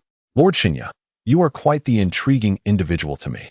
Casting a backward glance at Uchiha Shinya, Orochimaru vanished into the shadows. In the Hokage's office, under the veil of night, Orochimaru cautiously infiltrated the space, striving to avoid disturbing anything that might trigger an alarm. Where is the Book of Seals? He rummaged through every corner of the Hokage's office. What is this? Orochimaru discovered a yellowed notebook from a heavily sealed safe. Could it be that the Book of Seals exists not as a scroll, but in the form of a small book? With eager anticipation, he opened it, only to be met with utter disappointment. What drivel is this? After a cursory glance, He discarded the book onto the floor, feeling it wasted precious moments of his life. The moonlight gently illuminated the aged notebook, revealing its title, Konoha Village Women's Health Record Manual. A mysterious breeze rustled the pages, flipping it to the first entry. Uzumaki Mido. Height. Where could it possibly be? Orochimaru contemplated a possibility. Could it be at my teacher's residence? He left a shadow clone behind, instructing it to trigger the alarm after 10 minutes. Yes, Orochimaru planned to have Sarutobi Hiruzen summoned to the Hokage's office. In this interval, he would secretly infiltrate Sarutobi's home. At the residence of the third Hokage, Sarutobi Hiruzen was sound asleep. Hearing the snoring, Sarutobi Biwako sat up. This is unbearable. Hiruzen's snoring is akin to thunder. I knew it. You have something to hide, Biwako exclaimed, having witnessed Hiruzen's furtive exchanges with Danzo. This cannot continue. With a swift kick, she roused the sleeping Hiruzen. What is it, Biwako? A dazed Sarutobi Hiruzen blinked at her. You were asleep, calling out another man's name. Spill it. What is your connection to Danzo? Biwako's tone was accusatory, as if interrogating a criminal. Danzo? Are you suggesting I was sleep-talking? He has been pestering me lately about how to refuse him, Hiruzen explained. Genuinely caught off guard. Danzo had indeed been more frequent in his visits to the Hokage's office due to a spy investigation. Refusing him? Is he the one being forceful? Biwako, please let me explain. Half an hour later, Hiruzen managed to deflect the blame onto Danzo. You claim it's about spies. And he has been seeking personnel from you constantly? Absolutely, Biwako, you must believe me. You know I do not wish for Danzo to gain power. With Hiruzen's clarification, Biwako felt a sense of relief, though she remained wary of Danzo. Lord Hokage, we have an intruder in the Hokage's office. The most secure seals have been compromised. An umbu reported from the window. What? That is a vital cultural heritage of the village. Hiruzen disregarded everything else, donning his armor and setting off. Meanwhile, Orochimaru, concealed at the wall's edge, revealed himself and dashed toward Hiruzen's bedroom. Orochimaru, what brings you here at this hour? Biwako was taken aback by his unexpected visit. Teacher, Hiruzen instructed me that the intruder seeks the Book of Seals. He has gone to pursue the thief, and I'm here to oversee the security of the book. Orochimaru asserted earnestly. Is that so? Orochimaru, you should hurry to the study. There is an umbu. No, Orochimaru. Does it truly warrant the Hokage's personal pursuit of a mere thief? Biwako questioned, skepticism in her gaze. It is as I said. Just as Biwako awaited further explanation, Orochimaru struck. Shadow snake hands. Two serpents erupted from Orochimaru's sleeves, ensnaring Biwako. Please remain calm for a moment. These snakes are obedient to my command and lack any intelligence. With that, Orochimaru politely retreated. Within the Hokage's office, Sarutobi Hiruzen entered, wielding the Monkey King. Orochimaru, what are you doing? Release that vital cultural artifact at once. Upon entering, Hiruzen spotted Orochimaru holding the Konoha Village Women's Health Record Manual. Oh, it seems, Professor, that you hold a particular interest in this notebook. After triggering the alarm, Orochimaru's shadow clone had fended off several waves of umbu, but was now on the verge of dissipating. To buy more time for his real body, he clutched the heavily protected notebook. Orochimaru, why are you attempting to steal this important village manual? If you relinquish it now, I can copy a few pages for you. This marks the third generation of Hokage, Sarutobi Hiruzen's immense tolerance. It is essential to acknowledge that the personnel records of a village have always been highly confidential. Of paramount importance. Sensei, you may speak your mind, but do not approach, Orochimaru threatened, poised to tear the book apart. Stop, you treacherous disciple. This is the culmination of generations of effort from the village. Seeing Orochimaru's intent to shred the manual, Hiruzen felt a surge of anger. Alas, it seems the time has come. This book appears to be beyond destruction, Orochimaru lamented. A shadow clone. Could this be a diversion? Hiruzen swiftly secured the manual and hastened back to his home. Found it. Orochimaru smirked, having discovered that the forbidden book was indeed in his teacher's abode. Chapter 64.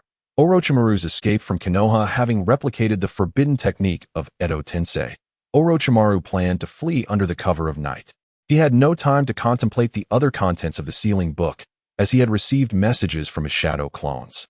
Why didn't Orochimaru, simply take the sealing book? Clearly, if he refrained from snatching it, Hiruzen might overlook his transgressions out of respect for their past mentorship. However, if he were to take the entire book, Konoha would undoubtedly unite against him. igniting unrelenting wrath from the village. Orochimaru, where are you sneaking off to? The armored figure of the third Hokage descended from above. Sensei, perhaps you should be more concerned about Lady Biwako, Orochimaru replied with a sinister smile. What have you done to her? Hiruzen erupted in fury. You will find out soon enough. There may still be time to save her, Orochimaru taunted. As Hiruzen unleashed his jutsu, fire style, dragon flame jutsu. In silence, 3 flames enveloped Orochimaru from different directions. Are you truly not going to save Lady Biwako? Orochimaru evaded the jutsu with serpentine agility, twisting at impossible angles. Orochimaru, your body. Hiruzen was taken aback by the inhuman movements displayed by Orochimaru.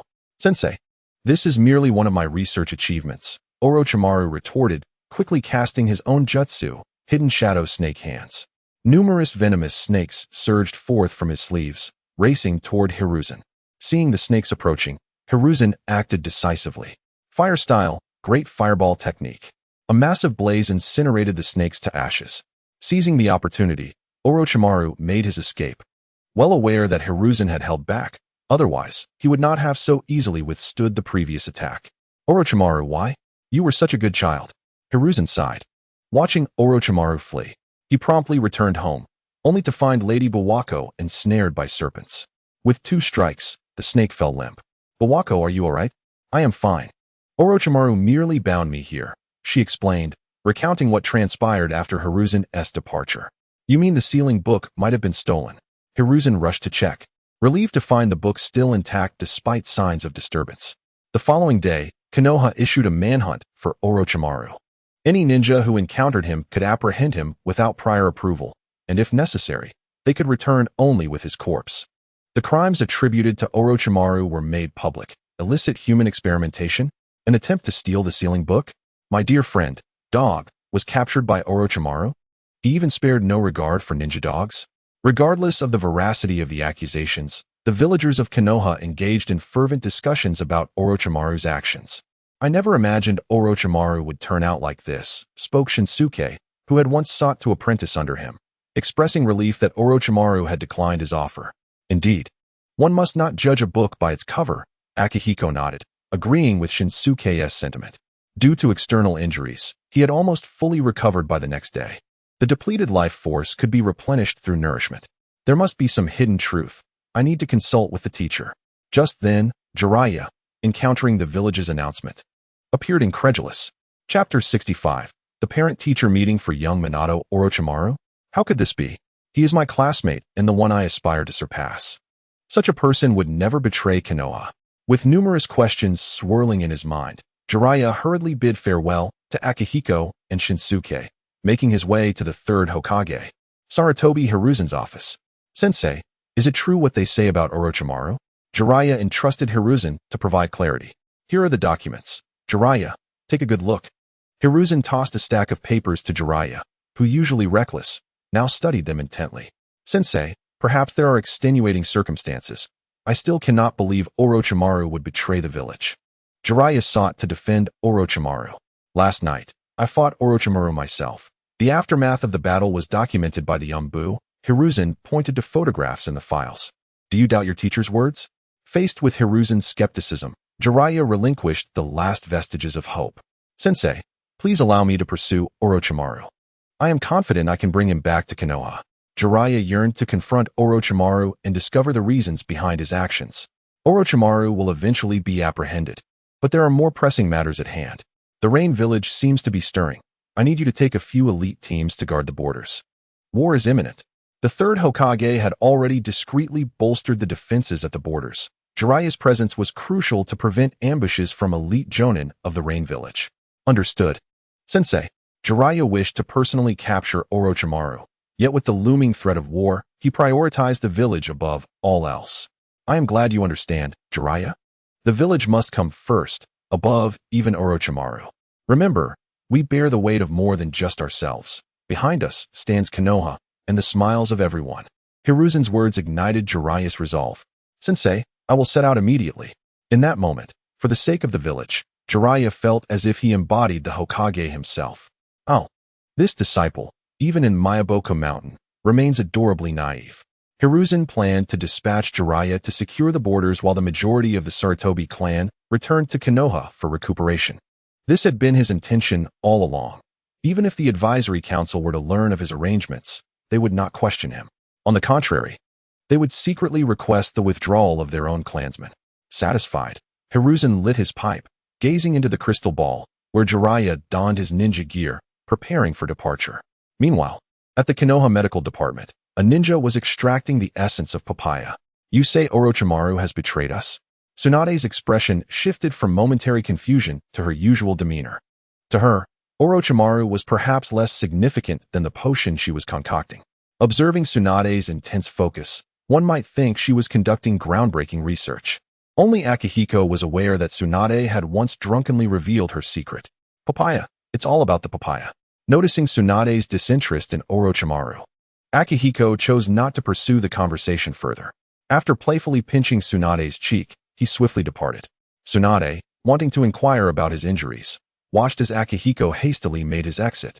Today, Akihiko had another task at hand, having observed young Minato's troubled expression a few days prior. As the night deepened, Qiye inquired about the reason behind the commotion, only to learn that the Ninja Academy was to hold a parent-teacher meeting. In previous years, Shoto had no family to accompany him. This year, however, he resided with Qiye, and while he wished to discuss the matter, he hesitated, fearing it might disrupt Chiye's time. His indecision was palpable. How could I have such a foolish younger brother? Qiye ruffled Shoto's golden hair, finding it coarse to touch despite the countless times he had done so. Fortunately, you informed me, otherwise. Had I missed the news and not attended, I would have questioned whether you considered me a true family member. This was the first time Qiye spoke sternly to Shoto. Initially, he intended to impart his thoughts gradually, but now he realized that Shoto had not informed him of significant news in a timely manner. What did this signify? It indicated that their relationship had seemingly regressed. This erroneous spark must be corrected by me. Chapter 66. Shoto's parent-teacher meeting. To Brother Qiye, I understand my mistake. Please forgive me. Shoto lowered his head, appearing quite distressed. Shoto, this is not merely a matter of right or wrong. You are thoughtful and considerate of others. Qiye reassured him. However, I am different from others. I am your only family now. There should be no secrets between family members. And I hope this will be the last time. After saying this, Qiye wondered if he had perhaps overstepped. I understand now, brother. From now on, I will be the first to inform you of any matters. Shoto lifted his head, his eyes shining with renewed hope. Indeed, family was his Achilles heel. Qiye increasingly yearned for the day when Shoto would don the Uchiha clan emblem. At the Leaf Village Ninja Academy, Shoto led Qiye to his seat. Not far away stood a solitary figure, seemingly Kushina. Where was Uzumaki Mito? Had she not informed Tsunade about this event? With questions swirling in his mind, Qiye glanced towards Kushina. Brother Qiye actually came. Minato is truly cunning. Moreover, he was unaware of Chiye's recent recovery. Upon spotting Qiye, Kushina cast an accusatory glare at Minato. Noticing the menacing look from Kushina, Shoto lowered his head. No, why should I bow my head? Brother Qiye is here for the parent-teacher meeting. I must not appear inadequate. Resolving this, Shoto raised his head, his gaze fiercely fixed on Kushina.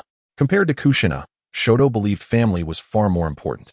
Additionally, he noticed that Kushina had a poor temperament, often self-centered, seemingly oblivious to others' feelings. Did she still aspire to become Hokage? I, Uzumaki Minato, will be her first opponent. The youthful heart he once possessed had long been replaced by the joy of having family. Ahem, ahem. Observing the unfriendly stares from the two, Qiye intentionally cleared his throat. Hearing the sound, Kushina hurried over to check.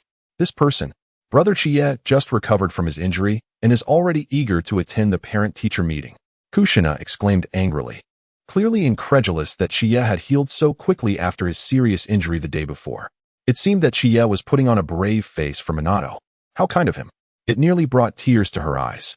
Shoto wanted to clarify, but was preempted. Kushina, I am looking forward to participating in this parent-teacher meeting. Qiye said with a slightly weak voice. Minato is my only family. Attending is one of the few things I can do to help him. Upon hearing this, Shoto felt Chiye's significance deepen once more. Kushina pouted, expressing her dissatisfaction. Recently, Mito had been unwell and couldn't attend, otherwise, she would have been the most radiant presence at the event. Kushina, Mito did not come? Shoto asked, his expression filled with confusion. Mind your own business. Kushina snapped, sulking beside Qiye. When did Shoto become so sly? Yet, this was for the best. If he were not with Kushina, he would have one less ally when seizing the Nine Tails. Hey, Minato, who is this big brother of yours? Like discovering a treasure, Yamashiro Rika excitedly approached Minato. Meanwhile, a certain red-hot chili pepper, bristling with annoyance, chose to ignore her. After all, this was a parent-teacher meeting, and she had an audience. Rika, this is my brother. Uchiha Qiye, Shoto solemnly introduced Qiye to the gathering. Chapter 67, Shoto's parent-teacher meeting 3. Minato, you actually have a brother? Wow, your brother is so handsome.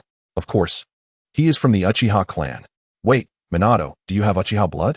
I can prove it. Minato used a pencil with the Uchiha emblem. The chatter among friends erupted. Upon hearing pencil, Qiye chuckled inwardly, recalling the one he had gifted Shoto under the guise of an elder brother. He had explicitly told Shoto not to preserve it, but to use it well. He had plenty of pencils available. Why are you all crowding around? Brother Qiye will feel uncomfortable. Kushina snapped, attempting to disperse the crowd. Many friends, eager for the spectacle, dispersed under her authoritative glare. Yet, Yamashiro Rika remained unfazed by Kushina's fierce demeanor. Hello, Brother Qiye, I am Yamashiro Rika. She cordially greeted Uchiha Qiye. Hello, Yamashiro Rika. I've heard about you from Minato. You are quite the prodigy of the Yamashiro clan. I hope you and Minato get along well at school. And of course, Kushina should get along with everyone too. Qiye replied with a smile, observing Kushina's protective expression as if she were guarding her candy from other children. It was somewhat amusing, yet this was youth. Indeed, Brother Qiye. Kushina quickly responded, her face shifting to match the conversation. Rika noticed this and realized why Kushina had been somewhat antagonistic towards Minato. It was evident now. Brother Qiye, rest assured, I will take good care of Kushina, Rika assured with a familial aura, causing Kushina to bare her teeth in response. That is truly a bother. Qiye compared the seemingly mature Rika with the red-hot chili pepper beside him, realizing how much Kushina was losing out. Everyone, quiet down. The parent-teacher meeting is about to begin, Karui announced as she approached with a notebook. A series of speeches lulled everyone into drowsiness. Now, we will announce the awards. First place in the grade, Uzumaki Minato. Karui called out Shoto's name. Qiye, who had nearly dozed off, immediately perked up. Parents of the named students, please come forward to speak. Karui looked towards the audience, aware that Minato's brother was present today. Hello everyone, I am Minato's brother. It is an honor to stand here. He is my pride. And I hope you all treat my brother well. Qiye delivered a lengthy speech, which Shoto listened to attentively. This was Shoto's first parent-teacher meeting with a family member present, and it held a significance unlike any previous experiences. Having lost his parents at such a young age, he understood the vicissitudes of life better than his peers, maturing far beyond his years. Rather than succumbing to despair, Shoto had always aspired to be a radiant presence, bringing warmth to others. Yet today, he realized that he too longed to bask in the warmth of the sun. Minato, you are truly a genius, Qiye remarked as he descended from the podium, marveling at Shoto's achievements. No wonder Hiruzen Sarutobi enjoyed giving speeches. The elders in their clan held monthly meetings. This feeling of speaking was exhilarating. Soon, Kushina's results were announced, ranking her in the upper tier of the Ninja Academy.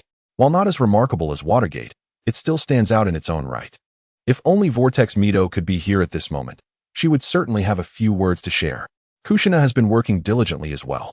Shinya offered a symbolic compliment to Kushina, who sat beside him.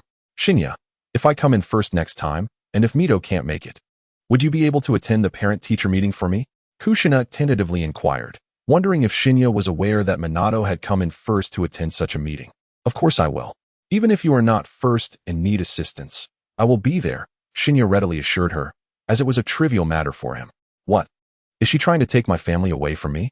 Little Minato clenched his fists hidden in his sleeves. Aside from academics, he found it difficult to compete with Kushina. Of course, I won't miss Minato either. After all, I am his older brother, and I will be your guardian at that time, Shinya added, having sensed little Minato's unusual shift in demeanor. Rope Tree is graduating from ninja school next week. Let us buy him a gift together, he suggested. All right, Shinya. They both agreed in unison, a hint of tension in the air. Chapter 68.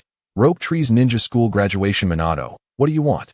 I'll cover it, Shinya declared grandly as they approached the ninja tools shop. I still have plenty of money. I can't spend it all at once. What about me, Shinya? A small head popped up, vying for attention. As for you, remember to ask your Mito grandma for more when you run out of money, Shinya teased, pinching Kushina's cheeks, denying her any spending. Well done, Shinya. Although little Minato remained silent, he internally agreed with Shinya's approach. To spare Shinya's wallet, little Minato chose a modest kunai as a gift for Rope Tree. Minato, this seems rather ordinary. Shinya suggested that Minato could select something more extravagant. This will do, Shinya. Rope Tree isn't very accurate with throwing anyway. Minato meant that it was sufficient for practical use. Alright, but make sure to let me know if you find something you wish to buy, Shinya reminded him. A small investment now could yield significant returns in the future. Humph. Feeling the preferential treatment, Kushina grew somewhat annoyed as she busily selected her gift. She understood that Minato was recognized by Shinya as a younger brother. Yet she had known him first. It was simply frustrating. Noticing Kushina's demeanor, Shinya discreetly conversed with a shop assistant. What? Has someone already paid for the ninja tools I selected? Upon hearing this, Kushina looked at the smiling Shinya with surprise. Shinya, you're the best. Kushina chirped excitedly, flitting around him like a little bird. Children are indeed easy to please. With a slight gesture, Shinya swiftly erased Kushina's earlier displeasure. Minato, I am quite curious about your gift. Today, Rope Tree finally graduated from ninja school, and according to tradition, he would receive gifts from family and friends. Having been together for over half a year, Minato was eager to see what Rope Tree would receive. Surely, it was something he had chosen with great care. Observing Rope Tree's face brimming with anticipation, little Minato smiled awkwardly. I apologize, Rope Tree. This is for Shinya's wallet. You little brother, first look at my gift. Tsunade presented a necklace to Rope Tree, and Shinya could only wish Rope Tree well, hoping he wouldn't be blown away next. Wow, sister. Is this perhaps the necklace of Grandfather Hashirama? Rope Tree exclaimed, immediately donning the necklace he received. Rope Tree, this is my gift to you from Shinya, he said, presenting a collection of his culinary recipes accumulated over the years. Oh my, Shinya, are you truly giving me such a precious item? Rope Tree was even more excited than when he received Hashirama's necklace, having stayed at Shinya's home for quite some time. He was well aware of the value of Shinya's recipes. Just one dish from this collection could spark fierce competition among culinary masters. The possibility of opening a restaurant with just one recipe was a testament to its worth. Now, Shinya had gifted this collection to him. Could it be a sign of his acknowledgement? Indeed, Rope Tree, this is a closely guarded secret of mine. You must cherish it. Good recipes are bestowed only upon those deemed worthy, and there is another copy with Mikoto. Hooray! Even if I do not become Hokage, I can still lead a happy life. Clutching the recipe tightly, Rope Tree even contemplated sealing it with a jutsu to prevent others from stealing it. Tsunade, observing Rope Tree's ecstatic demeanor, raised an eyebrow, wondering if it was truly necessary. Rope Tree, quickly look at my gift, Kushina urged, unveiling a red gift box. Chapter 69. The Rain Ninja Village declares war Wind Demon Shuriken. Rope Tree unwrapped Kushina's gift, finding it quite satisfactory. The moment of truth arrived. Compared to Tsunade and Shinya's extravagant presents, Rope Tree was more curious about what Minato had prepared. Well, go ahead and open it. Minato managed a strained smile as Kushina looked on with eager anticipation. The box was small and light. Could it be another necklace? With questions swirling in his mind, Rope Tree hastily opened it. A common kunai? Rope Tree's previously excited smile turned somewhat awkward. Minato took a step back, pondering how to apologize. Shinya placed a reassuring hand on little Minato's shoulder. True friends are not bound by mere formalities. Friendship is the exchange of hearts. Minato, you have worked hard. This gift is a testament to your careful selection and effort. You need not feel inferior. Rather, it should be a source of pride for Rope Tree. Though Shinya's words were directed at Minato, they were also meant to convey to Rope Tree the effort Minato had put into choosing this gift. Even if it was just an ordinary kunai. Minato, rest assured, I will make good use of this gift, Rope Tree said with an expression of understanding. While little Minato felt slightly embarrassed, the gift was not as significant as Shinya had suggested. Recognizing that Shinya had come to his defense, little Minato chose not to elaborate further. Kushina looked at Shinya, signaling for a reward for his discretion. Shinya, understanding her gaze, replied, Today, in celebration of Rope Tree's successful graduation from ninja school and his promotion to genin, let us go out for barbecue. The only way to silence Kushina was through food. Wow, Shinya is amazing. The little one cheered. What about drinks? Tsunade asked mischievously. Just out of the hospital. Let us stick to juice. I need to recuperate, Shinya replied, not wanting the Umbu to seize the opportunity to report him. Rope Tree, in a few days, you will join my team. At the dining table, Tsunade, already knowing Rope Tree would join her team, granted him a few days off. All right, sister. Are there others in your team besides you and Shinya? Rope Tree inquired curiously about the members of Tsunade's team. One member is named Konoha Kodo, and another is a recent addition named Kato Dan, Tsunade informed him. Not very familiar with Kato Dan, who had recently applied to join her team. They are all your seniors, so do behave yourself. Your role will mainly involve logistical support. Do you understand? Typically, a small team comprises no more than 4 members. And Rope Tree had the privilege of joining Tsunade's team due to being the grandson of the first Hokage, Hashirama Senju. Don't worry, sister. Please don't underestimate me. Rope Tree was eager to report the very next day. The scene shifted back to the Rain Ninja Village, where Hanzo had summoned nearly all the ninjas of the village. Clearly, the tension among the Rain ninjas was palpable. The day to declare war against the 5 great ninja villages had arrived. Although they appeared weaker compared to the 5 great villages, the man standing at the forefront brought them hope. Indeed, that man was the legendary Hanzo of the Salamander. To his left stood Shinda, and to his right was an unfamiliar figure to many ninjas. He was a man with red hair and a sideswept fringe. Indeed, he is none other than the confidant of Hanzo, from the land of the whirlpools. Among the multitude of ninjas, the land of the whirlpools may not stand out. Yet his ability to read emotions and gauge situations is unparalleled. Today, I shall draft a scroll to declare war against the 5 great ninja villages, who have oppressed us for decades. Hanzo proclaimed this decision from the stage. However, there were still some ninjas in the audience who were uncertain. Can we truly contend with the 5 great ninja villages? Is it feasible with Lord Hanzo leading us? Lord Hanzo is invincible. We can no longer endure the tyranny of those major ninja villages. Let us confront them. Suddenly, a surge of fervent voices inspired everyone. Observing the audience springing to life, Hanzo cast an appreciative glance at the land of the whirlpools. Indeed, the warmongers in the crowd were those specifically arranged by the land of the whirlpools. Since accepting the task from that esteemed individual, he has realized he seems destined for this role. Chapter 70.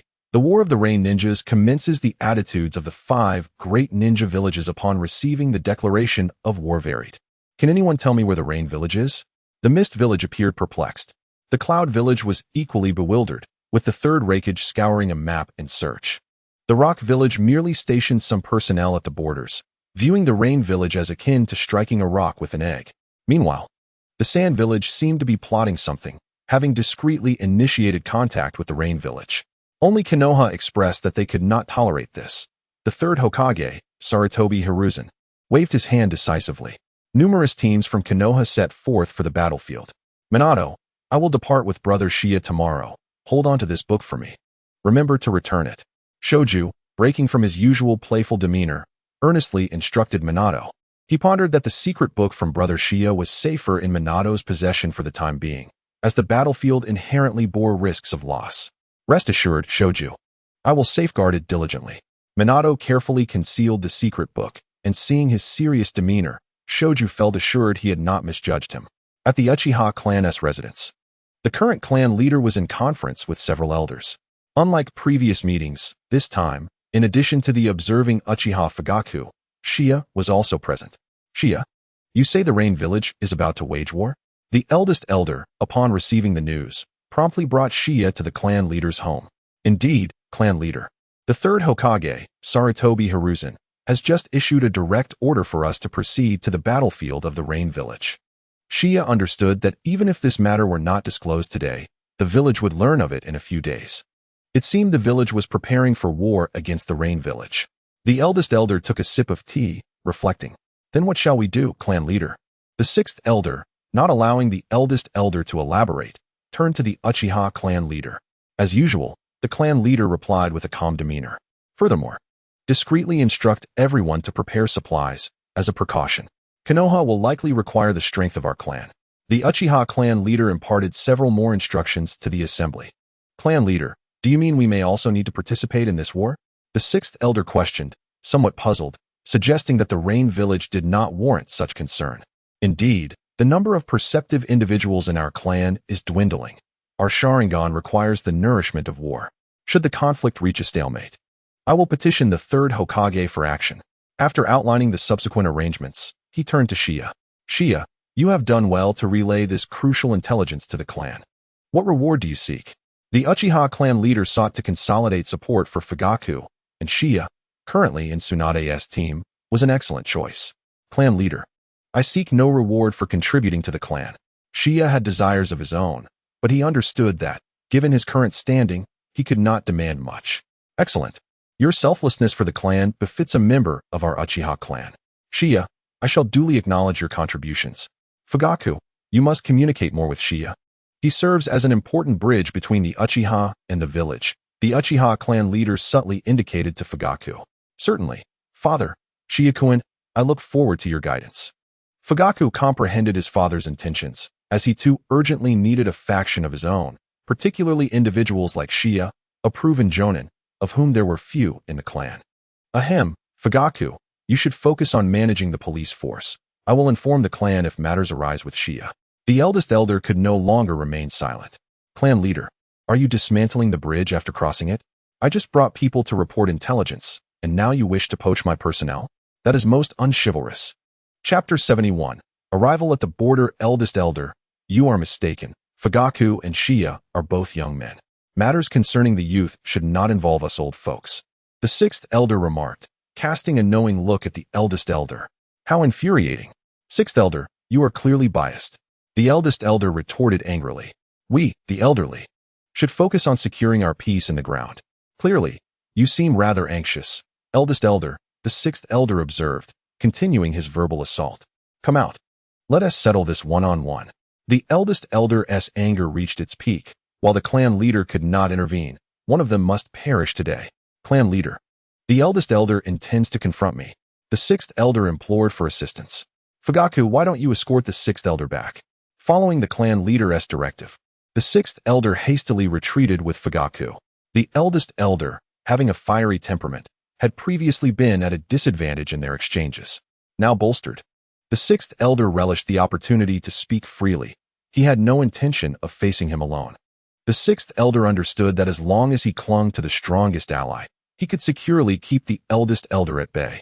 Pleased with his companion Fugaku, he noted how mature and composed the young man remained. Is Tsukihua doing well? Fugaku, you must treat her kindly. Fugaku reflected on their nightly encounters, noting how Tsukihua always wielded a whip and appeared somewhat thinner. Eldest elder, the sky is growing dark.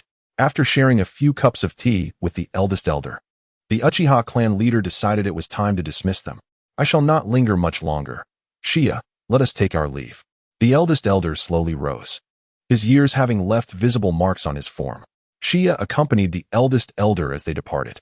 Upon returning home, Qiye contemplated the village's operational plans. The third Hokage appointed Akimichi Torafu as the battlefield commander, with Tsunade and Jiraiya as advisors, complemented by over 20 elite teams from Konoha, constituting the main force against the Rain Village. At the time, Akimichi Torafu appeared reluctant, clearly stating his desire to remain in Konoha to protect the village, not to take on the role of battle commander. Sarutobi Hiruzen, employing his doctrine of the will of fire, pressed him hard, leaving Torafu with no choice but to acquiesce. Why am I not the overall commander? That evening, Danzo stormed into the Hokage's office, brimming with anger. The village requires you. You must remain vigilant against the hidden pests within. Sarutobi Hiruzen asserted that Danzo's investigation into the spies was still incomplete. Hiruzen, you are envious of me, fearing I might seize the glory of war, which is why you sent that glutton, Akimichi Torafu, to command. Danzo was furious. He had nearly completed the spy investigation, and the Umbu had even uncovered Orochimaru. Of course, this was partially due to him shifting all blame onto Orochimaru. Your position at root signifies the village's trust in you. The village will also increase your funding. Hiruzen, this matter is far from over. Watching Danzo's departing figure, Sarutobi Hiruzen took a puff from his pipe. Indeed, I fear you will usurp my position. Back at root, Danzo's anger had not subsided. It seemed Sarutobi Hiruzen's path was now entirely blocked. Now, Akimichi Takafumi has been firmly appointed as the commander, and there is no turning back. With a newfound influx of funds, his experiments must continue. Find a way to inform Orochimaru that the collaboration can proceed. Yes, Lord Danzo. A few subordinates received the message and swiftly departed from Konoha. The next morning, Qiye bid farewell to the worried Mikoto and joined Shoju and Tsunade. Sister, are we ready to depart? Shoju had prepared for the journey the previous night. Indeed. We are setting off. Shoju, please take care of yourself, Tsunade remarked, adopting a serious tone with Shoju. With Akimichi Takafumi's command, a large group of ninjas set forth with great momentum. The support team would depart 2 days later, while Qiye and his companions journeyed towards the Rain Village. Danzo's subordinates successfully located Orochimaru. What? Danzo wishes to collaborate with me again? Orochimaru, having previously taken the blame, expressed skepticism. Yes, Lord Danzo has requested that you continue your research on that organization and funds will be provided. One of the group, appearing to be the leader, replied, well, I can continue my research, but if he wants me to expose myself prematurely, there must be some interest to pay. Following this, Orochimaru smiled, knowing that the only way to complete the task was for only one of them to return alive. He wouldn't need to lift a finger. They would eliminate each other until only one remained. As for the corpses, he would make good use of them. Making Danzo pay a price was splendid. As Orochimaru was in dire need of funds for an experiment, he needed to concoct a potion that could render tailed beasts uncontrollable. Now that he had escaped the village, he urgently required a substantial sum. Danzo's collaboration had come at just the right time. By the way, it seems I promised Qiye I would keep in touch after leaving. However, there is no rush. Time is still on my side. Orochimaru continued to tinker with various vials, his experiments proceeding methodically. Tsunade, you've arrived. Jiraiya exclaimed as he saw Tsunade approach with enthusiasm. Jiraiya, don't come too close. Tsunade's feelings for Jiraiya still lingered in the realm of quarrelsome friends. Of course, there is no future for us. Jiraiya, have you forgotten someone? Qiye teased Jiraiya, while Kato Don smiled as he observed him. Ah, Qiye, you've come too along with Shoju? Jiraiya casually inquired about Qiye before pondering the presence of someone as young as Shoju on the battlefield. As for Kato Don, he chose to ignore it. Little did they know, the greatest enemy is often the one who appears the most harmless. All Jonin, except those stationed at the border, gather for a meeting. A voice called out, prompting all Jonin to hastily converge towards the sound. The newly reunited group paid no mind to further conversation. Tsunade briefly organized Shoju before they all rushed over. Everyone quiet down. I trust you are all aware of the specifics of this mission. The Rain Village has initiated a war, and the Hokage's task is to infiltrate the Rain Village without allowing the flames of war to reach the Land of Fire. Understood. Akimichi Takafumi succinctly outlined the mission, and everyone expressed their resolve. Now, let us begin forming teams. Jiraiya will lead 10 elite squads as the vanguard. Tsunade will subsequently lead 20 elite squads along with 100 Chunin as the main force directly towards the Rain Village. I will oversee operational command and logistical support. Is that clear? Clear. Akimichi Takafumi's arrangements were straightforward, with the timeline set for the following night. Those newly arrived at the border would need to rest and gather intelligence on the Rain Village. Chapter 72. Explosive Vests watching everyone leave. Akimichi Takafumi fell into contemplation within the command room.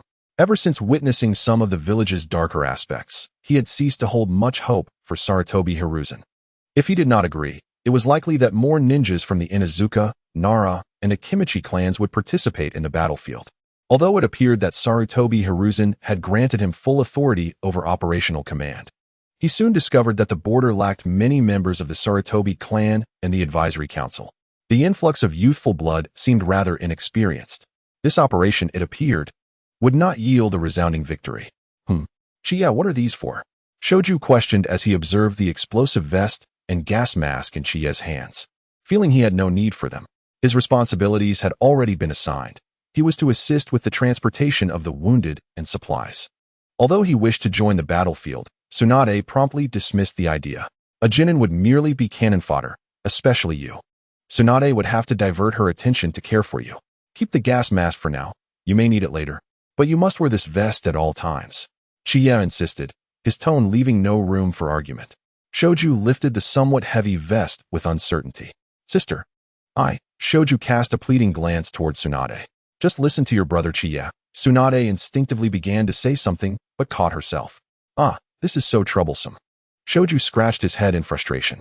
This is an order from our teacher. Qiye invoked the authority of their teacher, noticing Shoju's ungrateful demeanor, which irked him. He had spent a considerable amount of money on this explosive vest, one he himself did not possess. This brat was not appreciating it. Although he wanted the events to unfold naturally, fate had intervened.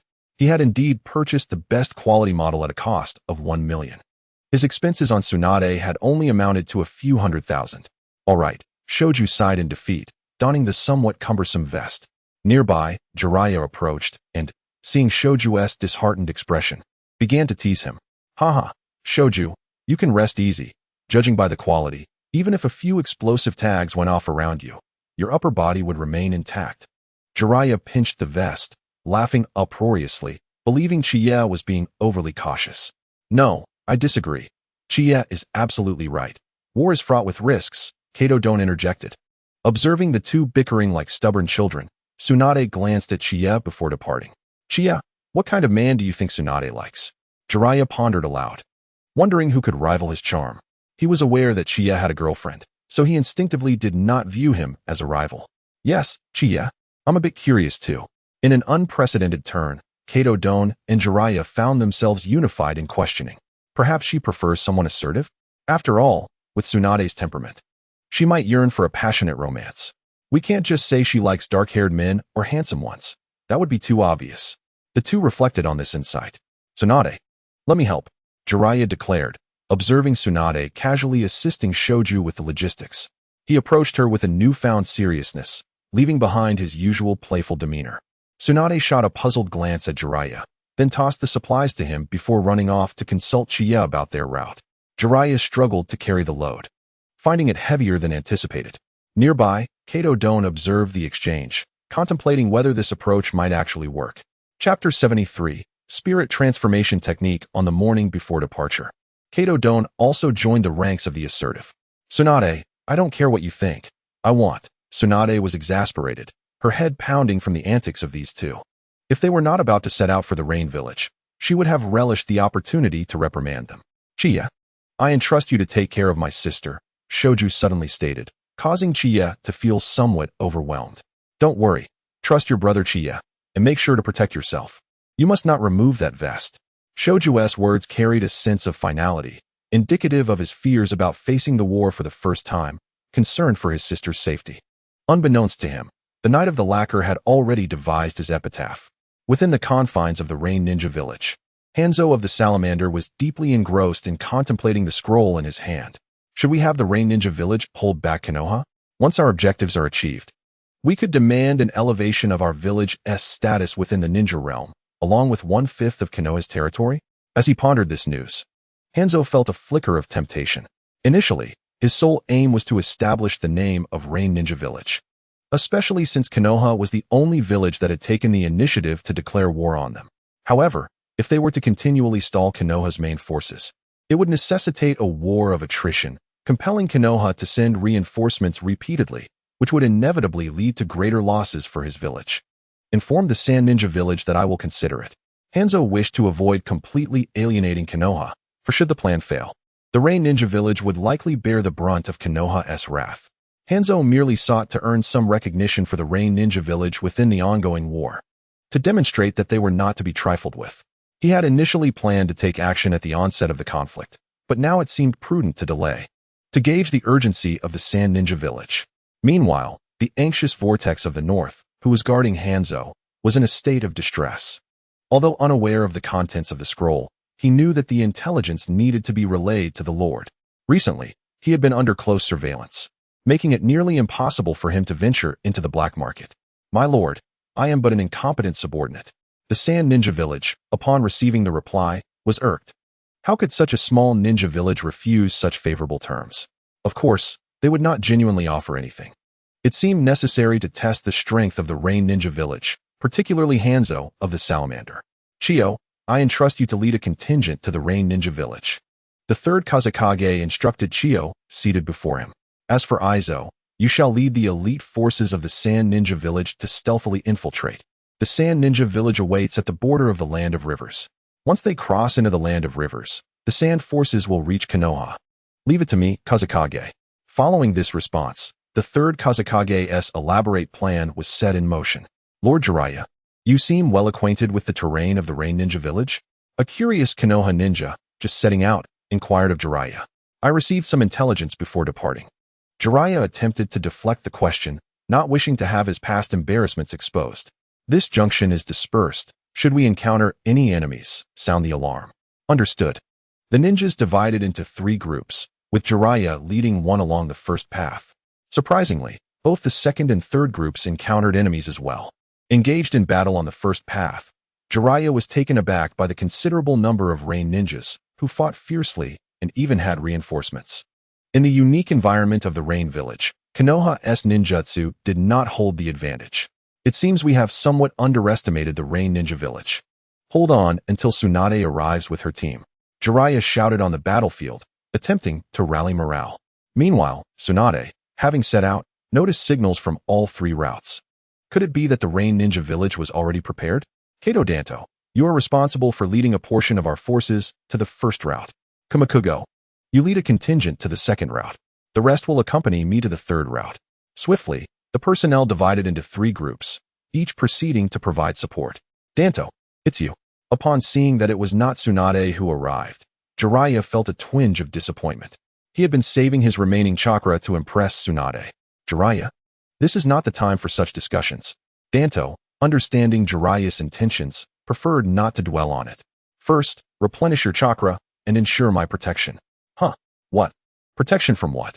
As Jiraiya stood bewildered, Danto gradually collapsed into his arms. Danto, are you alright? Jiraiya shook Danto, who had fallen into a deep slumber. I'm fine. But the situation is urgent. I must go assist. Danto, now ethereal, spoke briefly to the startled Jiraiya before darting into the fray. Like a specter, he attacked the enemies, capable of inflicting harm while remaining untouchable himself. Indeed, this was his unique technique, the ethereal technique. As long as his chakra did not deplete and his physical form remained intact, his ethereal self was virtually invincible. Had Orochimaru witnessed Danto in his current state, he would undoubtedly have fled with his body under cover of night. Truly remarkable. Observing Danto's extraordinary abilities, Jiraiya was filled with admiration. Without a doubt, this man was the hero of the battle that night. Gazing at the man in his arms, Jiraiya finally took the matter seriously. Danto was indeed worthy of being his rival. The reinforcements from the other 2 routes soon arrived, with the Knight of the Lacquer leading the charge on the third route, repelling a wave of enemies with several fire techniques. Subsequently, he did not engage much further in combat, focusing instead on treating the wounded. Naturally, he did not lethally harm those he could still save. For those who were beyond help, he could only gently cover their eyes with his hands, intensifying the absorption of their chakra. Summoning technique. Tsunade called forth a giant slug, which appeared on the battlefield. Tsunade-sama, what is it that you require of me? Oh, Lord Knight, you are here as well. Although he had previously requested to be addressed as master in private, he would not foolishly reveal this in front of so many. Slug, first assist me in treating the injured. Tsunade, disregarding any further conversation, prioritized the urgent task of healing the wounded. The slug instantly divided its body, scattering across the battlefield, with one climbing beside Knight. Lord Knight, is he still salvageable? The slug whispered quietly to Knight. Observing Knight's actions, it appeared he was saving lives. However, only the slug, attached to Knight, could sense the rapid depletion of chakra from the fallen ninja through its unique abilities. Knight gestured for silence. There was no point in the little creature knowing these details. It certainly would not dare to reveal them. Of course, he would need to set up additional illusions and seals for it in the future. Coincidentally, Kushina had secretly imparted several new illusions to Knight, making it ideal to experiment with the slug. Chapter 74, Rain Ninja Village vs. Sand Ninja Village Retreat. With the orders from both sides, the initial skirmish between the Rain Ninja Village and Konoha concluded with a temporary withdrawal from both parties. Damn it. I didn't expect the Rain Ninja Village to be so well prepared. Some returning ninjas lamented. On the battlefield, the chakra and ninjutsu of the rain were not abundant. Yet their tactics were underhanded, employing various tricks such as explosive tags, poison gas, and transformation techniques in a desperate attempt to blend in with the retreating Konoha ninjas. Fortunately, the checks within the Konoha camp were stringent, with members from the Nara and Inuzuka clans present, easily spotting such transformation techniques. Rest assured, your scents are well known to me. Akamaru reassured the group. Indeed, my nose is quite keen. A small black dog also spoke up. Akamaru, I can't believe your little dog can talk. Are your family's dogs trained to speak? I'm not trying to eat him, just curious. Akamaru, go bite him. The previously tense atmosphere following the battle lightened somewhat. And in the command room, Akimichi Choza issued the next operational orders. The injured will take time to recuperate. Once supplies arrive in a few days, we will act together. During this period, Tsunade will concoct antidotes, while Jiraiya will lead 10 elite squads to the battlefield of the Rain Ninja Village. It is imperative that we hold the Rain Ninja Village until supplies arrive. Simultaneously, we will bolster the defenses around the camp. Danto, who do you think will have taken down more enemies this time? You or me? Seeing Danto's ethereal technique, Jiraiya's competitive spirit was ignited. Of course, it will be me. Danto unabashedly expressed his confidence. Then let us meet on the battlefield tomorrow.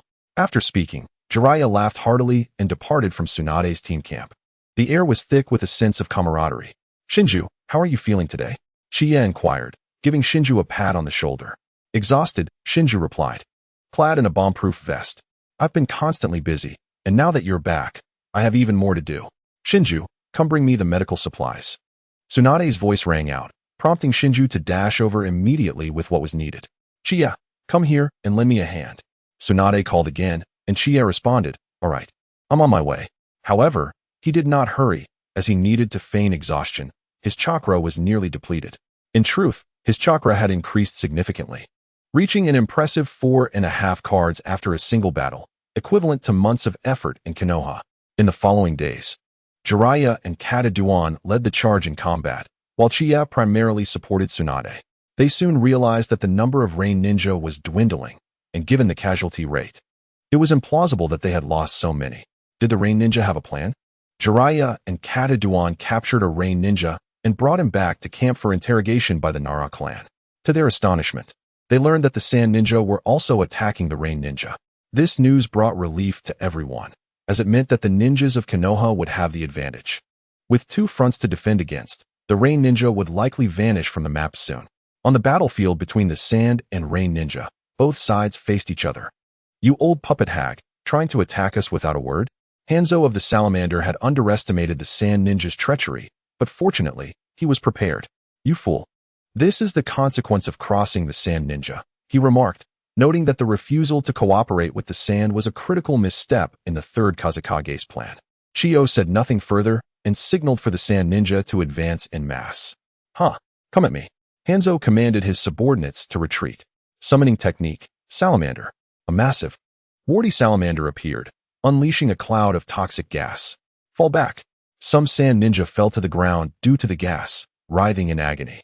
Suddenly, a scream came from within the toxic cloud, and the wounded salamander burrowed underground. Were those puppets? It turned out that many of the Sand Ninja were actually puppets secretly controlled by Chiyo. Hanzo instantly retreated to the side of the Rain Ninja, issuing a few commands. Just as the toxic mist began to dissipate, a Rain Ninja donned a gas mask to finish off the fallen enemies. With 2 swift strikes, that Rain Ninja collapsed.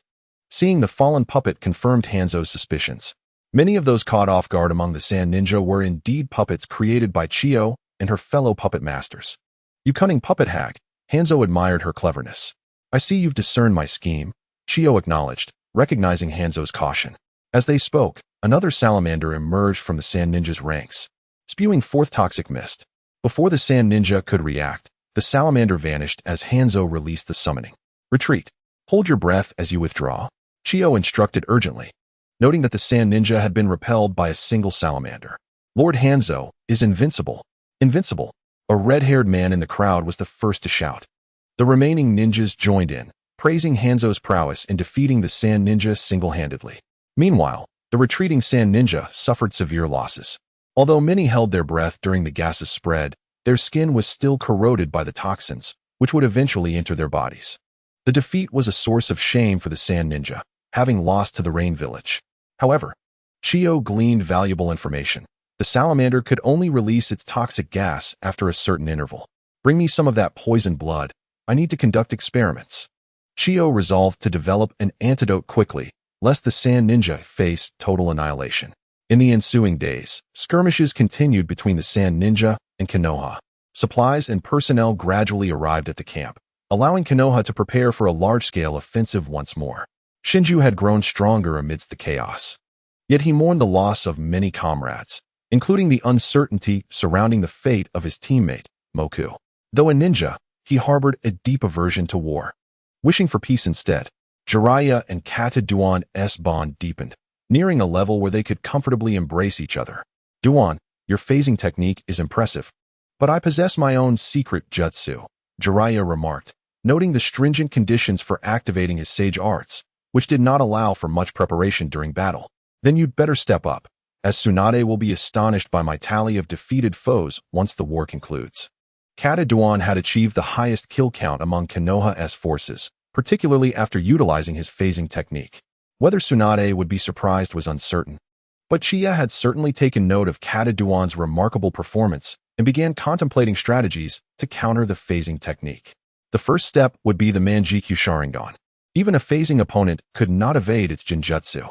For instance, while Tobi was immune to physical attacks, he still feared Itachi's illusions. Additionally, eliminating Kata Duan's physical form would ensure that even if he completed his mission, he could not return to replenish his chakra, leading to his demise. Of course, Kata Duan's jutsu remained formidable. If refined to perfection, traversing to and from the Pure Land would be feasible. But wait, there was someone who seemed to navigate the Pure Land freely? Existing in a spiritual form, it appeared that all events had his fingerprints on them. The births of the two brothers, their differing natures, their eventual rift, and the endless disputes that followed seemed orchestrated by him, including the powers bestowed upon them during the final confrontation. All causality seemed to converge upon him. What could he possibly desire? Indeed, he was the Sage of Six Paths, a legendary figure, and one whom Qiye found difficult to fathom. Perhaps I should acquire the phasing technique? No, I will leave that to Orochimaru. Qiye concluded that he only needed the research findings, allowing Orochimaru to enhance the phasing technique. Perhaps it could indeed lead to immortality? Duan, you must not perish now. Having come to this realization, Qiye regarded Duan as a precious gem. I have finally succeeded in my research. After days of relentless study, Chiyo had developed the antidote for the salamander's toxin. Once administered to the Sand Ninja, their conditions significantly improved. Prepare yourselves. We shall launch another offensive against the Rain Village. Chiyo was brimming with confidence, convinced that Hanzo would relent. The Sand Ninja had no desire to remain in the damp environment of the Rain Village. They required cooperation from the Rain Ninja. This time, even if they could not defeat Konoha, they intended to plunder the Land of Fire thoroughly. The Sand Country was too barren, and their daimyo preferred to frequent the Land of Fire for leisure, resulting in greater expenses and dwindling funds for the Sand Ninja. They had to fend for themselves. You old hag dare to come again? Upon receiving the news, Hanzo quickly made his way to the battlefield against the Sand Ninja. Gazing at the lively Sand Ninjas, Hanzo felt an unsettling premonition. Summoning technique. A colossal salamander appeared before the assembly. This time, the Sand Ninjas exhibited no prior fear. Instead, they seemed eager to engage. Indeed, it appeared they had found a way to counteract the salamander's toxic fumes. Old woman, you haven't come here to instigate another battle with us from the Rain Village, have you? Hanzo, standing atop the salamander's head, spoke with a slightly softened tone. You old man with the breathing tube. You must have realized by now that I have neutralized the poisonous mist of your summoned beast. Moreover, I estimate it cannot continuously spew toxins, can it?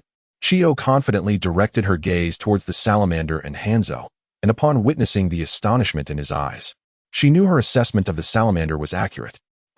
If you desire battle, so be it, but if we are to expend our full efforts against Konoha, our manpower and resources are limited. Hanzo's words hinted at a boundary. They could negotiate, but additional compensation was required. Perhaps we can sit down and discuss this, Chiyo interjected. Having achieved her objective and no longer wishing to prolong the conflict, it seemed that to compel the Rain Ninjas into action would merely require a monetary incentive, something the small ninja village could afford. Subsequently, Hanzo and Chiyo each led their guards into a clandestine negotiation. The Rain Village needed to stall Konoha with their full might, while the Sand Village would provide the Rain Village with a financial support of 20 billion. Although the Rain Village's demands were rather exorbitant, this sum nearly equated to the Sand Village's annual revenue. They had no choice but to comply given the pressing circumstances. Lord Hanzo, must we truly exert ourselves to halt Konoha? A Sand Ninja could no longer contain his curiosity and asked Hanzo, to be mere shields for you? Dream on. After witnessing Chiyo's departure, Hanzo made it clear that only with payment would they lend their strength. Without compensation, things would continue as usual in the days that followed. Even if Konoha launched a large-scale offensive, the Rain Village would merely engage in a strategy of retreat and harassment. Damn it, what is Hanzo up to? Eventually, Chiyo could no longer remain idle, and there was urgency from the Wind Shadow's side as well. After questioning Hanzo, she reluctantly dispatched the 20 billion to the Rain Village. Fire release, Great Fireball. On this day, Jiraiya was once again leading a team in pursuit of a lone rain ninja. Water release, Water Barrier. Several rain ninjas in the forest executed a defensive water technique, nullifying Jiraiya's assault. Not good, it's an ambush. Seeing the swarm of rain ninjas before him, Jiraiya felt a wave of panic. Why aren't you chasing? The pursued rain ninja taunted Jiraiya. Everyone, form up, we fight. With that proclamation, Jiraiya launched a distress signal. Though it seemed too far from the Konoha battlefield, by the time reinforcements arrived, they would likely be long gone. Do not fear, Konoha has no cowards. Jiraiya encouraged his team. Indeed, we have slain so many rain ninjas. It was worth it. For Konoha, for the village. At this moment, Jiraiya found himself with no viable options. Even if he wished to utilize sage techniques, there was no time to gather chakra. Observing the multitude of rain ninjas, holding out for even a few minutes would be a miracle. A signal from the east? Not good. That's Jiraiya's direction. Kato Dan noticed the signal sent by Jiraiya. Chapter 76. Kato Dan's rescue. At this moment, Kato Dan felt a surge of urgency. Through their time together, he had come to recognize Jiraiya. You, please safeguard my body. After uttering those words, Kato Dan collapsed into a teammate's arms. I hope I can make it in time. Rain Ninja, even if I depart this world first, I will take as many of you with me. After just a few exchanges, everyone around Jiraiya had fallen to the ground. Do not struggle any longer. It's your turn. The first Rain Ninja to be pursued eagerly drew out a kunai. Water release, Water Dragon Bullet. Water release, Great Waterfall Technique.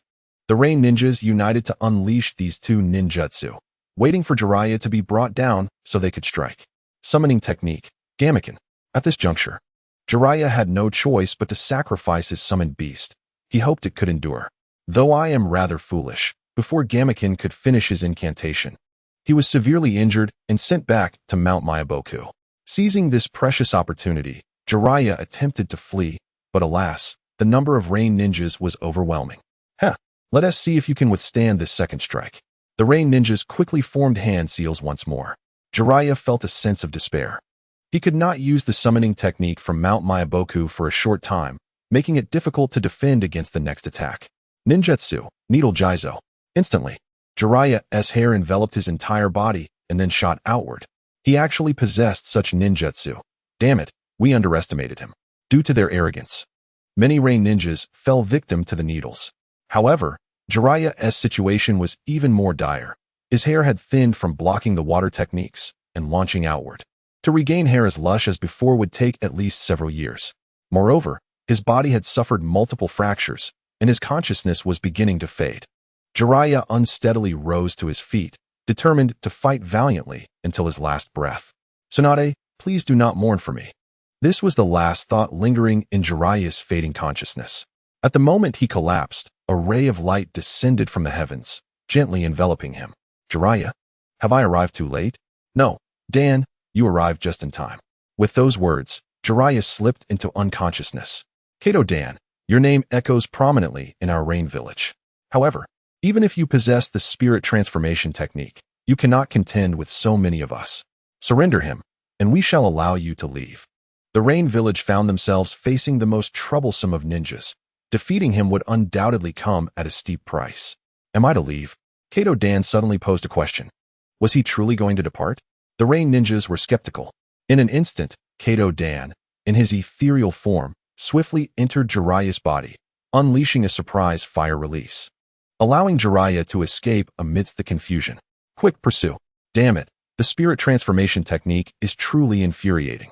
The rain ninjas cursed as they realized they were merely a small ninja village, unable to comprehend the full extent of the spirit transformation technique's capabilities. Forced to experiment with their lives repeatedly. Dan, where am I?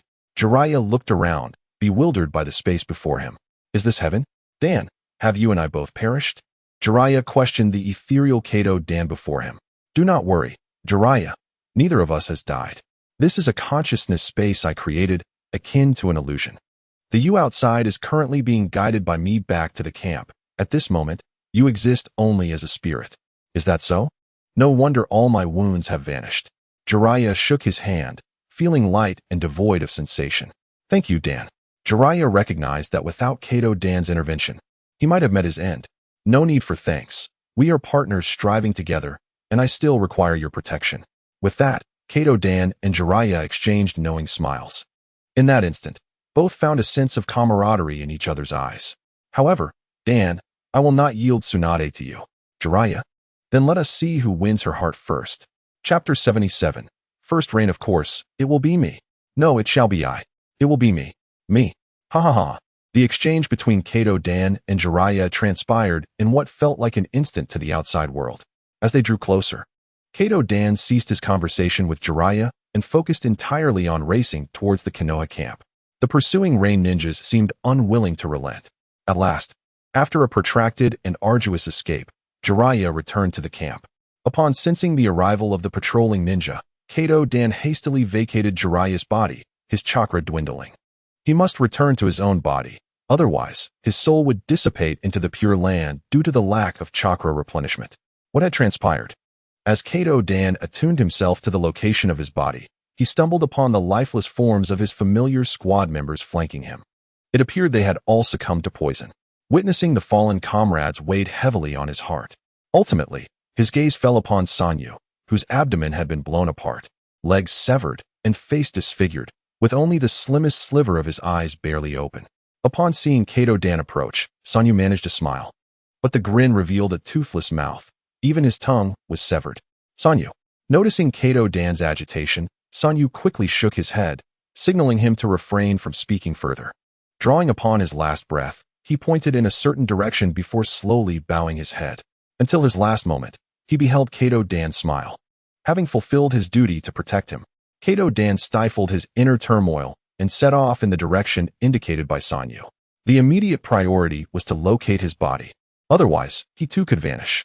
Soon, guided by his senses, Kato Dan discovered his body hidden away, just as he suspected. Observing the traces of battle along the way, he realized that his teammates had fought as if to cover a retreat. How could you be so foolish? You could have abandoned me and retreated safely. Tears streamed down Kato Dan's face as he lamented, now consumed by guilt.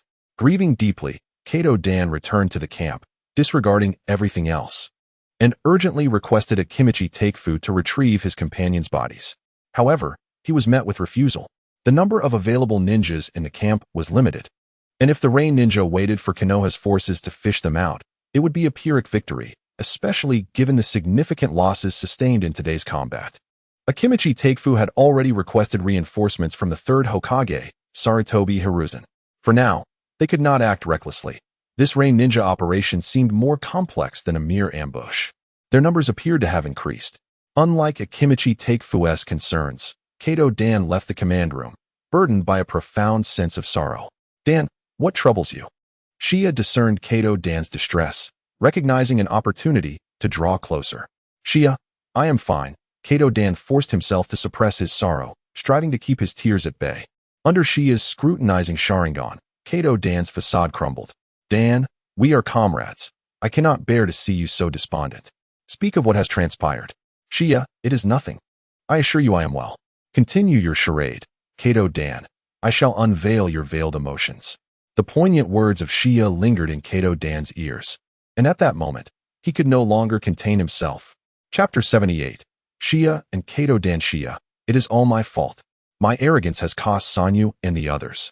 Kato Dan wept, resembling a child confessing to a teacher. Upon hearing Kato Dan's words, Shia understood. So this was the matter. Kato Dan had entrusted his body to his comrades while attempting to save Jiraiya. Consequently, upon his return, he found that his comrades had all perished while protecting him. And due to Akimichi Takefu's caution, he could not even assist in retrieving their bodies. Dan, do not grieve. They acted for your sake. You must not succumb to despair. Shia's words struck Kato Dan like a dagger to the heart. They did it for me, for me. A wave of guilt and remorse washed over him, and he felt as if he could no longer stand. His body swayed unsteadily. However, Shia extended his words. Even if Akimichi Takefu disagrees, we can quietly go if we carry the scrolls. A revelation struck Kato Dan. He had never considered defying orders. But us? Shia, do you intend to accompany me? Kato Dan, overwhelmed by guilt, wished to ensure his teammates received a proper burial, even at the cost of his own life. Yet Shia was still young. He need not take such risks. Indeed, I was inspired by their indomitable will of fire. This is the path a ninja should tread. For the sake of protecting comrades, all is worth the sacrifice. Shia spoke with righteous fervor, but inwardly, he plotted how to deliver Kato Dan to Orochimaru. Shia believed that should Orochimaru's research succeed, with an upgraded version of the technique, his spiritual prowess might ascend to new heights, potentially allowing him to glimpse the powers of the Rinnegan. However, first and foremost, he needed to earn Kato Dan's favor and trust. Shia, I am truly grateful to you. Kato Dan bowed deeply in gratitude, observing Kato Dan nearly touching the ground. Shia smiled. As night fell, the two donned black combat attire, equipped with scrolls for carrying bodies, and set forth. Shia, if danger arises, you must flee at once. Do not concern yourself with me. Understood. Dan, you've been rambling on for ages. Throughout the journey, Shia grew slightly impatient with Kato Dan's incessant warnings. He had not anticipated the profound impact this situation would have on him. Nevertheless, Shia eagerly anticipated the night's events, hoping to further enhance their camaraderie. Ultimately, the journey remained tranquil as they collected their surroundings without interruption. The more serene it became, the stronger Kato Dan's apprehensions grew. Shia, there is but one left. I shall employ the spirit transformation technique to scout ahead. If I do not return in 10 minutes, do not seek me. Instead, grab the scroll and retreat. Kato Dan feared the rain ninja might lie in ambush, thus he ventured forth alone. Very well, be cautious. Shia concurred, sensing that matters might not be so simple. Kato Dan's reconnaissance was prudent. After parting ways, Kato Dan performed the spirit transformation technique and soared toward the last remaining foe. This time, Kato Dan did not impose upon Shia to guard his body. Watching Kato Dan fly farther away, Shia surveyed the vicinity, ensuring no danger lurked. Before concealing Kato Dan's body among the nearby trees, applying several sealing techniques. Having completed his tasks, Shia trailed Kato Dan from a distance. The corpse of Sanyu lay nearby. I can return to fetch Shia for sealing. Kato Dan, in his ethereal form, approached Sanyu's body, intending to inform Shia. Just then, a transparent barrier obstructed him. Chapter 79. Shia and Kato Dan too. It seems I have caught a big fish. Numerous rain ninjas emerged from the forest, exhilarated to find Kato Dan ensnared. Quickly, inform Lord Hanzo. Reinforcements may arrive. One rain ninja dashed away. Thankfully, Shia had not followed. Kato Dan sighed, his expression devoid of panic despite being trapped. Instead, he bore a relaxed demeanor, as if he had relinquished something. This time, it is my turn to be the hero. Kato Dan wasted no time, seizing the fleeting opportunity to plunge into the ranks of the rain ninjas. Having anticipated Kato Dan's arrival, the rain ninjas swiftly dispersed. Quick, employ Genjutsu. Several rain ninjas surged forth, casting illusions. Kato Dan, wary, avoided their gazes. Thus ensued a one-sided battle, aside from the illusions. Only 4 rain ninjas tasked with sealing and maintaining the barrier posed any threat to Kato Dan. However, their need to sustain the barrier restrained them from acting hastily. Now is the time for Kato Dakwon, who is exerting every ounce of his strength to pursue each fleeing rain ninja. In the distance, Shia has also noticed the battle unfolding, yet he has no intention of recklessly intervening. Should he wait a little longer? It seems that it was precisely because he hesitated earlier that Kushina nearly fell victim to treachery. Never mind, he might as well assist him. Shia swiftly approached the barrier. Entering seems to pose a challenge. He had not anticipated that the Rain Ninja Village would have ninjas skilled in barrier techniques. After trying various methods without success, he pondered his next course of action. Each barrier jutsu has its own unique method of dispelling, and Shia began to study the technique before him. Conventional means were futile. Perhaps he could attempt it with Susanoo. However, he was reluctant to reveal his true strength to everyone present. Amaterasu? To be honest, he was uncertain. While its flames are indeed intimidating, he lacks any notable achievements.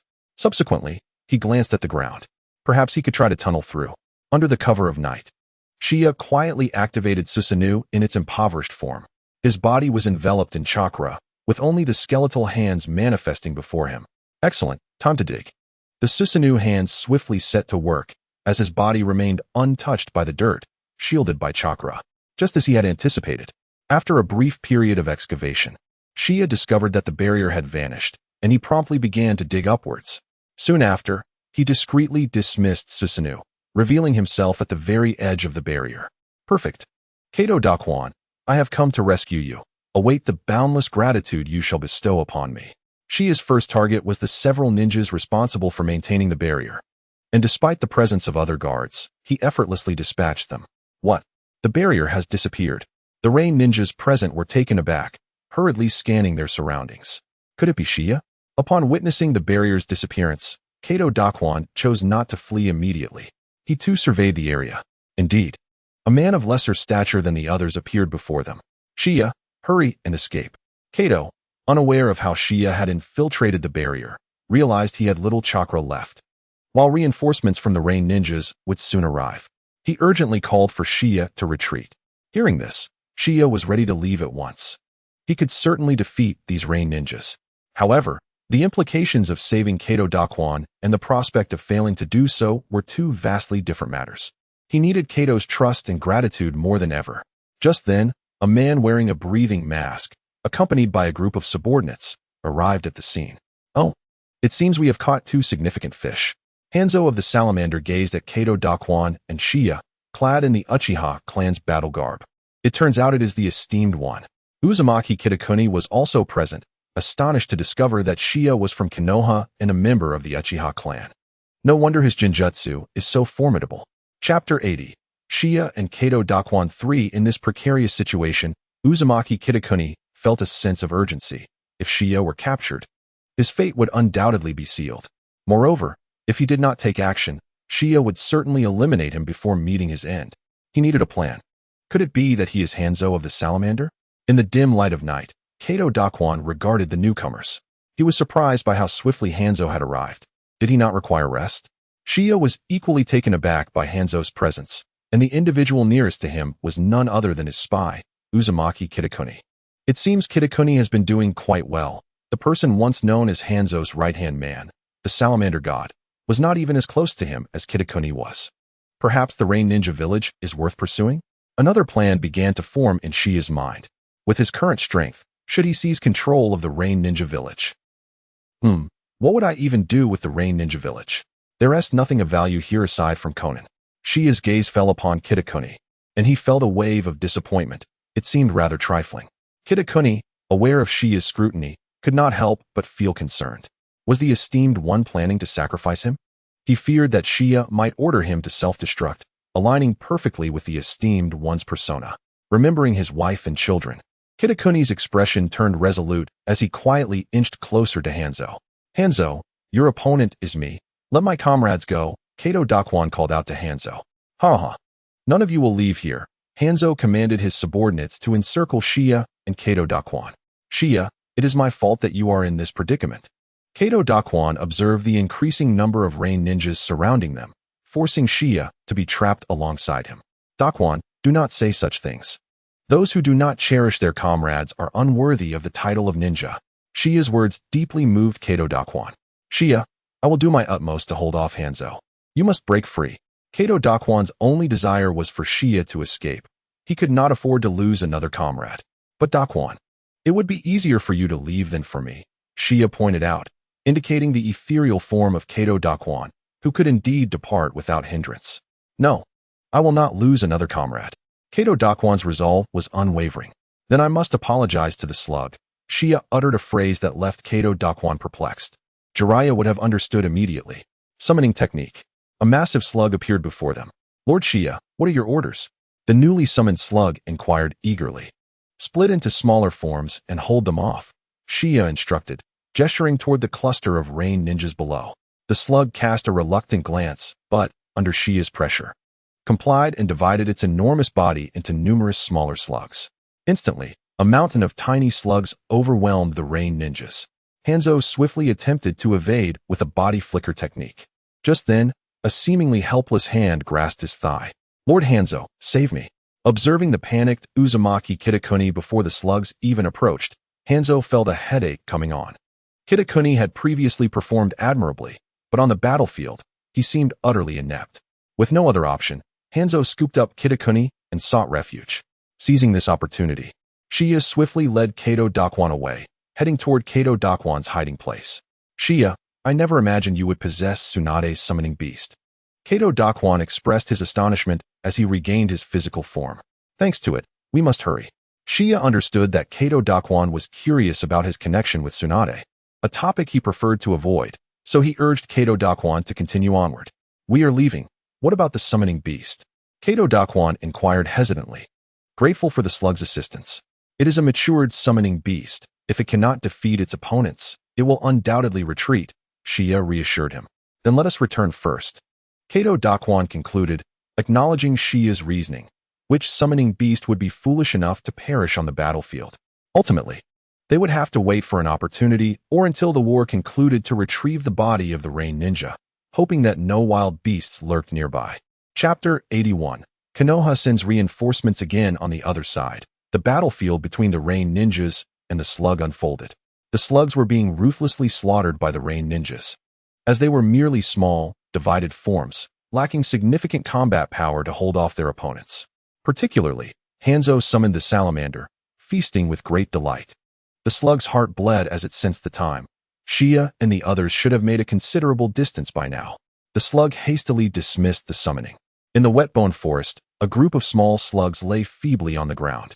Slug, make sure to come back and clean up the mucus for me shortly. The sage of slugs, sensing the return of the slugs, issued the command without further concern. In the eyes of the sage, the slugs were mere laborers created for its service. When necessary, it could absorb the slugs to enhance its power, but considering the effort put into creating them, it deemed such actions unnecessary for now.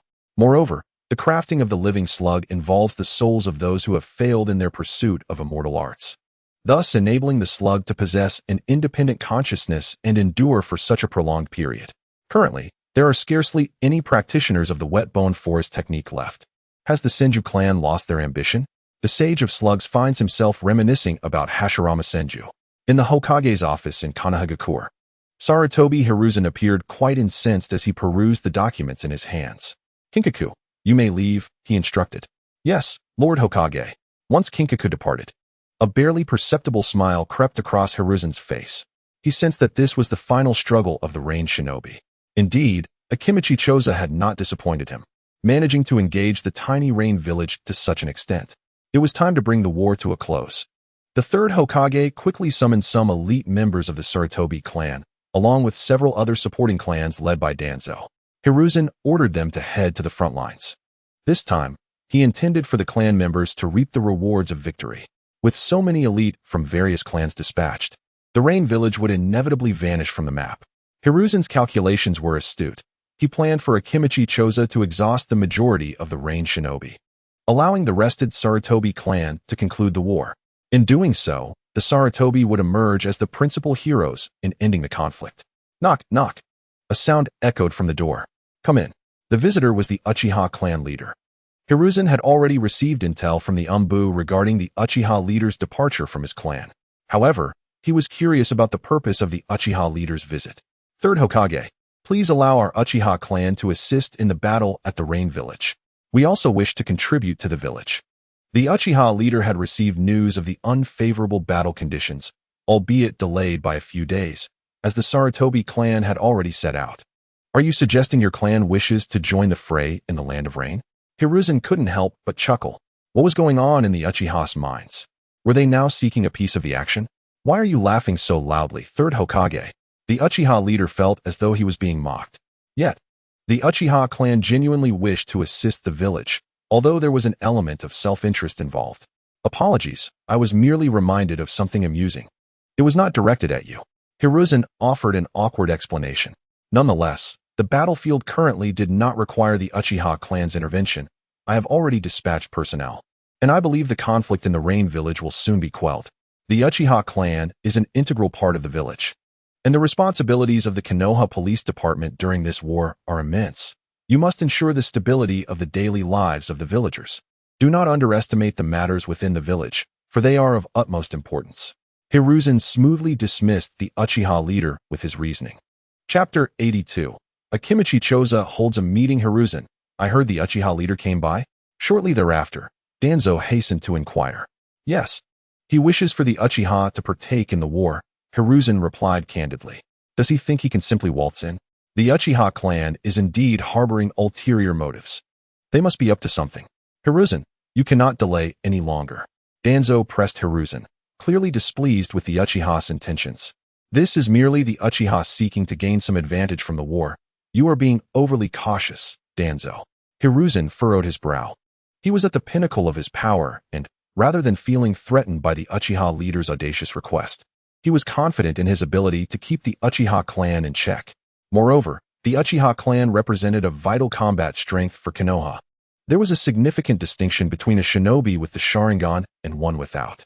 Hiruzen, you are being too lenient with the Uchiha. You will come to regret it. Danzo could not fathom Hiruzen's perspective. It would have been far more advantageous to conspire against the Uchiha and seize their resources. Leave, Danzo, before I issue further orders. Hiruzen said, a hint of anger in his voice. Did Danzo think he was unaware of his ulterior motives? You only wish to amass power to usurp me. Such delusions. Danzo exited without another word. Meanwhile, back at the Uchiha clan, the clan leader was increasingly agitated and frustrated. Why doesn't he even pretend to conceal his disdain? Is this mockery directed at me? Suddenly, the Uchiha leader collapsed to the ground. Father. Upon entering the courtyard and seeing his father on the ground, Uchiha Fugaku rushed to check on him. Fortunately, there was still a pulse. Otherwise, he would have left no opportunity for a proper succession ceremony. And the clan would surely contest his authority. After what felt like an eternity, the Uchiha leader opened his eyes while lying in bed. Fugaku, it's just old age.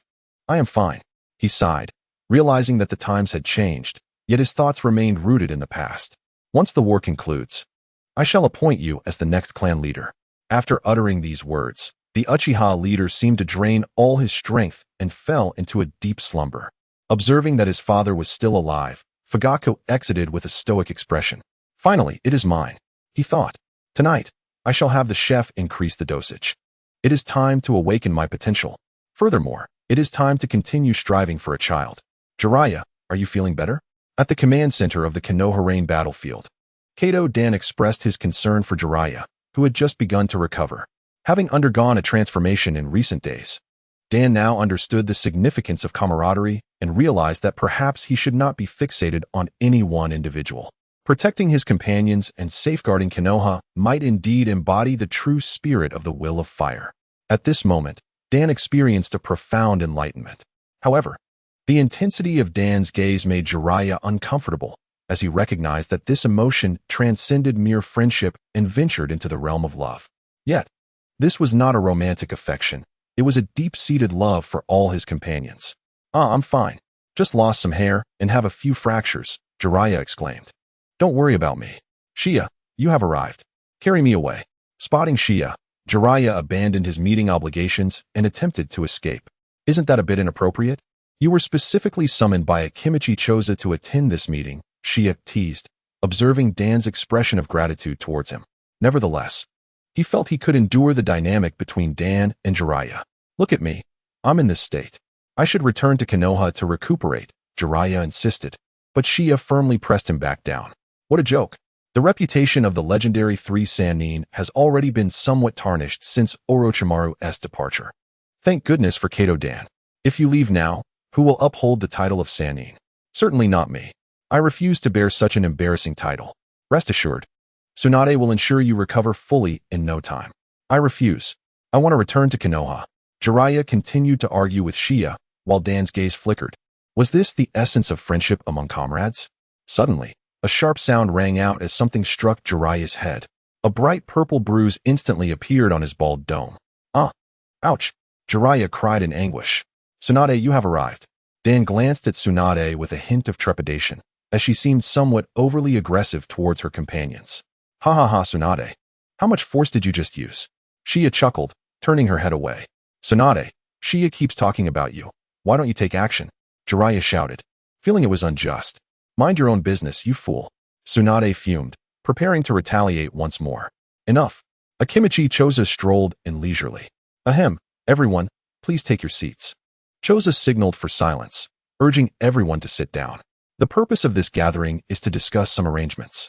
You are all aware that the reinforcements dispatched by the village will arrive shortly. I ask that you all hold on for just a little longer. Autumn Path's arrival served as a reassuring balm.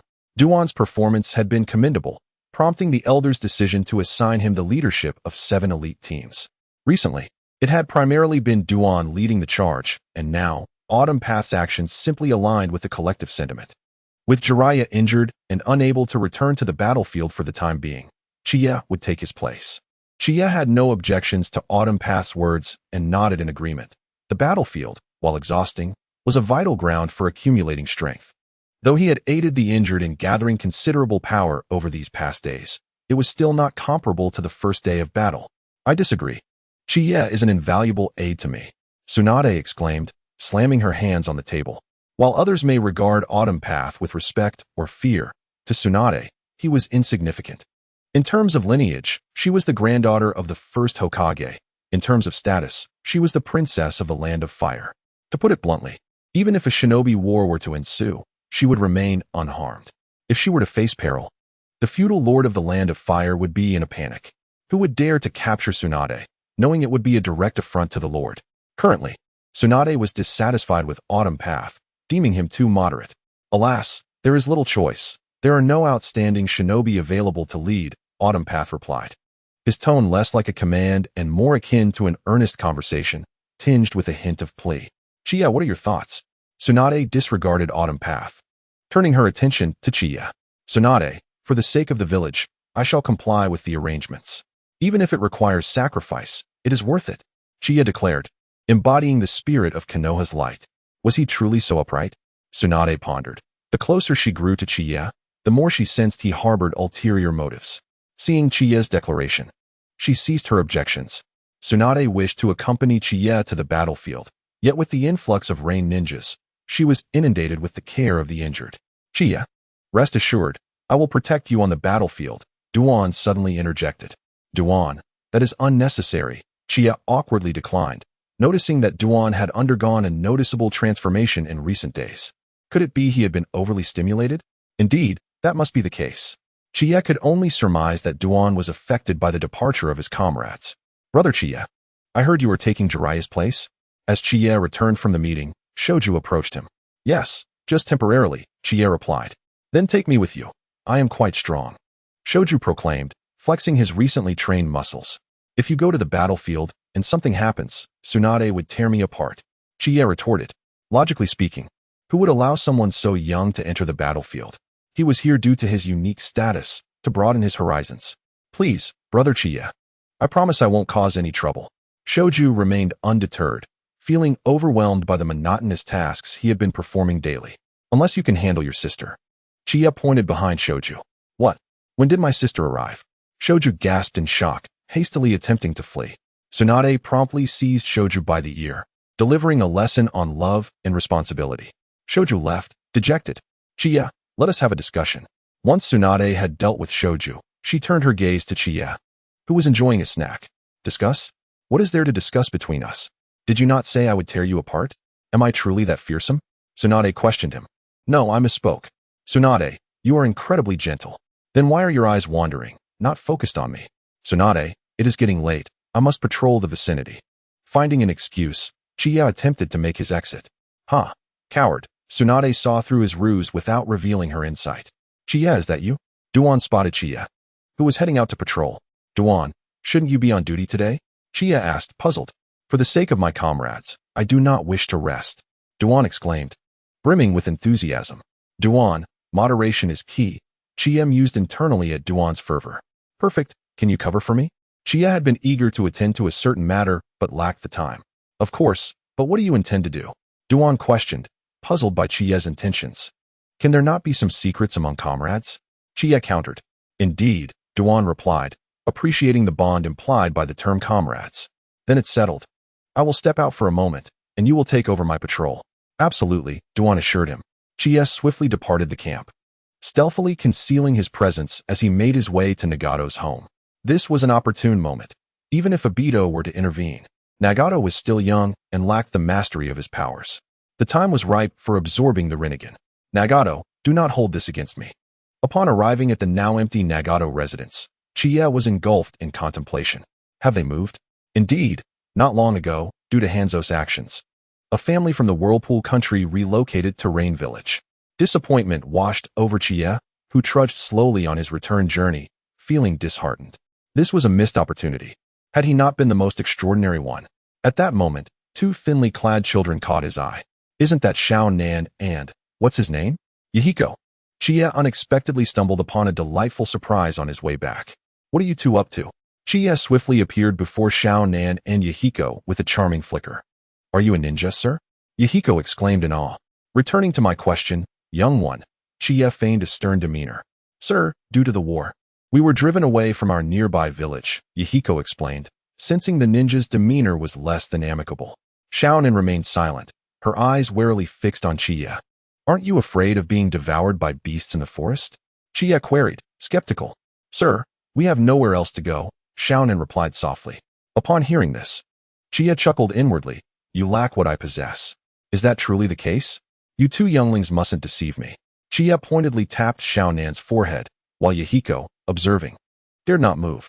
The pressure Qiye exuded was formidable, far stronger than any ninja he had encountered before. The two could only nod vigorously, resembling chicks pecking at rice. Ha ha. Very well, I have a place where you will be needed. Come with me, young ones. Qiye resumed his leisurely pace, no longer in a rush. The two children, pressured by his presence, could only follow suit. Though Qiye walked leisurely, to the two who had never trained in chakra, his pace felt like a sprint. Suddenly, their stomachs growled in unison. Yahiko scratched his head sheepishly, while Xiao Nan's face flushed with embarrassment. You two have not even begun working and already demand food? Qiye retrieved some supplies from his sealing scroll and handed them to the two. Eat slowly. Don't choke, he cautioned as he watched them devour the food voraciously. They appeared as though they hadn't eaten in days. Once you finish, we shall resume our journey. We must reach before nightfall. Yes, sir, Yahiko exclaimed cheerfully. In truth, both Yahiko and Xiao Nan had indeed gone several days without food, having ventured into the forest to hunt small game to alleviate their hunger. However, their efforts had yielded no success until Qiye's fortuitous arrival. At first, Yahiko presumed he was a villain. However, the two children they could easily dispose of hardly warranted such extensive inquiries from a ninja. A mere question was enough for him to insist on taking them away. Despite harboring some doubts about the ninja's intentions, Yahiko figured that even a single hand would suffice to defeat the two of them. There was no need for deception, including offering them provisions. Could it be that he was, in fact, a good person? Despite his seemingly naive demeanor, Yahiko was quite perceptive. Where had Qiye gone? He still hadn't returned. Tsunade expressed her concern, noting that he had been out on patrol for nearly a day. Qiye wouldn't the words of Shoju tightened Tsunade's heart, just as Taijutsu came barreling towards Shoju's face.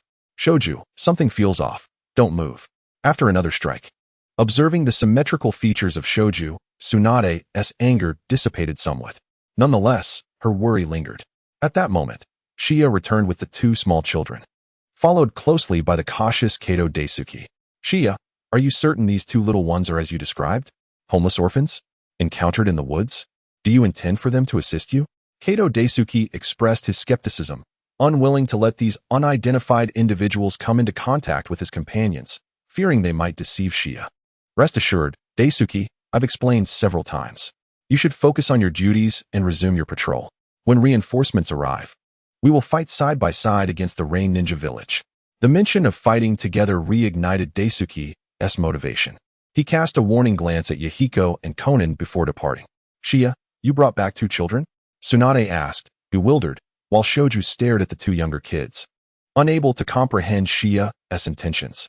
Isn't it a bit too much for Shoju to be left alone? I happened upon them while I was scouting, so I thought they could accompany Shoju. After speaking, Qiye encouraged Konan and Yahiko to introduce themselves. Yahiko beamed with joy. It felt like a dream. Was he no longer burdened by worries about food and drink? Konan, somewhat shy, stole glances at Qiye as if fearful that her words might provoke his ire. Shoju, why don't you help them familiarize themselves? Qiye instructed, sending Shoju and the two children away, believing only Shoju, as an older child, was suited for such a task. He was too lazy to take on the responsibility himself. All he needed to do was to break Nagato's wings. This way, Nagato would be left isolated and unsupported in the future. Qiye, Are you certain they pose no threat? Tsunade asked Shia, unable to hold back her concern after watching Shoju lead the two children away. Tsunade, trust my instincts. Besides, what could two children without chakra possibly do? Shia reassured her, patting her shoulder, signaling that she was overreacting. Very well then. Shia, what were you up to today? Patrolling. However, I wanted to investigate the periphery, so I asked Daisuke to cover for me for a while. Really? Indeed. Then you should be cautious. Several people inquired about your whereabouts, and I sent them all away. Tsunade, you're wonderful. Shia conjured a small flower and presented it to her. Tsunade was taken aback. He had gifted her a flower? Quick, smell it. It's a bloom I picked just for you. In truth, Shia had gathered numerous flowers out of boredom during his walk and concealed them in his sleeve, intending to bring them back to the tent to infuse the air with fragrance. He desired a touch of elegance in his life. Much like savoring champagne at a butcher's shop, where it wasn't just about the drink, but the graceful essence dancing within. It smells delightful. Tsunade's cheeks flushed, and she found herself blushing. Chapter 85. The Arrival of Reinforcements. Tsunade, is your demeanor always this unadorned? She amused, feeling he hadn't yet revealed his true potential. Is it fragrant? I assure you, I didn't just pick one for you. Shia unveiled all the flowers from his sleeve, forming a bouquet. This is for you. Are you pleased? Tsunade, caught in a whirlwind of emotions, found this gesture transformative. Sometimes, the things that bring joy are unrelated to monetary value. What truly matters is the sentiment that conveys your care for her. Of course, Tsunade's family was not lacking in wealth. I am overjoyed. An uncontrollable smile spread across her face. As long as you're happy. With that, Shia walked away, leaving Tsunade still grinning foolishly, understanding that sometimes it was like flying a kite. You had to wait for the wind and gently tug at the string. By maintaining balance, the rewards would multiply. Tsunade, where did you gather those flowers? They seem a bit wilted. Jiraiya approached, leaning on his cane. He hadn't noticed Shia, and instead saw Tsunade holding a bunch of drooping flowers, prompting his inquiry. What did you say? Tsunade's previously blissful mood soured. Although the flowers were indeed a bit wilted, it was not Jiraiya's place to comment. A heavy blow struck, and Jiraiya, glancing at the nearby pit, broke into a cold sweat. Had it not been for Akimichi Takakazu's sudden appearance, he might have truly been in trouble. Tsunade, for the sake of the village, please remain calm. We still need you in the ongoing war against the Rain Ninja Village. Takakazu felt helpless. Tsunade seemed to have lost her sense of restraint. Yet he could not confront her. He was merely an unwitting scapegoat designated by the third Hokage, who clearly intended for him to maintain stability and delay matters as needed. After years of camaraderie, he had come to understand the third Hokage's intentions well. Reinforcements were on their way, including the eldest son of Sarutobi Hiruzen, Sarutobi Shino. A particularly young jonin, he was clearly there to earn merit. As long as no major issues arose, they would endure. A few days of patience would see this through. Humph. Shooting a glare at Jiraiya, Tsunade picked up the flower she had placed on the ground and departed. Jiraiya, do try to limit your conversations with Tsunade, Takakazu advised, recognizing that Jiraiya clearly struggled to manage Tsunade's temperament. Rest assured, Takakazu, I have it under control. Jiraiya chuckled heartily, as if nothing had transpired moments before. As long as you believe you do. What a load of nonsense, Takakazu thought, recognizing that at Jiraiya's age, he should have been more perceptive. Every day was a challenge. Jiraiya, what transpired? Kato Daisuke rushed over upon hearing the commotion. Nothing much. By the way, Daisuke, let us not compete anymore. I can't match your prowess. After uttering this, Jiraiya hobbled away. Daisuke was left bewildered. Was Jiraiya conceding defeat? Had he suffered a setback? No. As a companion, I must correct him. In the evening, Jiraiya felt wounded, convinced that Daisuke seemed overly invested in his affairs. Jiraiya, listen to me. I won tea. You leave. Just let me say one thing. If you don't leave, I will. Watching Jiraiya retreat, Daisuke was perplexed. He merely intended to offer some advice to Jiraiya. There was no need for him to avoid him. Shia, I've come to find you. Jiraiya dashed into Shia's tent. Shia's tent was his own, a luxurious accommodation specifically designed for Uchiha clan ninjas. The prominent clan emblem outside made it easily recognizable. Wow, Shia. Your tent seems vastly superior to mine. Upon entering, Jiraiya couldn't help but marvel. Jiraiya, what brings you here at such a late hour? Shia was about to quietly observe the two small children he had brought back when this fellow barged in, lacking any sense of boundaries. Ah, well, Shia. I couldn't sleep, so I thought I'd chat with you. Jiraiya scratched his head, struggling to concoct a reasonable excuse. If it were to evade Daisuke, it would be better to let Jiraiya find a block of tofu to smash his head against. Far too embarrassing to admit. You're not resting, but I need to sleep. Shia waved his hand at Jiraiya, signaling him to leave. Don't you want to talk a bit? Jiraiya persisted, unwilling to give up. Close the door behind you. I'm going to sleep. I have sake and meat. Jiraiya spoke as he rummaged through his pockets. Stop, hurry and leave. Chi was fed up with the idle chatter. Could anything tasty come from his armpit? With a dejected expression, Jiraiya departed. Seeking refuge in a secluded tree hollow near the camp, anxious throughout the night. Only after confirming Jiraiya's absence did Chi-Yi quietly approach to observe the two young ones. After sensing the markers he had placed earlier, Chi-Yi swiftly found Yahiko, who was soundly asleep. Why was there no blanket? Shungshu, your handling of matters is rather unreliable. I am disappointed in you. And what of Konan? Shungshu, have you grown too clever for your own good? The following day, Konan emerged from Inuzuka's tent, dispelling Chi-Yi's suspicions. Although Inuzuka was fond of this gentle and intelligent girl, he had stationed Kuro at the tent's entrance for protection. Yahiko, Konan, come here. Chi called to the two who were busy moving supplies. Is there something you need, Lord Chi? Yahiko inquired respectfully. Having learned of Chi-Ye's name from Shungshu the previous day, your attire is quite unseemly. Here are some of my outer garments. Change into them, will you? Chi tossed them some luxurious clothing, which Yahiko hurriedly caught. Konan lowered her gaze at the pristine garments in Yahiko's hands. They appeared brand new. Chi had no habit of giving away old clothes. These were merely a few spare outfits he had brought along. Who among the wealthy would wash their own clothes? During the ninja war, if they became dirty, they were simply discarded.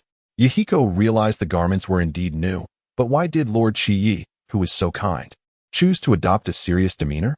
This puzzled him. After Yahiko and Konan left, Chi-Yi called for Shungshu again. Observing his seemingly careless nature, Chi-Yi harbored doubts about his ability to help win over the two young ones. What is it, Brother Chi-Yi? Am I finally going to the battlefield? Shungshu asked.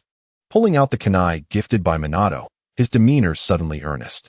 I noticed that the two children you were assigned seemed rather downcast yesterday. Have you neglected them? Chi-Yi casually inquired.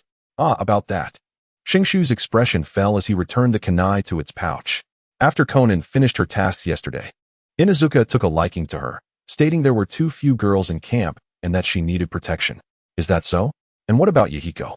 Yahiko is resting in a small tent, Shungshu replied, feeling quite pleased with himself. Did he overlook something? Have you provided them with supplies? Their supplies? Shungshu had not considered that necessary. Actually, Brother Chi-Yi sees great potential in them. They possess a resilient spirit and a refusal to give up. He wishes to take them on as disciples. They may soon become your junior siblings, so please pay attention to them. Understood, Brother Chi-Yi, Shungshu exclaimed, realization dawning upon him. No wonder Chi-Yi had suddenly brought back two orphans. Another day passed, and the main force of Konoha's reinforcements arrived, faster than Akimichi's expectations. Chapter 86. Provocation. A formidable ninja squad, comprising hundreds, entered the camp. Shinobu, you've arrived. Was your journey uneventful? Akimichi addressed Sarutobi's eldest son, Sarutobi Shinobu, rather than the leader of the team. Uncle Takufu, the journey was smooth. When shall we annihilate the Rain Village? Shinobu asked, impatience evident in his tone, mirrored by the eagerness of several clans behind him. You've just arrived. Take some time to familiarize yourselves with the intelligence and terrain. Akimichi was keenly aware of the thoughts of the Sarutobi and Shimura clans. However, since they had come, it was imperative that nothing went awry, otherwise he would have a difficult time explaining to certain individuals. After sharing a few brief instructions, Akimichi departed. Why is there a Uchiha tent? A newcomer inquired.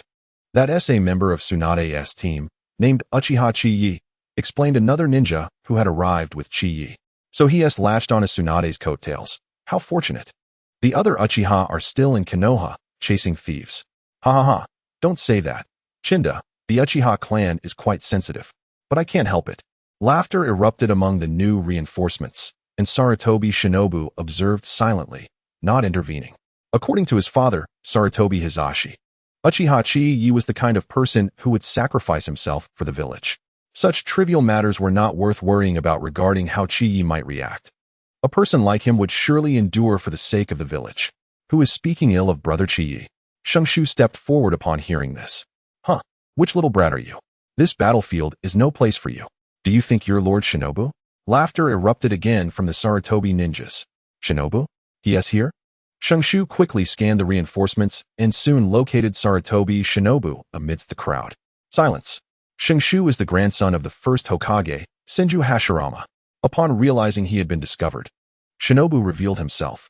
He had initially intended to ride the wave of disdain for the Senju clan, but regretted that Chinda had mentioned his name.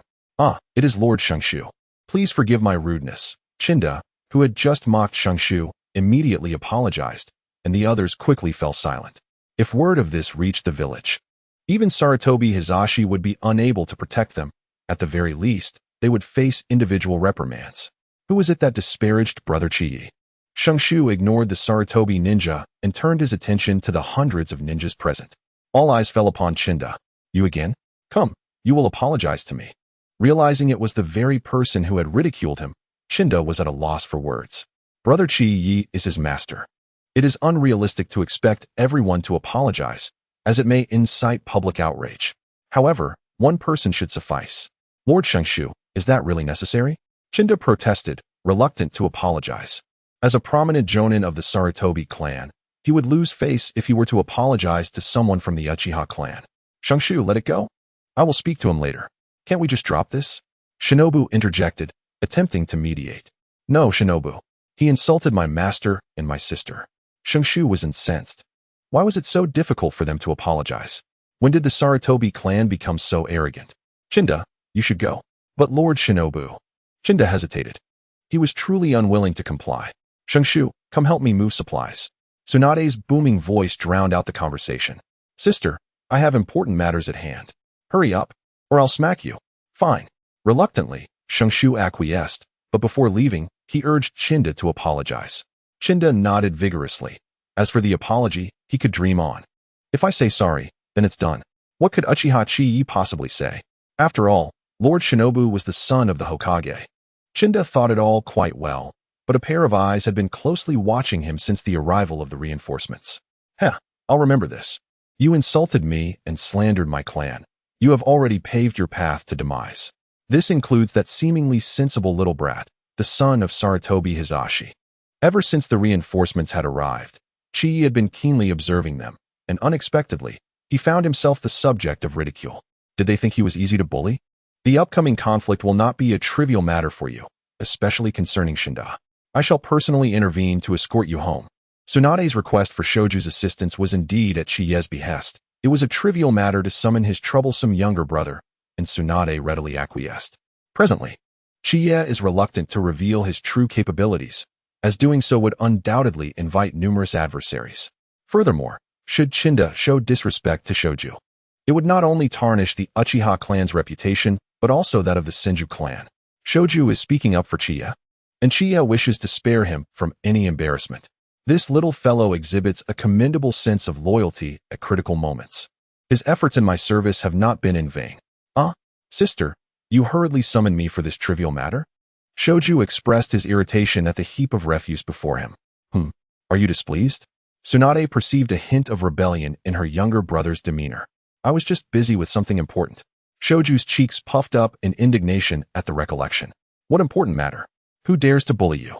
Tsunade questioned, perplexed, given Shoju's status. Who could challenge him? Well, sister, Shoju recounted an incident that had transpired not long ago. Is that so? Tsunade slammed her palm upon the table in frustration, causing Shoju to break out in a sweat. It was quite terrifying. Who would dare to marry her sister? That would be akin to courting death. After venting her anger, Tsunade made to rush out, but suddenly halted, as if a thought had struck her. Qiye's request for her to summon assistance must have been purposeful.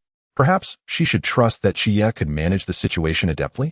With this notion in mind, Tsunade paused in her tracks. Sister, why have you stopped? Shoju asked, puzzled. This was not her usual behavior. Are you so eager to see me engage in battle? Tsunade retorted with a hint of ire, initially intending to reprimand him, but reconsidered given Shoju's earlier conduct. Wait, sister, are you no longer angry? Shoju was astonished to discover her restraint. Go find something to do. I do not wish to see you idling about today. Tsunade shouted at him, prompting Shoju to scurry off at once. Qiye, those two children you brought back appear quite promising. Jiraiya expressed admiration for the two youngsters Qiye had returned with, noting their industriousness and amiable personalities, one spirited and extroverted, the other gentle and considerate. Indeed, they are quite commendable, but Jiraiya, do not tell me you have any designs on them. Qiye mused, pondering if this was indeed fate. Did Jiraiya truly wish to take on disciples? After all, Nagato was not present at this time. Qiye believed that it was due to Jiraiya's teachings and ideological indoctrination that Yahiko had met with tragedy, and the paths ahead for the two little ones would also be fraught with difficulty. Perhaps it was best to leave matters be. Let my stringent education correct Yahiko's misguided beliefs. The reason for Chiye's cold and stern attitude towards Yahiko and the others was to avoid witnessing further tragedies. He wished to spare the world from suffering unless it was absolutely necessary to acquire something. Yahiko and Konan were indeed worthy of Chiye's efforts to save them, as they clung to hope amidst darkness, albeit with an innocence that was somewhat naive. While fully aware that he was not a virtuous individual, Qiye did not aspire to be a villain. He merely sought to maintain his integrity within this world. He intended to rescue Yahiko and Konan in his own manner. Once everything was accomplished, who would be there to judge him? Upon hearing Chiye's sentiments, Jiraiya scratched his head and chuckled awkwardly. Qiye, you have indeed guessed correctly. I do wish to cultivate those two. Perhaps they are well suited to my ninja way. Well then, let that be. I have already reserved them for myself. What? So that is how it is. Jiraiya's expression fell. He had no habit of poaching another's students. To avoid prolonged discussions, Qiye, after conversing with Jiraiya, sought out Yahiko and Konan, who were diligently at work. Master Qiye, do you require something? Konan inquired timidly. Both of you, cease your tasks for a moment. I have something to discuss. Understood. Obediently, Yahiko and Konan halted their activities, awaiting Chiye's words. The truth is, my foolish disciple Shoju requires two companions to progress alongside him, and I need both of you for this endeavor. With no room for refusal, Qiye, unaware of his standing in their eyes, spoke in a manner that brooked no dissent. Qiye, I am not a fool. Shoju, working nearby, overheard and protested indignantly. What? Master Qiye, do you mean to take us as disciples as well? Yahiko's mind raced with disbelief. Konan remained silent, allowing Yahiko to voice her thoughts. It is merely to aid Shoju in his improvement. Henceforth, you two must exert yourselves even more. And I am not that old. Simply call me Qiye. With these few words, Qiye implicitly accepted Yahiko's declaration, taking both Yahiko and Konan as his disciples. In the future, could Shoju, Yahiko, and Konan form a small team? One might even envision establishing a clandestine organization akin to Akatsuki. In this moment, Qiye entertained such thoughts, though he deemed it premature. Qiye, Qiye, Yahiko exclaimed loudly, signifying he now had a master and a support system. Konan, however, felt somewhat out of sorts, despite being encouraged to address him as such. She hesitated due to Chiye's fierce demeanor. Very well, here is a scroll detailing the fundamental practices of chakra cultivation. Pay close attention, and should you have any questions, consult Shoju. During this period, I expect to see your progress. Presenting the scroll to Yahiko, Qiye departed. Upon witnessing the completed discussion between Yahiko and Konan, Shoju approached them. Haha, you two are now my junior siblings. In the future, you can invoke my name when you venture out. I guarantee no one will dare to bully you. Shoju boasted confidently. Wow, you two are truly fortunate. This chakra refinement technique is quite advanced, only slightly inferior to our Senju clan's methods. Shoju marveled at Chiye's generosity towards Yahiko and Konan. In truth, this scroll had cost Qiye a substantial sum in the black market. Initially intended to verify the differences between Uchiha's chakra refinement technique and more advanced practices, the experiments had confirmed the superiority of the Uchiha method, and today, he had conveniently gifted this scroll to the two youngsters. Really? It seems Master Qiye is exceptionally kind to me and Konan, though he can be rather stern. Shoju expressed his excitement in the first half, but his mood soured as he recalled Chiye's demeanor. Master Qiye is truly good at heart, Shoju affirmed, as he daily consumed and drank from Chiye's provisions in Konoha, never having witnessed Qiye in a foul mood. Of course, he had noticed Chiye's somewhat harsh attitude towards Yahiko and Konan recently, yet Qiye still cared for them. Thus, Shoju pondered, did Qiye harbor some ulterior motives? Chapter 88. The Assault of Mangekyo. Both of you, strive earnestly. One day, Master Qiye will surely acknowledge your efforts. Shoju encouraged Yahiko and Konan, though he was uncertain if this would truly come to pass. Indeed, we must work hard.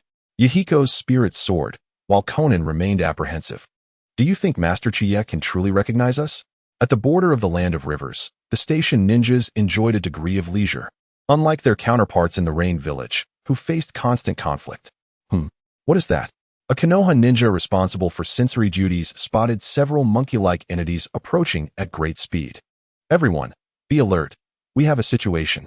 Upon hearing this, the ninjas stationed at the border all readied themselves for action. The leading few jonin swiftly dashed forth to assess the situation. It is puppets. Everyone, stay cautious. They beheld several manipulated puppets leaping towards them. Various poison needles and concealed weapons erupted from the puppets' mouths. Quick, evade. The Konoha jonin who had first charged in quickly retreated a short distance. Earth Style, Earth Wall. A shinobi of Konoha, known as Shinki, employed the earth release technique to deflect the incessant barrage of hidden weapons. Retreat. Draw these puppets to an open area where we can neutralize them. Faced with an uncertain number of adversaries of unknown strength, Shinki decisively rallied his comrades to retreat. Their plan was to regroup, thereby minimizing casualties. However, upon their return, they were horrified to discover that their teammates had all fallen. You arrived a tad late. Chuckled Kaizo as he addressed the returning Konoha shinobi. Now it is your turn. We must signal for help. The Sand Village is invading Konoha. Unlike typical skirmishes, Shinki immediately recognized Kaizo at the forefront of the enemy ranks. The emergence of such a figure heralded the onset of war. Amidst the desperate efforts of a few Konoha shinobi, Shinki finally managed to send out the signal, yet they would never rise again. Unbeknownst to them, the signal had become irrelevant. Every small team stationed at the border had suffered assaults, with few survivors remaining. This was a meticulously orchestrated invasion. Dispatch orders to swiftly clear the battlefield. It is time to reap the harvest. Yes, the triumphant Sand Shinobi were emboldened, realizing Konoha was not as formidable as they had believed. What? The news has reached the office of the third Hokage. Sarutobi Hiruzen gazed incredulously at the intelligence report before him. The Sand Village has betrayed Konoha? What audacity! We must strike back with ferocity. Rin, relay my orders to summon Hatake Tsukumo immediately. Understood, Hokage-sama. Rin, seemingly hidden beneath the desk, was difficult to locate, leaving one to wonder how the third Hokage discerned her presence. You called for me, Hokage-sama? Shortly thereafter, Hatake Tsukumo arrived promptly. Indeed, Konoha is in peril. The village requires your strength. Hokage-sama, command me. I, Hatake Tsukumo, am ready to face any danger for the village. Excellent. I have just received word that sand forces are pillaging villages near the border of the Land of Rivers. The station troops have likely been decimated. You must lead a team to halt the advance of the Sand Shinobi. Engage them outside the village. Yes, Hokage-sama. You may depart. I shall arrange for additional support. Hatake Tsukumo hastily exited the Hokage's office, aware of the urgency to reach the border of the Land of Rivers. Reflecting on Tsukumo's cautious and steady demeanor, Hiruzen held a deep admiration for him. Otherwise, he would not have entrusted him with this mission. The Sand Village has invaded our borders. A flustered Danzo arrived, always a step behind in delivering information. I have already dispatched Hatake Tsukumo, replied Hiruzen calmly. What? Why did you not choose me? Danzo slammed his fist on the table, his voice rising in anger. Calm yourself, Danzo. This is not yet the time for your involvement, Hiruzen replied, leisurely puffing on his pipe. How can I remain calm when my chance for glory is slipping away? An awkward silence enveloped the room. Hiruzen's pipe remained unlit, and Danzo felt a twinge of embarrassment. What a blunder. I've revealed my true feelings, he lamented, his agitation evident. You may leave. Hiruzen gestured toward the door. Sensing Danzo's desire for recognition was rooted in his ambition to supplant him. It is my turn to shine. Before departing, Danzo feebly muttered. The Sand Village has sent numerous scouts. Can victory be secured with only Tsukumo leading his team? After Danzo's departure, Hiruzen fell into contemplation. Currently, the elite forces of the Sarutobi and Shimura clans were engaged in Mangekyo, leaving behind only average Chunin as reinforcements. Deploying them for support would indeed be futile. The Umbu must monitor and protect the village. Assistance must be sought from the prominent clans. The Inazuka, Akimichi, and Nara clans could still muster some strength, and the Hyuga clan could provide a few fighters, except for the Uchiha Just as Hiruzen had mocked the Uchiha clan leader, certain they would refuse to assist. He remained unaware that soon, Orochimaru and Kumogakure would bring him great shame. Meanwhile, Danzo returned from the Hokage's office, feeling discontent as he surveyed the lackluster shinobi under his command. He desperately needed elite fighters. At the very least, competent ninjas from lesser clans would suffice. These ordinary ninjas, even if they were jonin, lacked sufficient combat prowess. And Orochimaru, though he suffered losses, he has continued our collaboration. I wonder how his research is progressing. Hiruzen, once I acquire that legendary power, you will be left astonished. In the midst of his frenetic experiments, Orochimaru sneezed unexpectedly. Who spoke of me? Is it Shiki? Impossible. He never regarded me as a normal individual, and his earlier trials were excruciating. He realized he had merely been a tool in Shiki's hands. Looking back, Orochimaru felt relieved to have escaped Konoha. Otherwise, Shiki's frequent inspections, although enlightening, could lead to torment through Jinjutsu at any moment, which was intolerable. Bowing his head, he resumed his experiments, suppressing thoughts of his past in Konoha. Currently, he was developing a unique Jinjutsu serum, one that could potentially subdue even-tailed beasts. I'm running low on funds. Danzo has yet to send me any money. Orochimaru's expenses were substantial, as Danzo had diverted a significant portion of the funds earned from his underhanded dealings to him. Even so, Orochimaru remained somewhat dissatisfied. On the battlefield between Konoha and Mangekyo, Jiraiya had nearly recovered after days of rest, and Akimichi Choza had devised a new battle plan. The earlier personnel assignments would remain unchanged, with Tsunade and Jiraiya each leading a squad, this time as flanking forces. The primary strength would come from the newly arrived reinforcements, led by Sarutobi Shinji, who aimed to leverage their numerical advantage to overwhelm Mangekyo. Due to the consolidation of forces, Shiki naturally continued to assist Tsunade. Look at that Uchiha, forever lingering behind the women.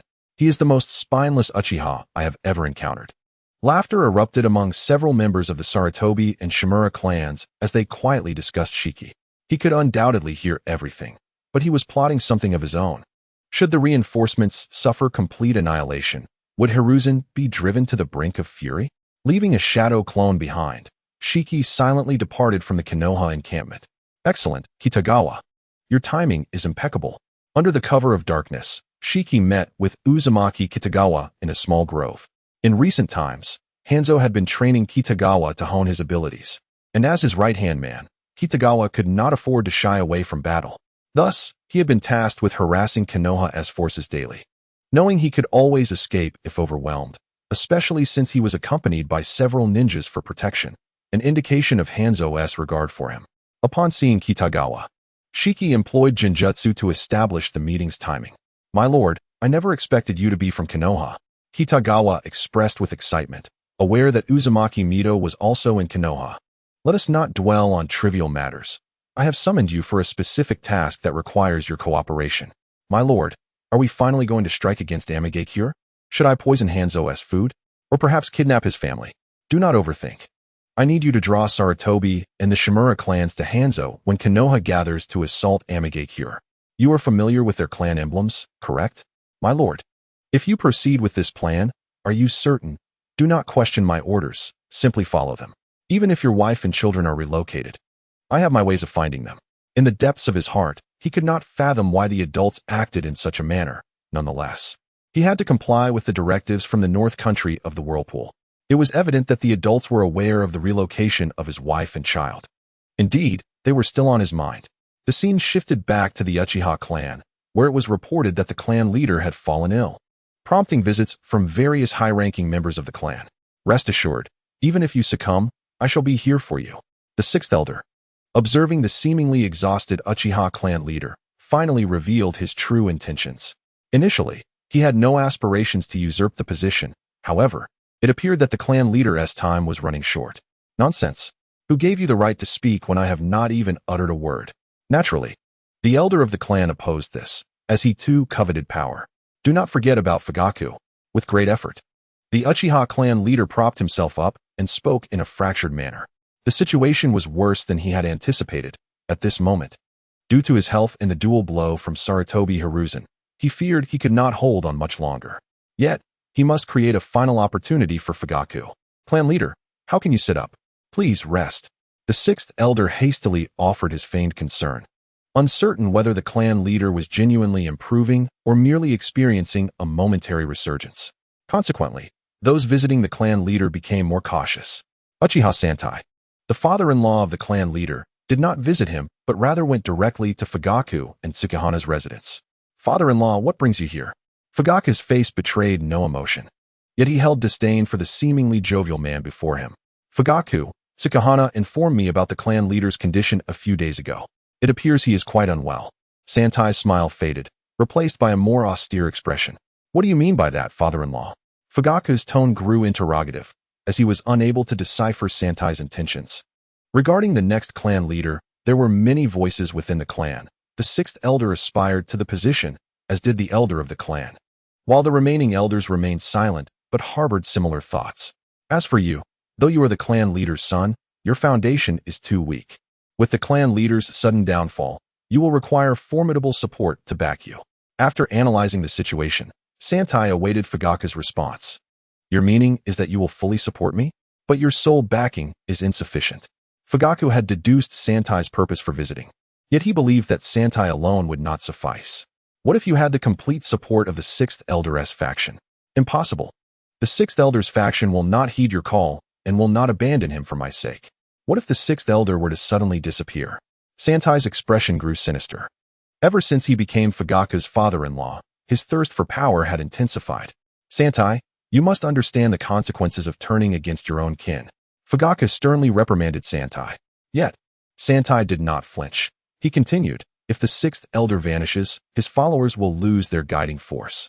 At that point, due to our connection, they will naturally rally around you in support. All you need to do is position me in the sixth elder's place once the deed is done. You have no options left, young Master Fugaku. Santai's ambitions swelled. The sixth elder was merely the first step. He sought to turn Fugaku into a puppet. But how will you achieve this? With your capabilities, you cannot bring about the sixth elder's disappearance. I will not intervene, nor will I even be present. At this juncture, Fugaku found himself lacking better options.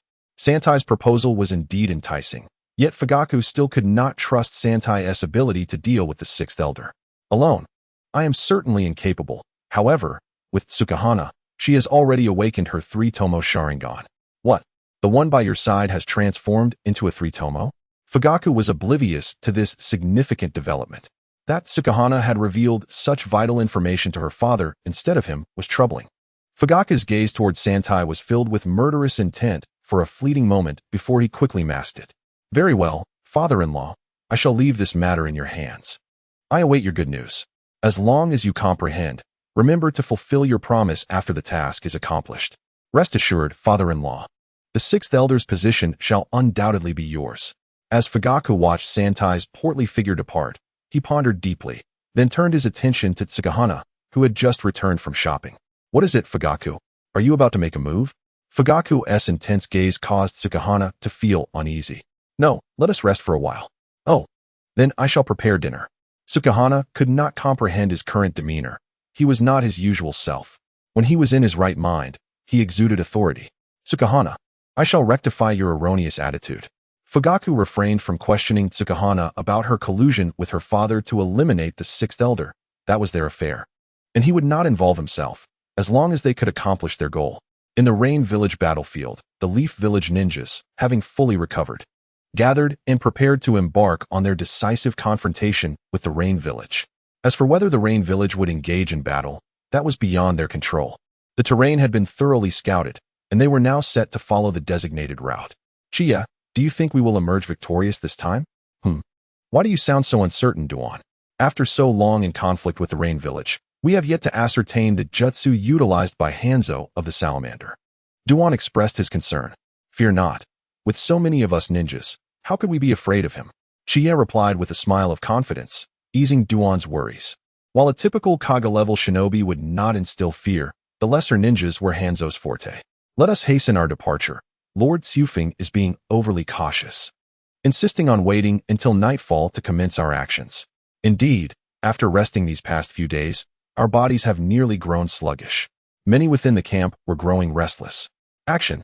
With Akimichi Tsufeng's command, all ninjas swiftly divided into 3 groups and set off.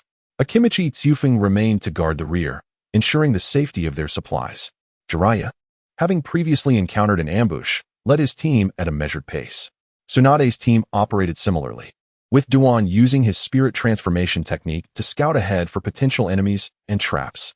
In contrast, the newly arrived Leaf reinforcements advanced rapidly. It seems there are a few rain ninjas ahead. A sensory ninja from Sarutobi Shinobu's team detected several individuals concealed within the trees. They probably remain unaware of our plans for tonight. Let us quietly eliminate them first. Sarutobi Shinobu's strategy aimed to bolster morale. After all this time, he too felt the urge to unleash his pent-up energy. A throng of ninjas surged toward the few individuals. Are you sure you did not miss hundreds of them? The Whirlpool North Country had deliberately brought along a sensory ninja due to the previous disturbances, as the Leaf Village's leaders had indicated a large-scale offensive. This was to gauge their numbers in advance for future strategies. North Country Lord, that cannot be right. We should retreat. Let us move. We must regroup with Lord Hanzo. Some of the accompanying ninjas expressed confusion. Do you doubt Lord Hanzo? Or do you think we can outrun hundreds of them? The Whirlpool North Country paid no heed to such concerns. They believed those hundreds were indeed from the Leaf's Uchiha and Sarutobi clans, and he was unwilling to verify further. That is simply impossible. Young Master Shinobu, they seem to have noticed our escape. Should we inform the other two groups? Jinda, do you wish for our merits to be diluted? Keep pursuing. A contingent of several hundred ninjas, without notifying Tsunade or Jiraiya, hastily advanced toward their target, confident that they could easily overpower the Rain Village. Within the temporary encampment of the Rain Village, in a large tent, Hanzo lay reclining in pink pajamas, eyes closed in meditation. Suddenly, a group from the Whirlpool North Country burst in. Due to the identity of the land of whirlpools, no ninja obstructed their path. Upon seeing Hanzo in his pink pajamas, they had no time to express their astonishment. Lord Hanzo, the main forces of Konoha are approaching us. What? How could they possibly know our encampment? This camp was well concealed, and Hanzo was confident that they would remain undetected. His first suspicion was of a traitor among them, and the ninjas from the land of whirlpools chose to remain silent, fearing for their lives, as they had been forewarned during their journey. Lord Hanzo, let us not overthink this. We must retreat quickly, urged a censor ninja under Hanzo's command, sensing the relentless approach of the Konoha ninjas. What is there to fear? Allow me to confront them. Hanzo resolved to take action, eager to gauge Konoha's strength. Should they prove too weak, he would claim a share of their spoils. Brimming with confidence, Hanzo donned his battle armor and armed himself with a chain scythe, standing outside the camp, awaiting the arrival of Konoha's forces. This time, he was determined that they would leave without a trace. What? So many have come. Upon witnessing the emergence of over 100 individuals from the forest, Hanzo immediately thought of the body flicker technique. Although he had prepared a fire release technique, the exploding flame array, it would not suffice against such overwhelming numbers. I must flee. As techniques of fire, water, earth, and wind rained down upon him, Hanzo decisively opted for the water body flicker. As for the ninjas from the land of whirlpools, they scattered before Hanzo executed his technique. Except for a few swift ninjas, all others in the encampment perished, and the Rain Ninja camp was utterly destroyed. Pursue them. Having just taken down the Rain Ninja camp, Sarutobi Shino was evidently unwilling to let the escaping enemies slip away. Hearing the command, the troops surged with vigor. The Rain Ninja village was simply no match for them. In the midst of retreat, Hanzo was not one to suffer in silence. He summoned his spirit beast, the salamander. With the Rain Ninja village behind him, Hanzo wished to avoid bringing the conflict to his own home, where his future strength resided. In a location suitable for the spread of toxic gas, he directed the salamander to burrow underground, awaiting his command to unleash a cloud of poison. Meanwhile, Tsunade and Jiraiya's teams, having sensed the commotion in the distance, recognized it as the signs of numerous ninjas unleashing their techniques. Jiraiya-senpai, should we go to their aid? No need to rush. This could be a trap set by the enemy, and besides, Shino has not signaled, which suggests it is not a grave matter. A ninja named Doi inquired, and Jiraiya, having learned from previous experiences, exhibited a more mature demeanor on the battlefield. Tsunade-sama, the activity in the distance is significant. What do you think? Continue on our usual path. Since Shino has not sent a signal, we need not concern ourselves, Tsunade decisively concluded, understanding the mission's purpose. They were merely there to provide support. She had no desire for accolades. Out of respect for the third Hokage, she would allow Shino to play his role, prepared for everything. The salamander and Hanzo initiated their plan to lure the enemy. Intentionally revealing their location, he drew Sarutobi Shino and his group into the trap set for them. "Masked old man, why aren't you fleeing?" Shino taunted from his elevated position on a tree, mocking Hanzo, who appeared fatigued on the ground. "Heh, little brat. I didn't expect you to lead so many. What is your affiliation with Konoha?" Hanzo feigned defeat, adopting the demeanor of one prepared to meet his demise. Hoping to extract more information about Konoha. This is beyond the considerations of a dying man. Judging by your equipment, you may be quite a catch. Shino noted Hanzo's complete gear. "Fear not. We shall preserve your corpse well," added Chinda, eliciting laughter from the other ninjas at Hanzo's expense. Hanzo awaited the moment they let down their guard, promptly issuing a command to the salamander. With a thunderous sound, the ground trembled as a colossal salamander erupted from below. A figure stood atop its head, Hanzo himself. "Could it be that you are?" A Konoha ninja began to guess. Without granting him a chance to speak further, Hanzo urged the salamander to unleash its venomous breath with maximum force.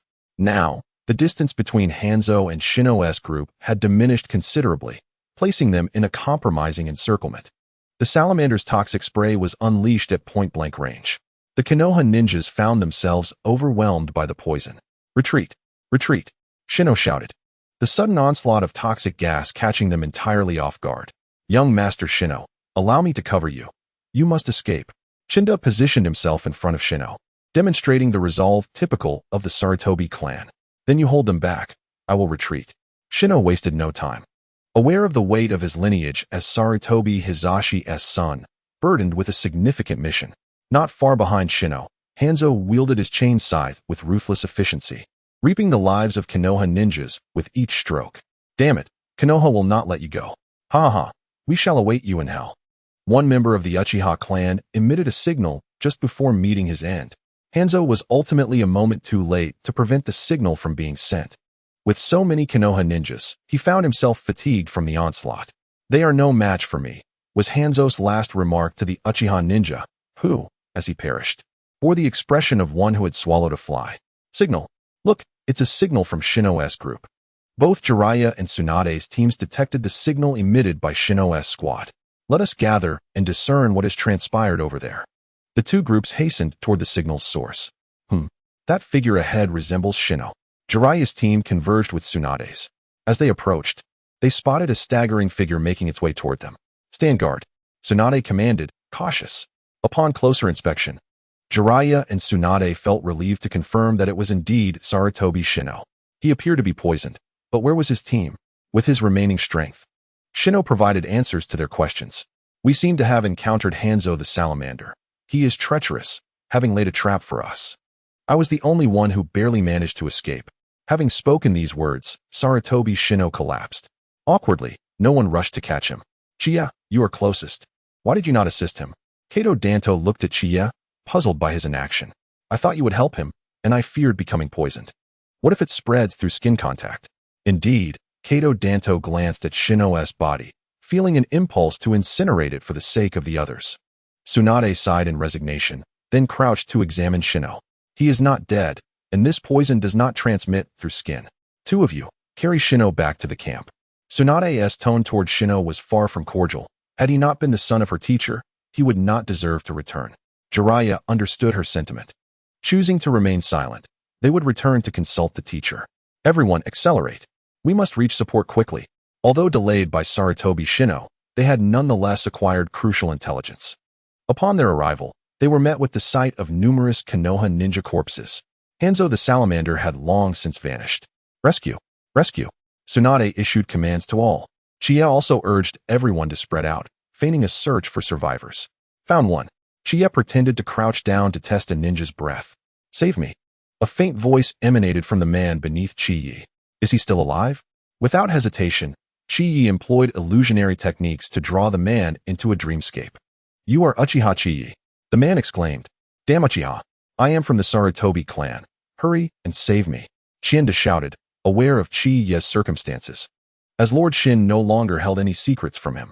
"Rest assured, I shall rescue you shortly," Qiye replied with a smile, dismissing Chinda's unpleasant demeanor.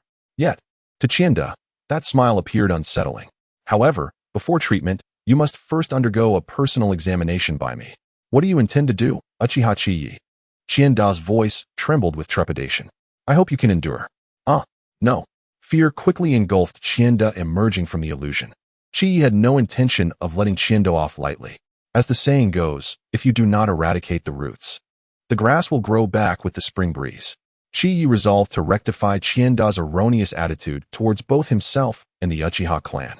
Qiye then placed his palm upon Qianda's face. This time, he did not merely extract Qianda's chakra through his eyes, he also pinched his nostrils shut. Thus, under the dual pressure of physical and psychological torment, Qianda convulsed violently a few times before falling still. Qiye, is there anyone still alive? Hearing the commotion, Kato Dan rushed over. Dan, I arrived a bit late. His poisoning is too severe. He cannot be saved, Qiye replied, sorrow etched across his face, seemingly filled with self-reproach. Do not blame yourself. Qiye, you have done exceptionally well. After comforting Qiye, Kato Dan swiftly sought out any surviving ninjas. Qiye feigned a renewed sense of purpose, scouring the battlefield. Yet, without exception, all were dead. Qiye did not rely on illusion this time. Instead, he directly absorbed the remaining chakra from the fallen ninjas. This feels exhilarating, he mused as his power quickly surged to 6 cards. Observing Kato Dan, Qiye felt speechless. Dan acted even more swiftly, and it was evident that mere speed was not enough. Occasionally, Dan would glance up and smile at Qiye, as if to say, look at how many I have saved compared to you. Is he unwell? Qiye pondered, realizing that his greatest adversary on this battlefield was, in fact, Kato Dan. Unbeknownst to Dan, he believed he was in a competition with Qiye. Seeing Qiye's helpless expression, Dan concluded in silence that he had won. Everyone, prioritize carrying the few surviving ninjas back. I will find a way for the remaining corpses, Jiraiya commanded, observing the nearly fruitless efforts of the group. But Jiraiya, shouldn't we at least try again? Dan protested, unwilling to accept the losses of his comrades. Calm down, Dan, Jiraiya replied, unable to bear Dan's fervent gaze. We have already delayed too long, and we have lost so many. We cannot predict if the Rain Ninja Village will retaliate against us. For the safety of the remaining members, retreat was the only option. What about the bodies? Dan was persuaded but, feeling emotional, he did not want his village's comrades to be left behind. I still have some methods, he insisted. Everyone, quickly gather the bodies. Jiraiya's orders reached only the ears of those present, and soon they began to pile the corpses together. Summoning technique, Great Toad of Owasu. Soon, a colossal entity enveloped Jiraiya and the bodies. Moments later, as Jiraiya released the summoning technique, the corpses vanished. Let us return to the camp. The group hurriedly departed, knowing that without the corpses of the Rain Ninja in sight, the danger was evident. Hanzo from the Rain Ninja village was indeed a formidable foe. Tsunade and Jiraiya had to remain cautious for everyone's sake. After swiftly returning to camp, Jiraiya summoned the Great Toad of Owasu, efficiently directing the team to transport the bodies. Akimichi Choza confirmed the situation on site and promptly reported back to the village. Tsunade collected some viral samples, preparing to formulate an antidote. Shinju, come help carry the bodies, Jiraiya called out, having a good relationship with Shinju due to Tsunade. Upon witnessing the numerous corpses of his fellow villagers, Shinju quickly rushed to assist. Is there a sound? Unexpectedly, Shinju triggered an explosive tag left by Hanzo. Shinju, get away, Jiraiya shouted urgently. Realizing the gravity of the situation, Shinju instinctively curled up. I hope Qiye's bomb-proof vest is genuine. Boom. The entire Konoha camp resonated with the explosion, prompting everyone to rush towards the sound. Shinju. Tsunade disregarded everything else and dashed into the smoke. Cough, cough, cough. Sis, I'm fine, you stepped on me. Shinju, I'm so sorry. Tsunade quickly moved her foot away. It's another one. Shinju lamented, feeling a mix of relief and frustration, grateful that Qiye's vest had provided adequate protection. He was merely lightly injured. Thank goodness. Shinju, you should listen to Jiraiya a little less from now on, understood? After examining Shinju, Tsunade found no serious injuries and began to chastise Jiraiya. That is not my fault, Tsunade. It was an accident. Jiraiya attempted to redeem his image. It's too late. If anything happened to Shinju, you wouldn't have any excuses left. Tsunade clenched her fists, indicating that she would directly confront Jiraiya if such a situation arose. Jiraiya, I'm leaving now. He hastily exited, sensing Tsunade's foul mood and wishing to avoid further provocation. Originally, Jiraiya had intended to play the domineering role today, but that plan had evidently failed. Sis, I'm unable to move. Can you ask Qiye something for me? What do you need? Tsunade, somewhat indulgent towards her annoying younger brother, wondered why he needed to ask Qiye instead of her directly.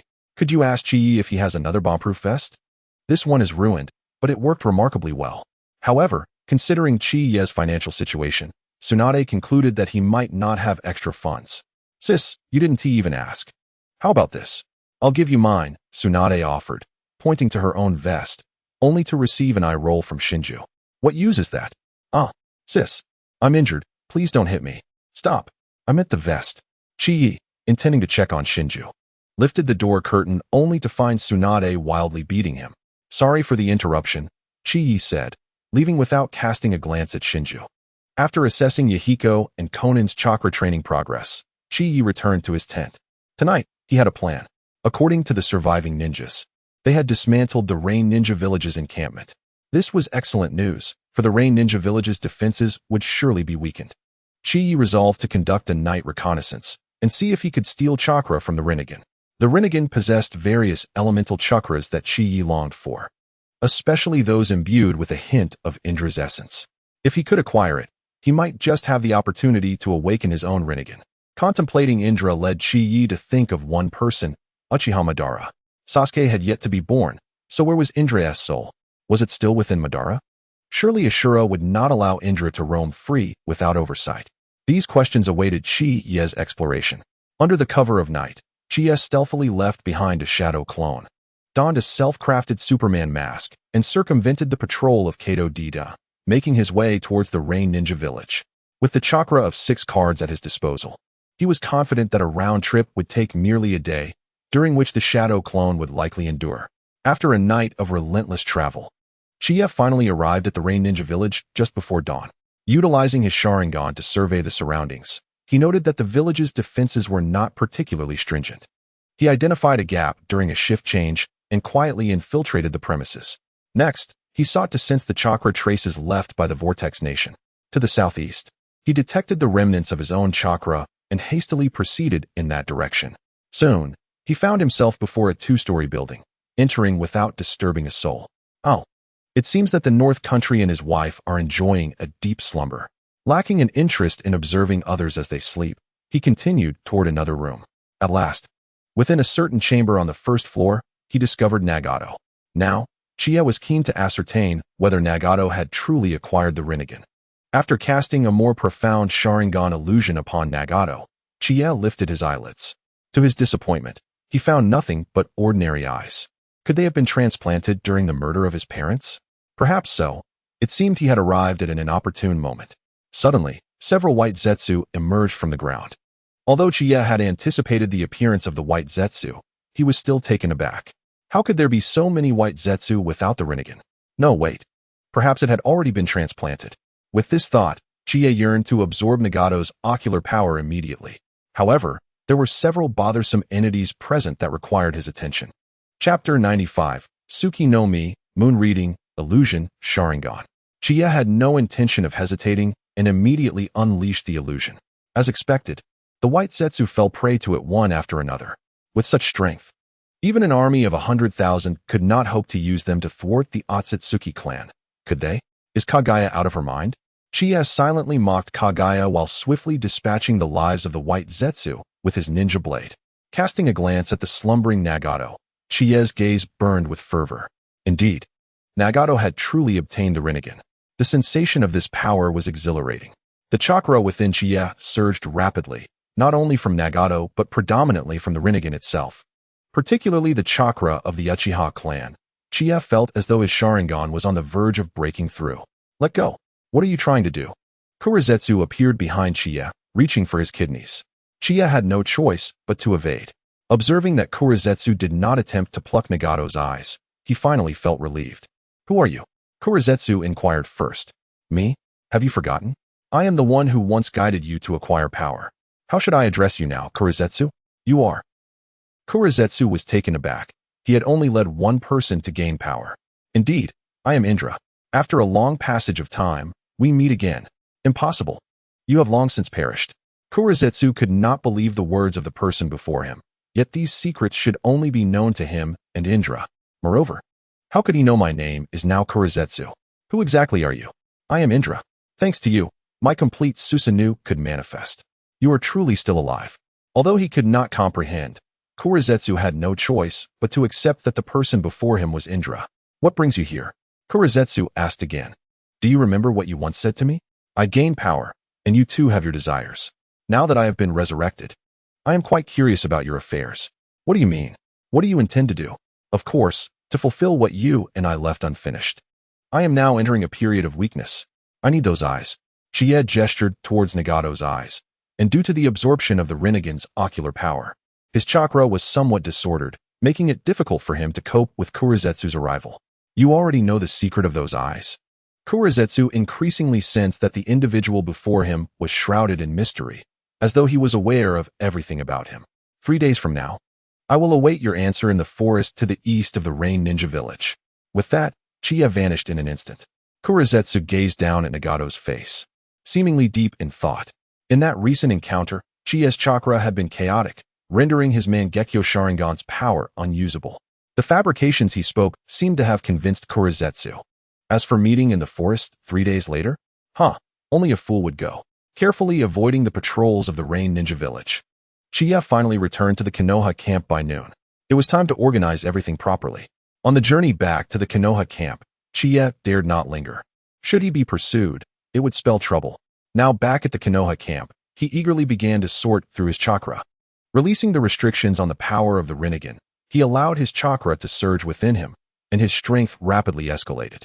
Astonishingly, he broke through to a total chakra capacity of 10 cards. The transformation did not stop there. He sensed a trace of Indra's chakra within him, though subtle. Qiye was able to detect it. Moreover, the enhancement of the In attribute power of his Mangekyo Sharingan seemed to have shattered barriers, granting him a new ocular technique, Tsuki no Mi, moon reading, a technique capable of ensnaring individuals within an illusionary realm, unlike ordinary genjutsu. In this space, time, space, and matter were all under the control of the caster. Qiye's illusions had seen a monumental enhancement, precisely what he had desired.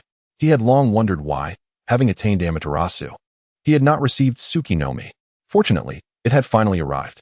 Without pausing for rest, Qiye summoned a small clone of a living slug with minimal chakra expenditure. Master, what are your orders? Why are we at sea? Mistake. Let us try again.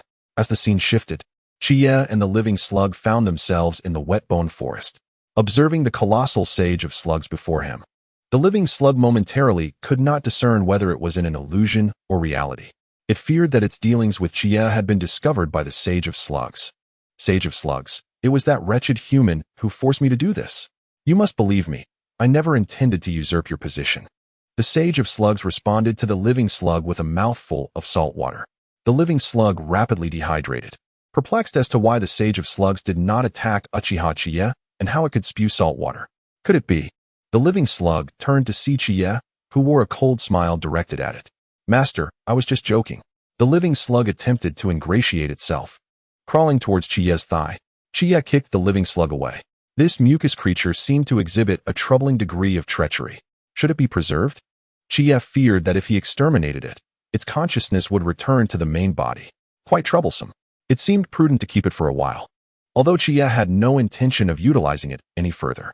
After subjecting the living slug to some torment and intimidation, Qiye ultimately warned it to behave obediently before sending it back to the wet-bone forest.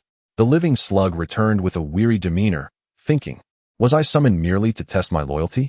The more it pondered, the angrier it became. At that moment, it wished to take revenge on Qiye, yet did not dare.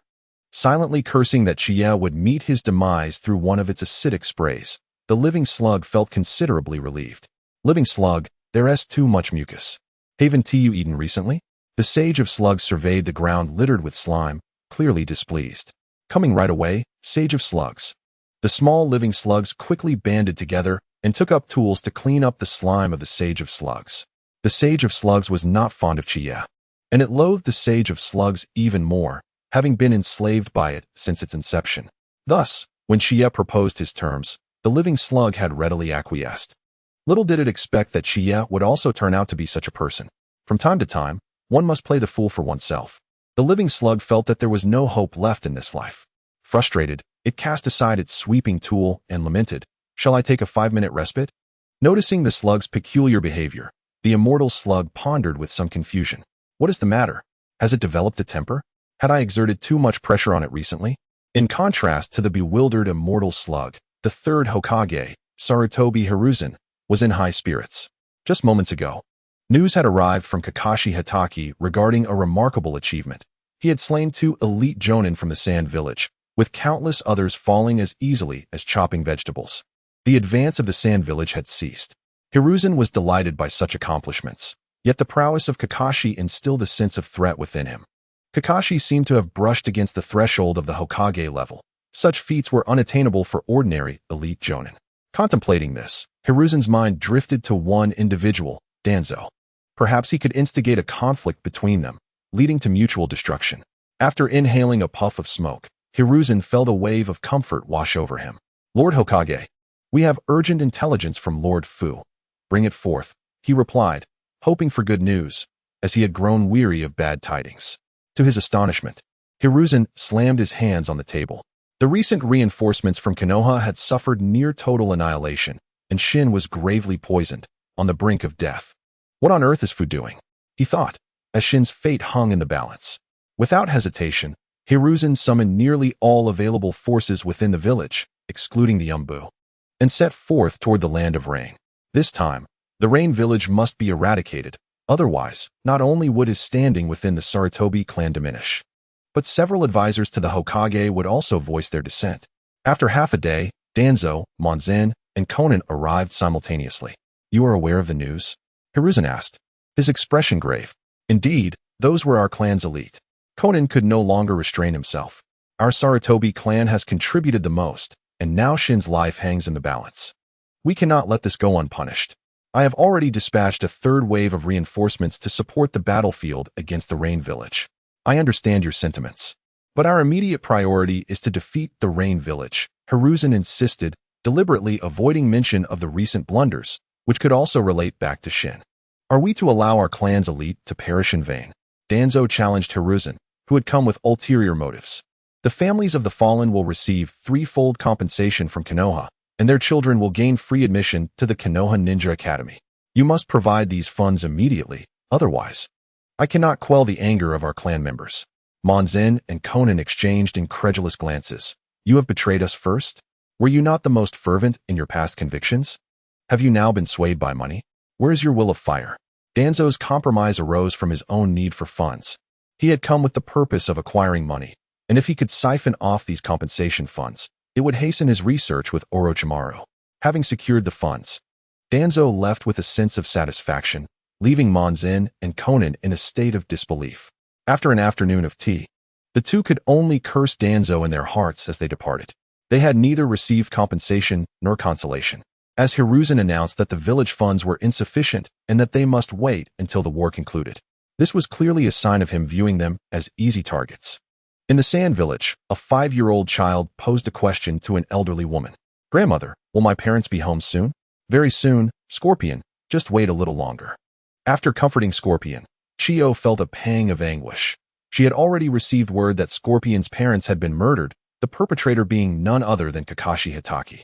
"Kakashi Hatake, your life shall soon be claimed by me," Chiyo vowed fiercely in her heart.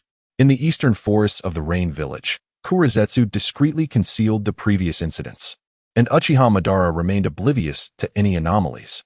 He arrived at the designated grove, waiting nearly a day without encountering anyone. "I have been deceived," Kurizetsu fumed, nearly acquiescing to Indra's demands, only to realize he had been tricked. Feeling despondent, he resolved to implement Plan B. In recent days, Konoha had refrained from a frenzied assault following their earlier defeat, instead opting to recuperate and regain strength. "My dear, I have returned." Uzumaki Koku rubbed his shoulders as he entered his home. "Please, sit down, darling. I have a surprise for you." "A surprise? Is Nagato home?" "He has gone to bed early." "Then I must see what this surprise is." Uzumaki Koku cheerfully settled onto the sofa, eagerly anticipating his wife's surprise. Suddenly, a sharp kunai pierced his neck. Koku clutched his throat in agony, his face a mask of disbelief. How could this be? Why would my wife stab me with a kunai? As he struggled to comprehend, his wife's form swiftly morphed into that of a pale-skinned, green-haired figure. Who are you? Koku gasped, pointing weakly at White Zetsu, desperate to understand his assailant's identity. Yet, he would have no further opportunity to voice his questions. Uzumaki Koku collapsed lifelessly onto the cold floor. The mission was accomplished. Both he and his wife had been dealt with. White Zetsu had flawlessly executed this assassination task. And now, they were poised to commence the next act. After silently disposing of the bodies, White Zetsu began impersonating them. Nagato, roused from his slumber by the sounds of struggle, wondered what was happening. He stealthily exited his room and peered into the living room, where the scene of his mother's murder unfolded before him, while his father fought valiantly against the attackers. Nagato, run, his father urged. But those were his last words as he succumbed to the attackers. With his father defeated, two ninjas lunged at him with malice. Overwhelmed by a torrent of emotions, Nagato could no longer suppress the power within his eyes. The Rinnegan awakened. Previously, Kurizetsu had only absorbed a minuscule fraction of his power. The vast potential still resided within Nagato. With unmatched strength, the assailants fell one by one. Yet, Nagato also succumbed to exhaustion, collapsing to the ground. Indeed, this performance is splendid, Kurizetsu remarked, praising the feigned lifelessness of White Zetsu. Now, someone must guide him toward the correct path. Within an unknown cavern, Kurizetsu reported the outcome of the operation to Uchiha Madara. Excellent. Has the emotional stimulus triggered his awakening? Madara caressed the statue of the outer path, pleased with Nagato's performance. Lord Madara, what are your next intentions? Kurizetsu inquired. Eliminate all traces. It is time for Nagato to experience the world's suffering. Understood, Lord Madara. The following day, Nagato awoke to find his home in ruins. The ashes of his parents remained scattered. Though he could not comprehend why his home had vanished, he knew he must survive. He fled the Rain Village as if escaping from a nightmare. Here, his parents lay slain, and his home lay in ruins. He could no longer place his faith in the Rain Village. From this moment forth, Nagato embarked on a life of wandering. 97. Many children, many blessings. The end. Years passed, and Uchiha Kurizetsu had attained godlike power. He gazed across the starry expanse, believing that returning home was not an unattainable dream. However, the distance was insurmountable. Even with the aid of the God Tree, he could only teleport once. Gazing at the three children of Tsunade, the two of Mikoto, and the firstborn, Kushina Uzumaki, surrounded by a group of adoring young girls, including Hinata and Kurinai, I pondered whether I should truly return. The past has long since faded into oblivion. Perhaps cherishing those present is a more fitting endeavor. Uchiha Shirya deliberated for a considerable time before ultimately deciding against returning, reluctant to part from his beloved family and friends. He held steadfast in the belief that, even in disparate worlds, the bonds they shared would remain unaltered. Thus, Uchiha Shirya chose to remain in this realm, living joyfully alongside those he cherished. He wielded his power to protect this world while relishing the warmth of family. As time flowed onward, Uchiha Shirya's children matured, inheriting their father's formidable strength and wisdom, becoming the new guardians of their generation. Meanwhile, Uchiha Shirya silently watched over them, bearing witness to their growth. Brother Shirya, you seem unwell, observed Kushina from the distant moon, sensing a shift in Uchiha Shirya's demeanor. They are coming, Uchiha Shirya murmured, furrowing his brow as he gazed into the depths of the starry sky. On a desolate planet, Otsutsuki Kagaya and Kinshiki were preparing for a spatial transfer. Is this the place of that clan's disgrace? He pondered. What is that inferior creature doing here? The descending Otsutsuki Kagaya regarded Uchiha Shirya with palpable disdain. Lord Kagaya, Kinshiki began, but before he could finish, his head was severed as if by an unseen force, the wound smooth and pristine. Kins. Kagaya gasped in shock, incredulous that this inferior being had dispatched Kinshiki. Damnable inferior creature. Kagaya unleashed a powerful gravitational force directed at Uchiha Shirya. Today is your day of demise. With a swift series of hand seals, a colossal chakra sphere hurtled towards Uchiha Shirya. Boom.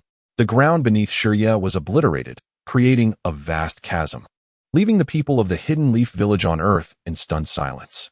I hope that esteemed individual is unharmed. The villagers prayed fervently, gathering in the central square where a magnificent stone monument stood. Upon it stood a figure unparalleled in the village, Uchiha Qiye. The villagers bowed deeply before his statue, offering prayers for his safety. Huh, that wretched inferior creature, Kaguya mocked, gazing at the unfathomable pit nearby. Oh, is that so? Qiye materialized beside Kaguya, revealing his presence. You accursed inferior being. Kaguya screamed in rage, thrusting a chakra rod towards him.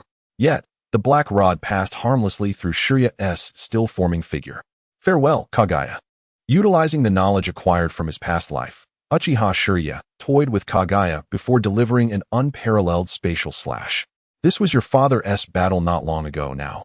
It is time for you to rest. Hanabi gently patted the heads of the two small children, urging them to sleep. But we want to hear more. The children tugged at Hanabi's sleeve. Go find your mother, Hinata. Hanabi replied, and with heavy hearts, the children walked away, crying.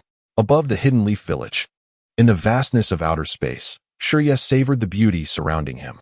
Rest assured, I will protect everyone, he declared, patting his heart as if bidding a final farewell. And thus, the tale concludes. Wishing everyone happiness and love, I send you all my affection.